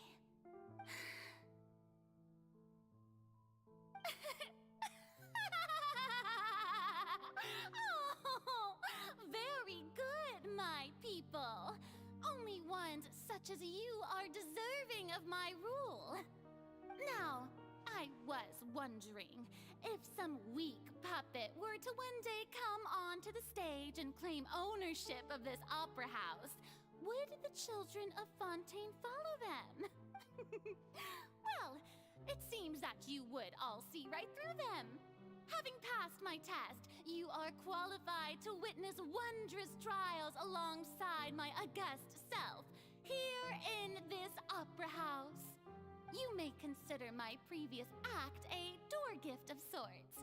I thought it was a debut that suited the atmosphere. Now then, let us be reintroduced. Ah, so that was just a performance. How could I have forgotten that we were inside an opera house? Personality? It's quite shocking, to be honest, but I suppose it's a better look than before. Such a fascinating and bold deity. How wonderful! Our future may yet be bright after all. It seems I've turned them around. Best follow this flow and restart my accession speech. My dear people, whether you acknowledge me or not, whether you trust me or nay, I say to you, keep faith in your ardor for justice. We have heard it said that this nation's sins can no longer be washed away. Well, I say that justice is most fragrant when it blooms amid sin. The scales of justice should not weigh heavy in the hands of its God. On one side, it must carry fairness and justice. And on the other, praise and applause. May law be the prayer on our lips. May judgment be our worship. Let us light the fires and drink to the future of Fontaine. There is no trouble in this world that justice cannot solve. that is needed is for you, my people, to believe in it, heart and soul. So long as I, the Archon Focalor, stand within the Opera Epiclese, so long as I stand before the Oratrice, I shall even judge the gods of this world!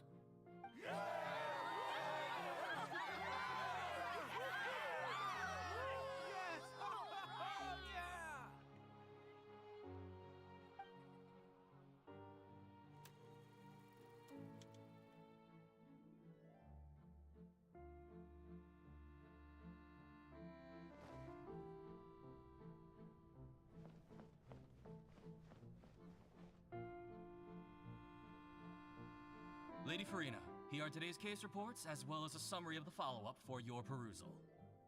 Come now. Was I not just at the Opera House in person? Leave these kinds of things to Neuvillette.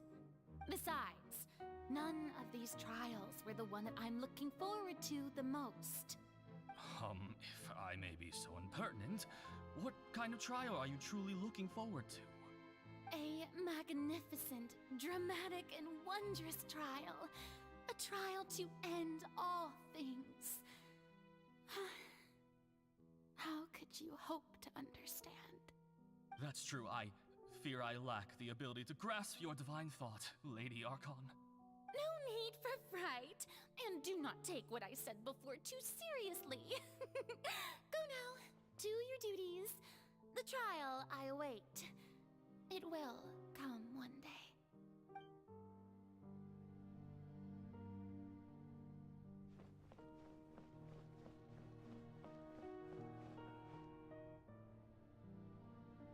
Lady Farina, I don't know what to say. Thank you for agreeing to see me. No need to thank me.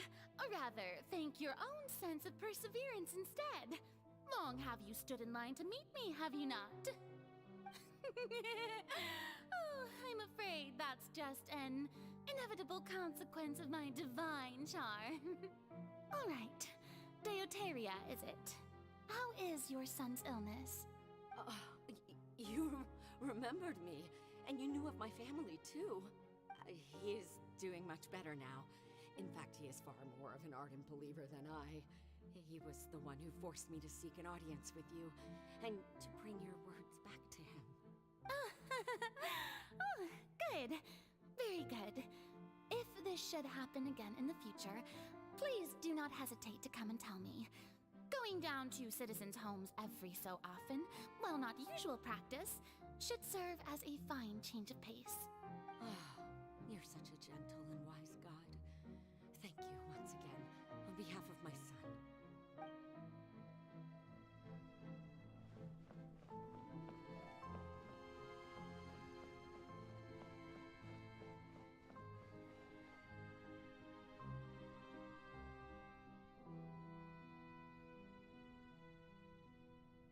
Lady Farina, here are the latest hydrological reports.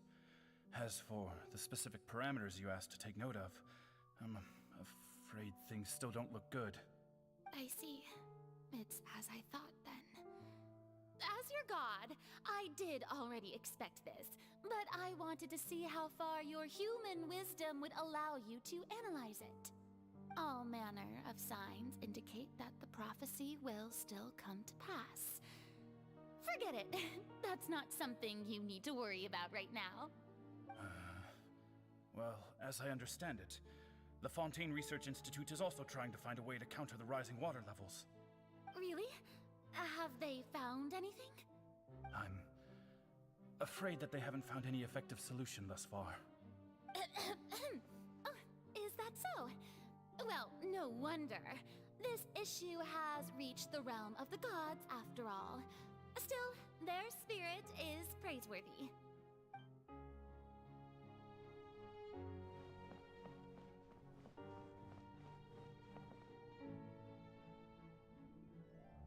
The day is finally over.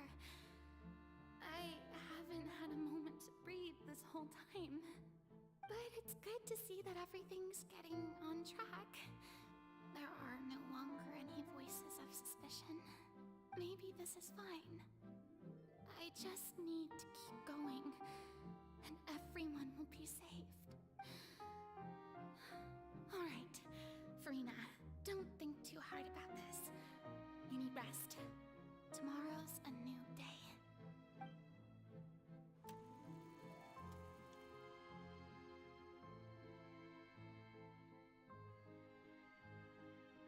Lady Farina, here are the new trial reports for the latest cases, as well as a summary of the follow-up. There'll be no need for that. I've seen them already. There's no need to go back over scenes I've witnessed in person before. Lady Farina, I've waited so long for this chance to see you in this manner. Indeed, my dear, loyal citizen. This joyous moment is an honor for us both. Lady Farina, we're detecting significant hydrological anomalies near Poisson. Understood. Keep monitoring. Keep me informed should anything come up at the Institute.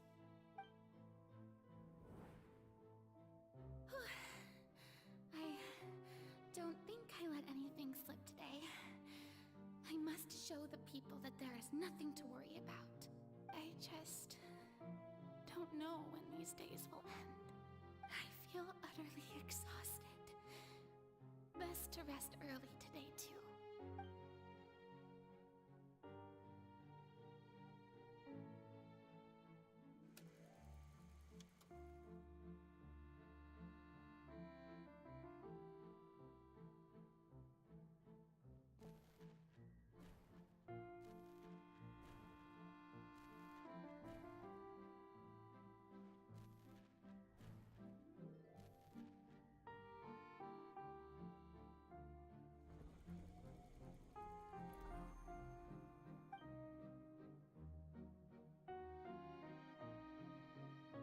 Lady Farina, it's like a dream being able to speak with you up close like this.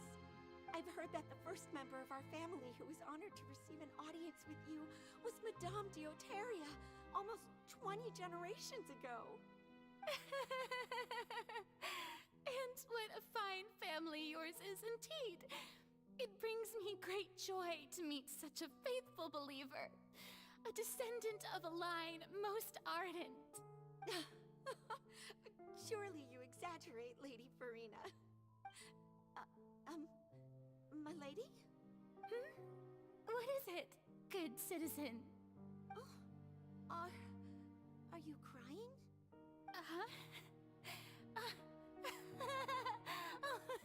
Really now? I didn't even notice. This must be the overflow of hydro from my person. Well, can't quite help being the god whose dominion is the waters, can I? No wonder. No wonder. A manifestation of your power, then. Oh, Archon, I am honored to have witnessed it. Honored indeed.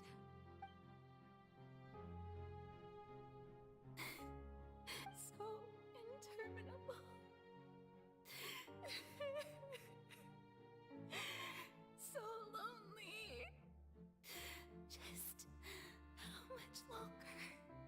Hundreds of years must have passed by now. Perhaps the show must go on for hundreds more. I never imagined that it would hurt so much. Have I reached my limit? No. Perhaps I reached it long ago. Today I didn't even notice my own tears. I want to tell someone, anyone, about this. But would that not destroy all I've done so far? I've conducted so many investigations across the centuries. But there's not even a sliver of hope that we might break the prophecy. All I can do is keep heart.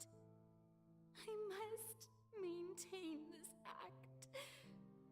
It is the only way to save Fontaine. Please, Mirror me. You have to succeed.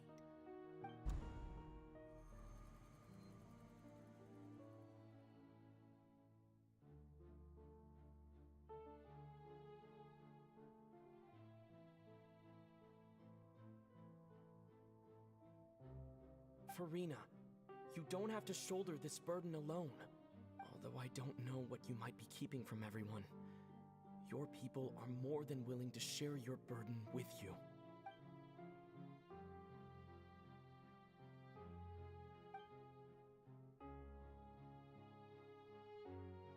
Share my burden. That's impossible. It was fated right from the start that this would be my duty alone. But even if your burden doesn't need to be shared, you can still choose to confide in someone. Just share it with me. I'm what you'd call a witness. A witness?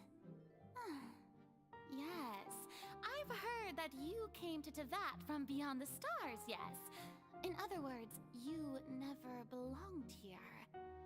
And if Teyvat is, in its entirety, a show on a stage, then you're just a spectator, aren't you? If that's the case... He's right. I could confide in him, couldn't I? But if things don't play out as expected, the people of Fontaine will be the ones to pay the price. No, Farina. You shouldn't be selfish. But what if it's really alright? Farina, you've worked so hard for so long. Surely it would be okay to put yourself first for once. Just this once. Is it such an outrageous thing to do anyway? To find someone in whom you can confide your frustrations and sorrows? Surely it could not hurt. If you let this opportunity slip through your fingers, it might never come by again. Think about it. Long and hard.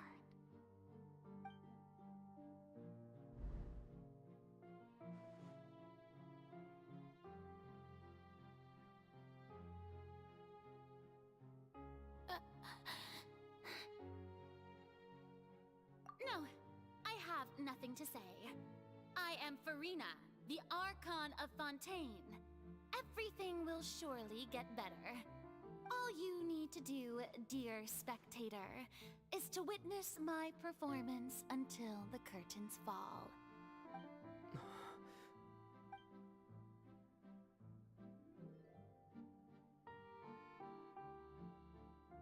Fine.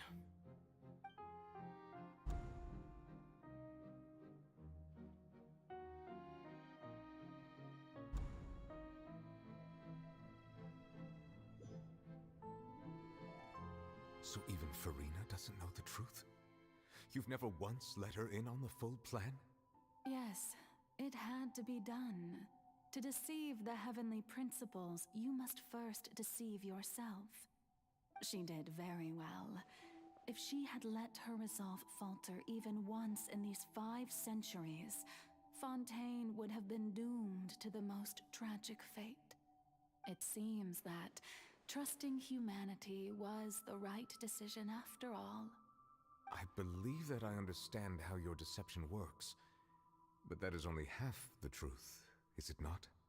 How would you build on this foundation to save the people of Fontaine? That is the most important thing. Ah, good, good. Of course, the Iudex of Fontaine has pinpointed the crux of the issue. I'm sure you've long sensed that the Oratrice is no simple machine, yes? I've always suspected that it had its own consciousness. And Lenny did mention that he heard a human voice within the core chamber. It now seems that that person was you, hidden within the machine all along. Am I right? And then I became one with the Oratrice, taking Fontaine's gnosis with me. Yes, it would seem so, wouldn't it? Alas, your understanding of this device still lacks sufficient depth. In truth, it is no enactor of justice. It is, in fact, a device created to kill the god of justice. I beg your pardon? Oh, you have it.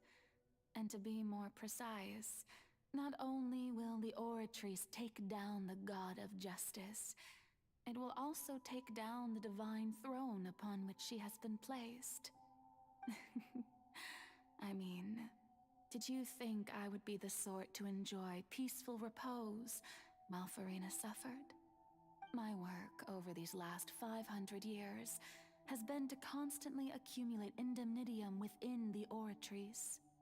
But really, some have already discovered that only a small fraction of the energy generated by the device was ever used to provide power to Fontaine.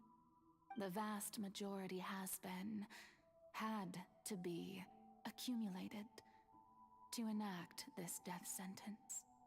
It was all a part of your plan, then? Both the trial and the sentence? Indeed. This power, accrued over 5 centuries, could have sustained Fontainians for millennia had it only been used for that purpose. Almost all of it has now been stored within the Oratrice. But only power of this magnitude could hope to destroy the Hydro Archon's divine throne, shaking the rules established by Celestia and breaking through the institution that is the Seven. So the Oratrice's call for death was for neither Farina nor Focalor, but for the Hydro Archon. The destruction of that divine throne. If I do not misunderstand your intent, you must be... Returning what's rightfully yours to you, of course. In other words, this was all done to return the authority of the Hydro Archon to the Hydro Dragon of this planet. But...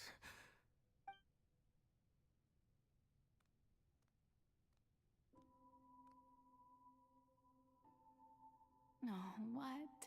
Getting sad again, are we?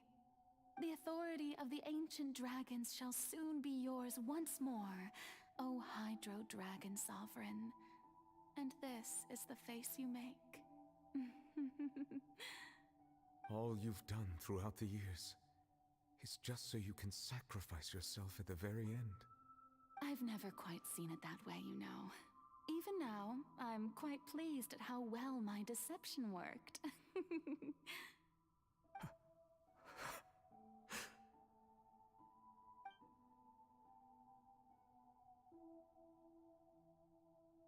Hydro Dragon,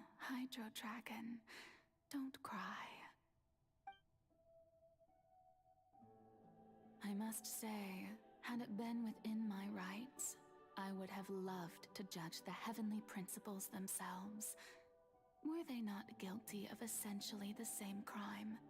Egeria stole the power of the primordial sea, and the heavenly principles stole the power you ancient dragons possessed.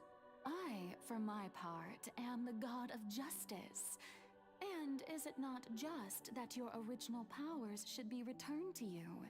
Speaking of justice, I have always believed that justice lies in the process of pursuing human existence itself. So, if the theft of the primordial sea's might was Fontaine's original sin, then, leaving matters of procedural right and wrong aside, the descent of the Fontainians as humans and their right to exist in this world would be Fontaine's original justice. In other words, existence was Egeria's justice, and to me, justice is the continuation of that existence, defying the prophecy and ensuring that Fontaine's people shall live on. That should be the justice enthroned over all others. At this point, we, whether it be myself or all other Fontainians, have shouldered the burden of this sin for far too long. Iudex Nervilette, the highest judge in our land, when you regain your full power as an elemental sovereign, what verdict shall you pass upon us?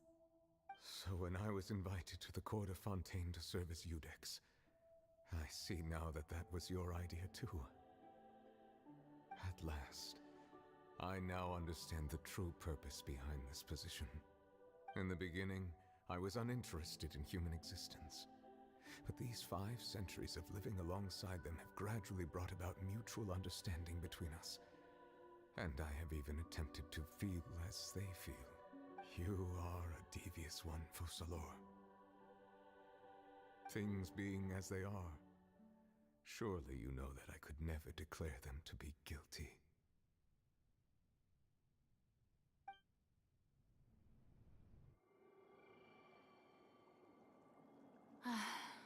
The hour of my execution is almost here. For the sinner, the curtain call has come. I know I may not sound it, but faced with death, I find myself a little afraid. Perhaps this is one thing both gods and humans have in common.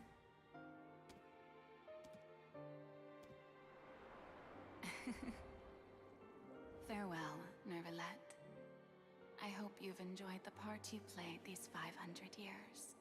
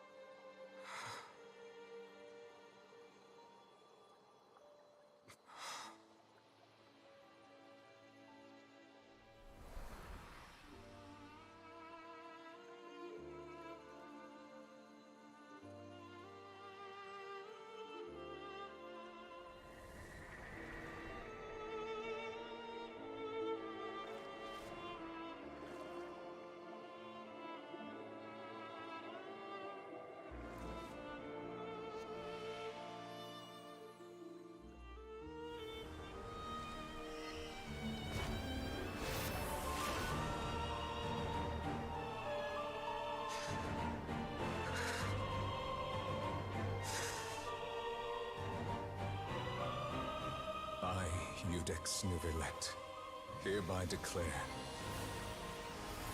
people of Fontaine, your sins are forgiven.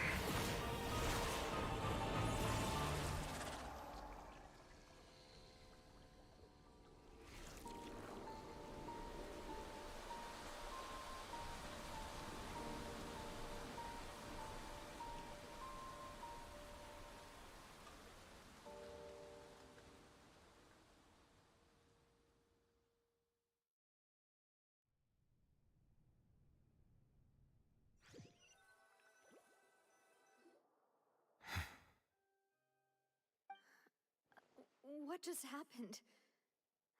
Has the death sentence been carried out? Was that bright light some sort of misdirection? I have a feeling that something huge just happened. But since we're all still alive and haven't been dissolved, I assume whatever happened was good for us. It's time to end this. We must mete out punishment to that beast. Didn't you say just a moment ago that it can't be defeated? I have gained the strength sufficient to deal with it. Through certain means, I now have the ability to separate the power of the Primordial Sea from that creature. We should seize the opportunity to pursue our quarry. Traveler, now that the oratories can no longer function, I require an executor to help me mete out justice. The root of the calamities befalling Fontaine, the beast that enacts the prophecy. Its name is the all-devouring Narwhal. Come with me, traveler. The hour of execution has come.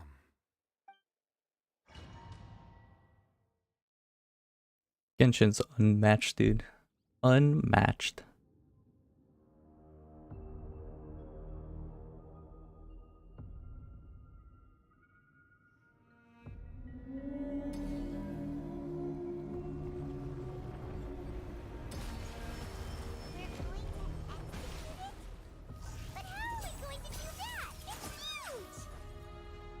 I've already done my best to separate the power of the primordial sea from the way.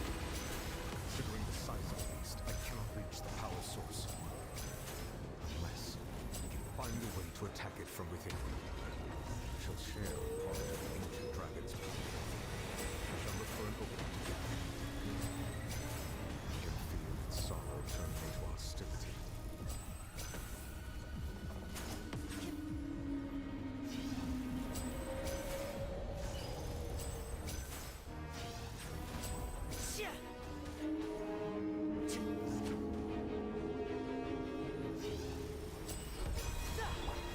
All-devouring narwhal cannot resist its instinct to devour. Continue to trigger its hostility. Chance will present itself.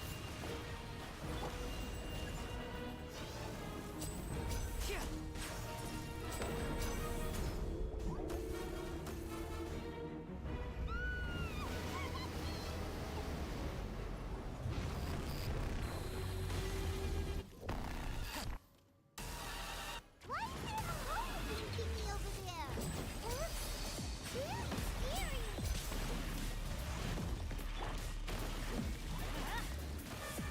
Off we go! One with nature. As one with wind and cloud. Let me scrap. I have granted you my protection. Do not fear. Seize the moment and use my power to suppress its root from within.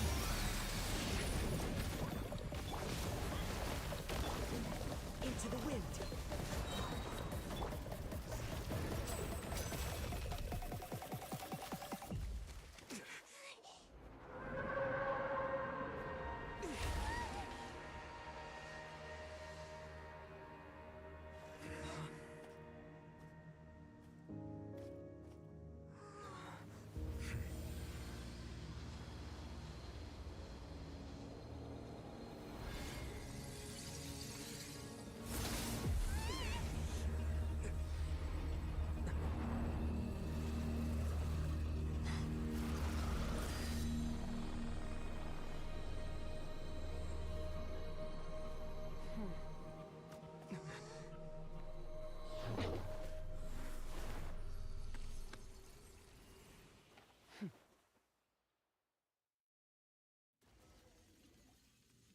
Thanks for helping with Skirk. the cleanup.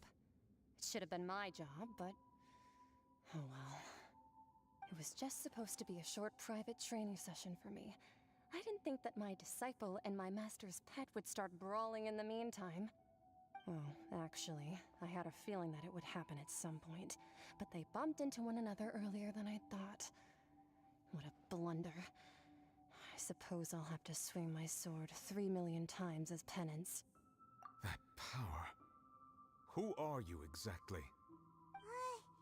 Paimon has an idea. From what she said earlier, she must be Child's master. Skirk, right? It's just that he gave us the impression that she was the less talkative person. I simply did not have anything to say to the weak. But you, on the other hand, managed to defeat the all-devouring narwhal without using power from beyond this world. So you may speak to me as equals. I have to agree. It's a strange use of a planet's primordial waters just to raise an all-devouring narwhal. That kind of power is wasted on it. It's not cooperative, it eats too much, and I have more important things to do with my time than pet sitting. The only thing that creature has going for it is its looks. All in all, it fails as a pet. Miss Skirk? I think you might have missed the point. The point being? Well, being that this pet almost destroyed an entire nation. So what sort of person is your master? Well, Child's master's master. Wait, is that right? Oh, right. So you don't know him. Sorry, I assumed you did. His name is Sertologi. Huh? I am unfamiliar with that name. Huh. So Master isn't sufficiently famous. How should I describe him then? Have you heard of the name The Fowl? The Fowl? Still nothing? Well, how about the Visionary? Vetterfalnir then? Or Gold Rhindaughter? Ooh, that one we've heard! Rhindaughter's part of the Hexen Circle. She's Albedo's mom, right? Oh, so you do know that name. To be honest, I also heard all of those names and titles from my master. I don't actually know them either. But I suppose you understand now, yes? My master is likely a similar sort to Rhindaughter. They are both pursuing some form of perfection. Wait! Didn't you also mention a visionary person? Paimon didn't quite catch their name. Actually, never mind that. I believe it expedient to inform you that the all-devouring narwhal used up nearly all its strength fighting you. Such roiling hydro energies will prove difficult for the planet's deep seas to digest. As such, the Fontaine back on the surface has most likely been thrown into chaos. In other words, the prophecy that you've been fretting over should now be in full swing. What?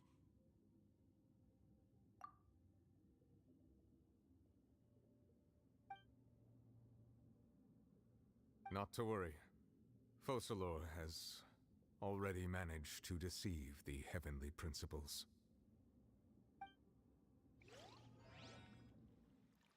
In the end, the people will all be dissolved into the waters, and only Farina will remain, weeping on her throne.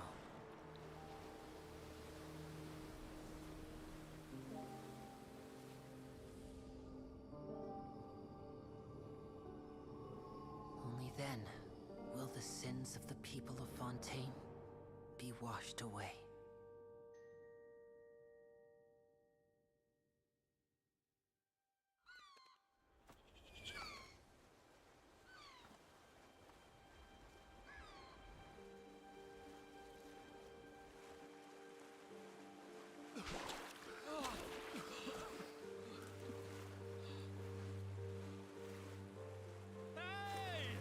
Help! Over here!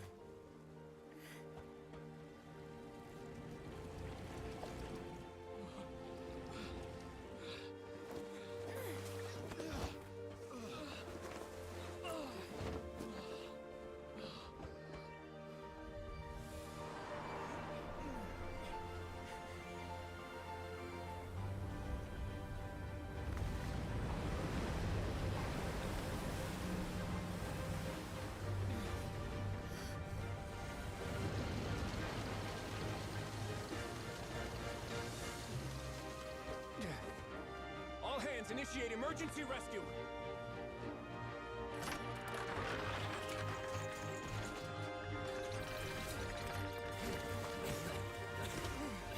Hurry!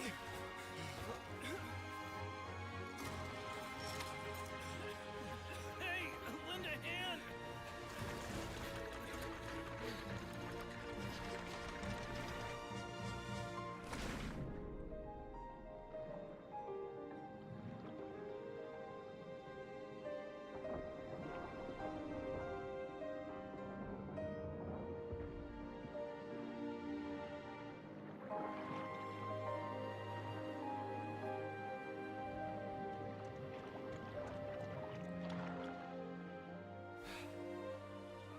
Look!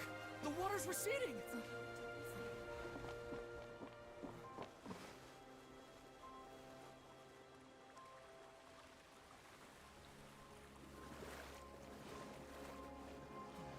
It's a miracle! Water's receding. We didn't dissolve. The prophecy was wrong. The prophecy was wrong.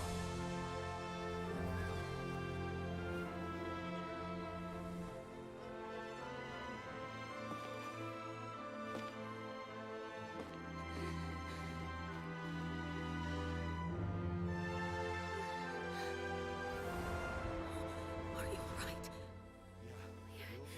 We're saved. The prophecy.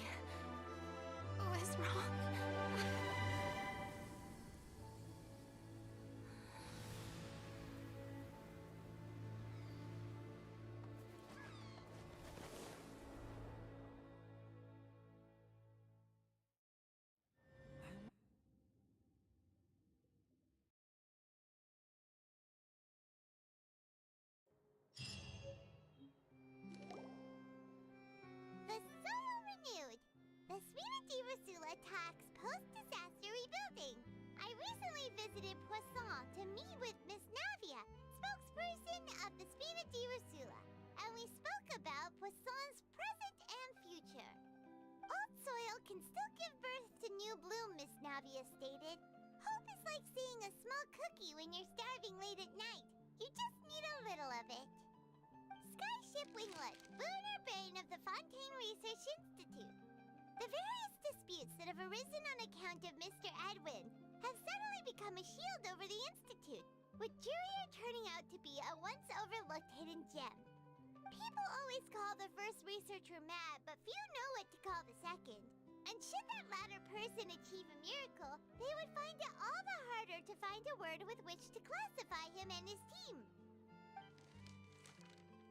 Wow! Paimon barely recognizes the people in the reports. Are those really Jurier and Navia? They sound like real big shots. What do you think? Pretty enthralling, huh? The Steambird's idea was pretty simple. With the disaster just having passed, we would print a free edition packed to the margins with good news to calm people down. The value for these big scoops lies in their inevitable follow-ups. We'll publish further reports and go into the stories behind those people. Edwin's assistant, Jurier, created a true flying ship, while Navia is leading people in the reconstruction of their home. I'm sure that these stories could draw even your well-traveled eye.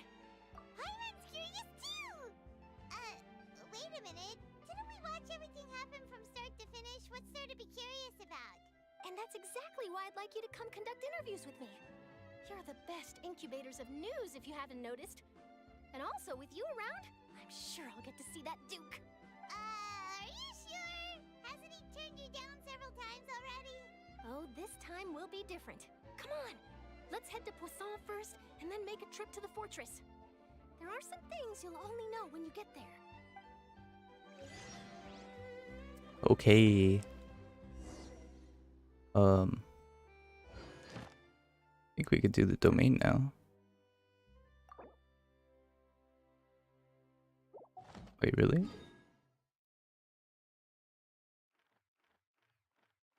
Is it locked behind something? Is it like in that area? We're gonna do it anyway.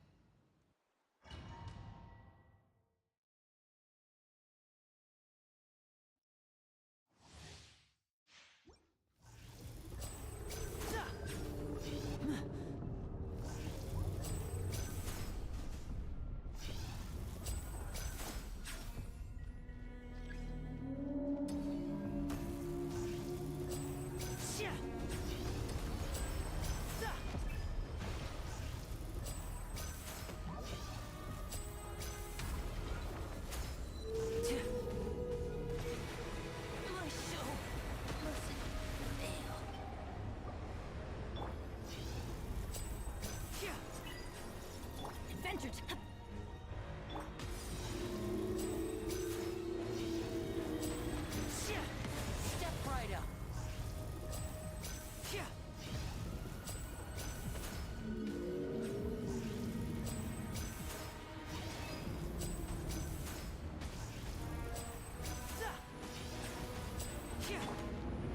Let's light it up!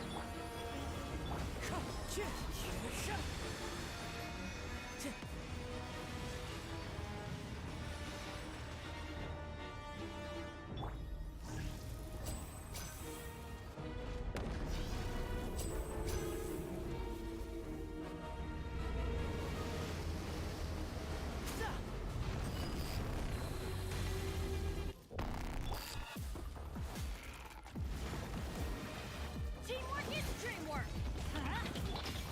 The wind knows it. Clouds high. The birds come. Delve into destiny.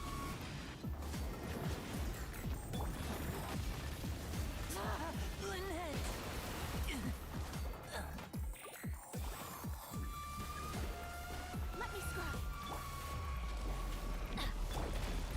One with nature. Off we go.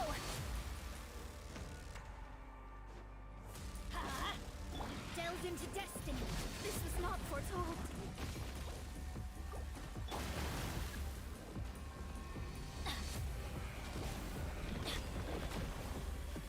Off we go. Let me scry.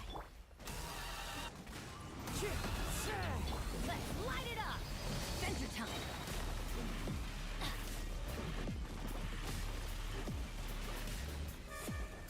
Everybody stand back. Venture time. The wind knows me.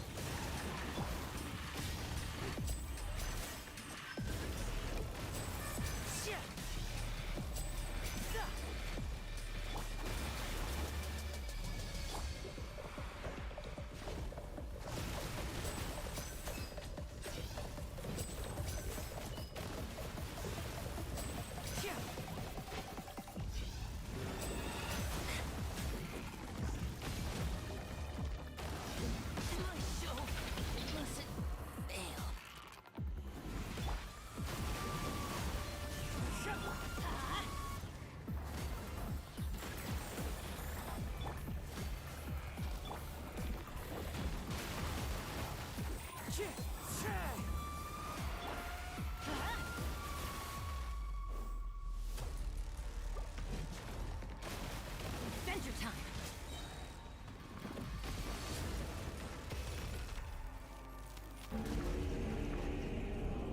I'm going in. Shadows of fate, decided by destiny. One with wind and cloud. The wind knows me.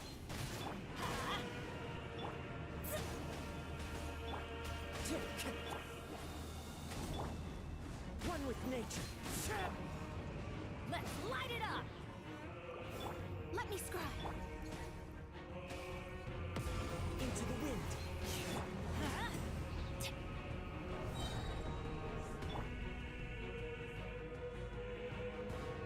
Shadows of fate. Everybody stand back. One with nature. Let's light it up.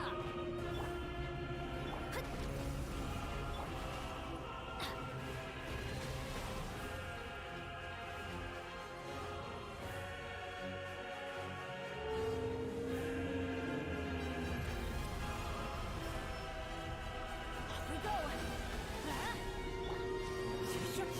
Delved into destiny.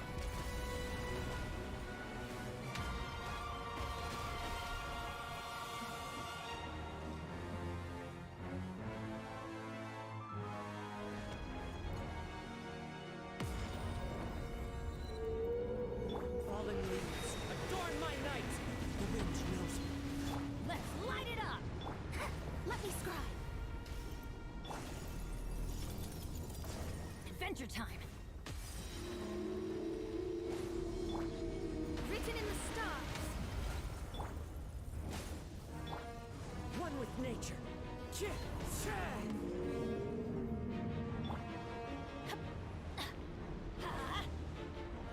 Shadows of fate.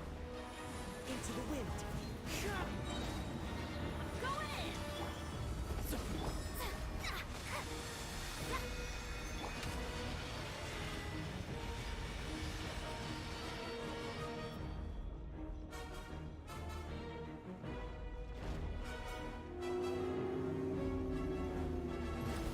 Wind strike.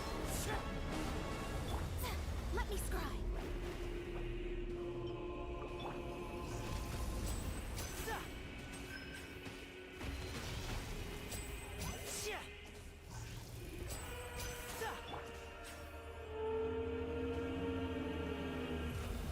Let's light it up. One with nature.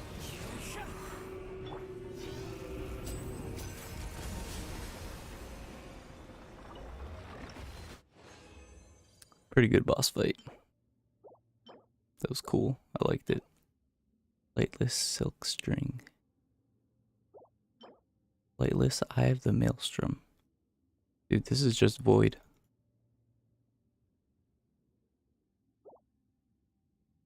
Oh, and I got a belay.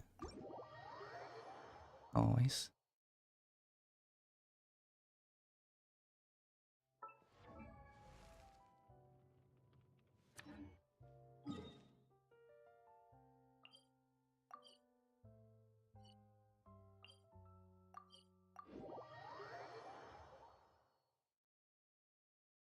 I'm gonna let the tulpa grow in size. I have a feeling it's an achievement.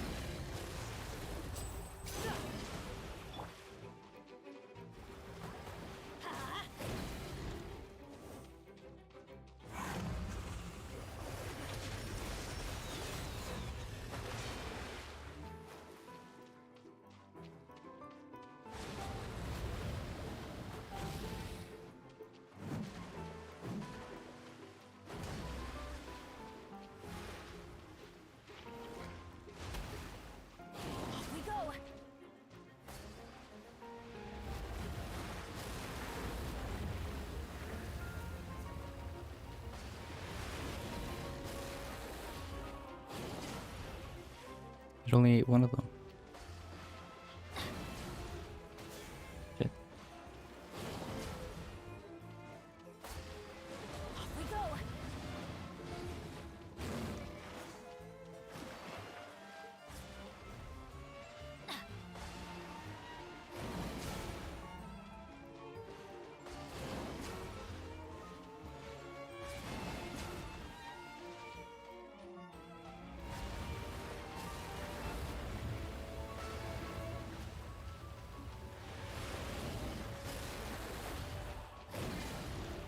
Adventure!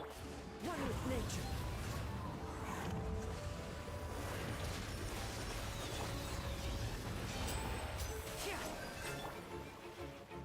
Everybody stand! Into the wind! One with wind and cloud! Now disappear!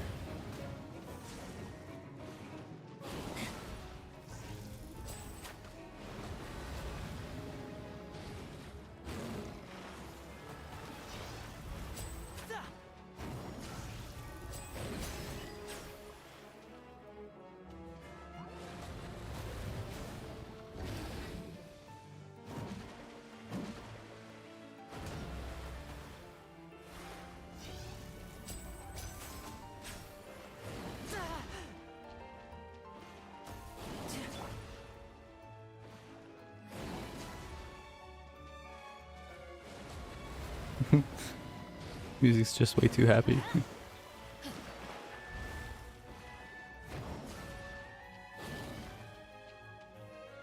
Let's light it up!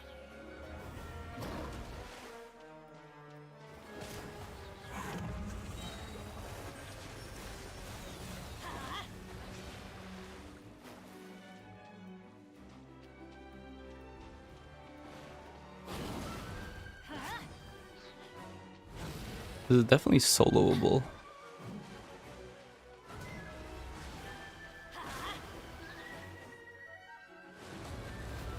It's just a matter of how fast.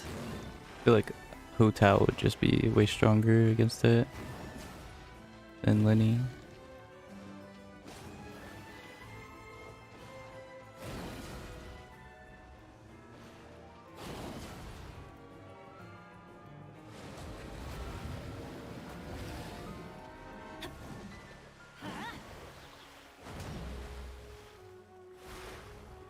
Adventure time! Let's light it up! Off we go! I'm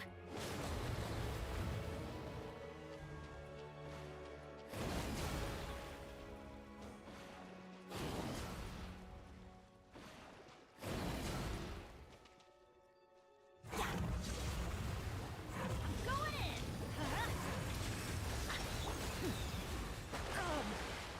I lived. And voila!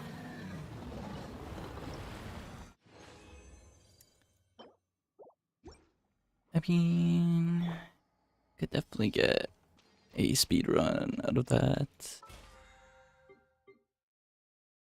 I use my resin.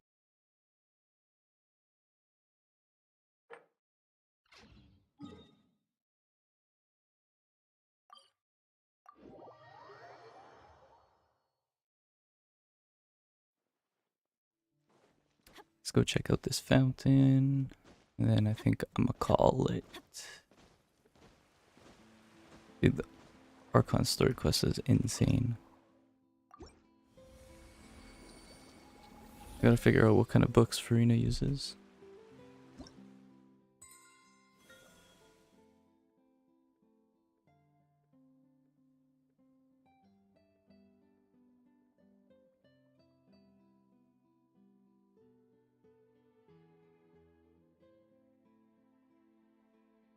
Benny's adventure team, assemble! Your talent is justice. Okay.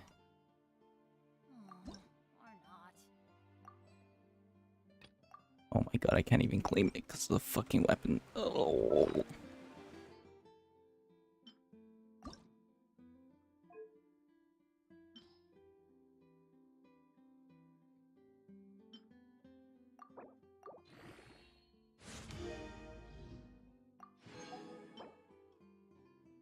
Tuesday, Friday, Saturday. Next Friday I could do it, I guess. 5 and 10, that doesn't seem right.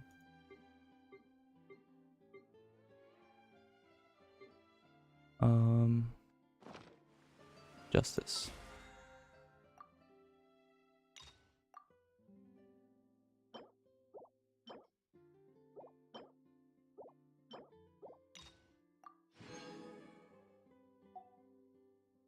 Oh my god, the mystic. Let's go find some treasure. Alright, let's claim all this. Justice.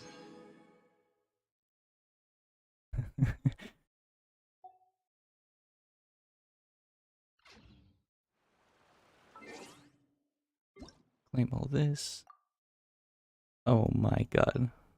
What is this? We collected items that you were unable to. Oh my god, because of the fucking enhancement ores.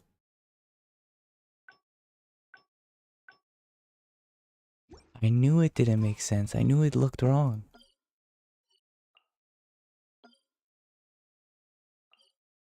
Yeah, we fucking 36 started, but we didn't get all the stuff. Oh my god. Alright, let's get rid of I'll get rid of wait. Damn. This could level up.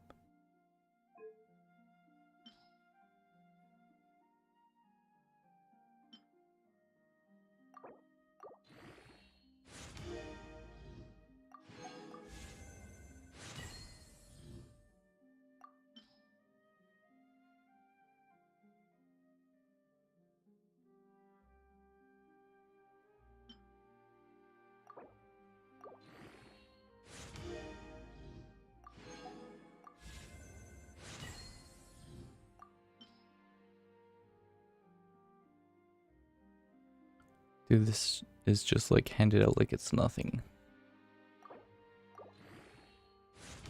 Even the point of mining to do it, you know? I gotta find something else to forge. I think that's what it is.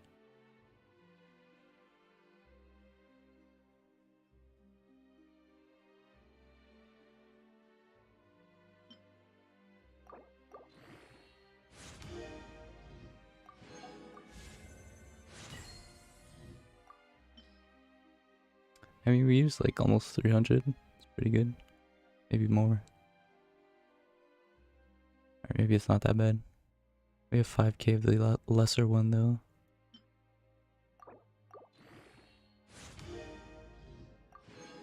Okay, now we can hopefully clear all this. Nice. And battle pass.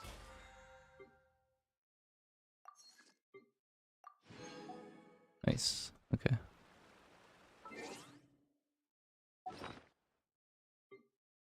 $816 looks good.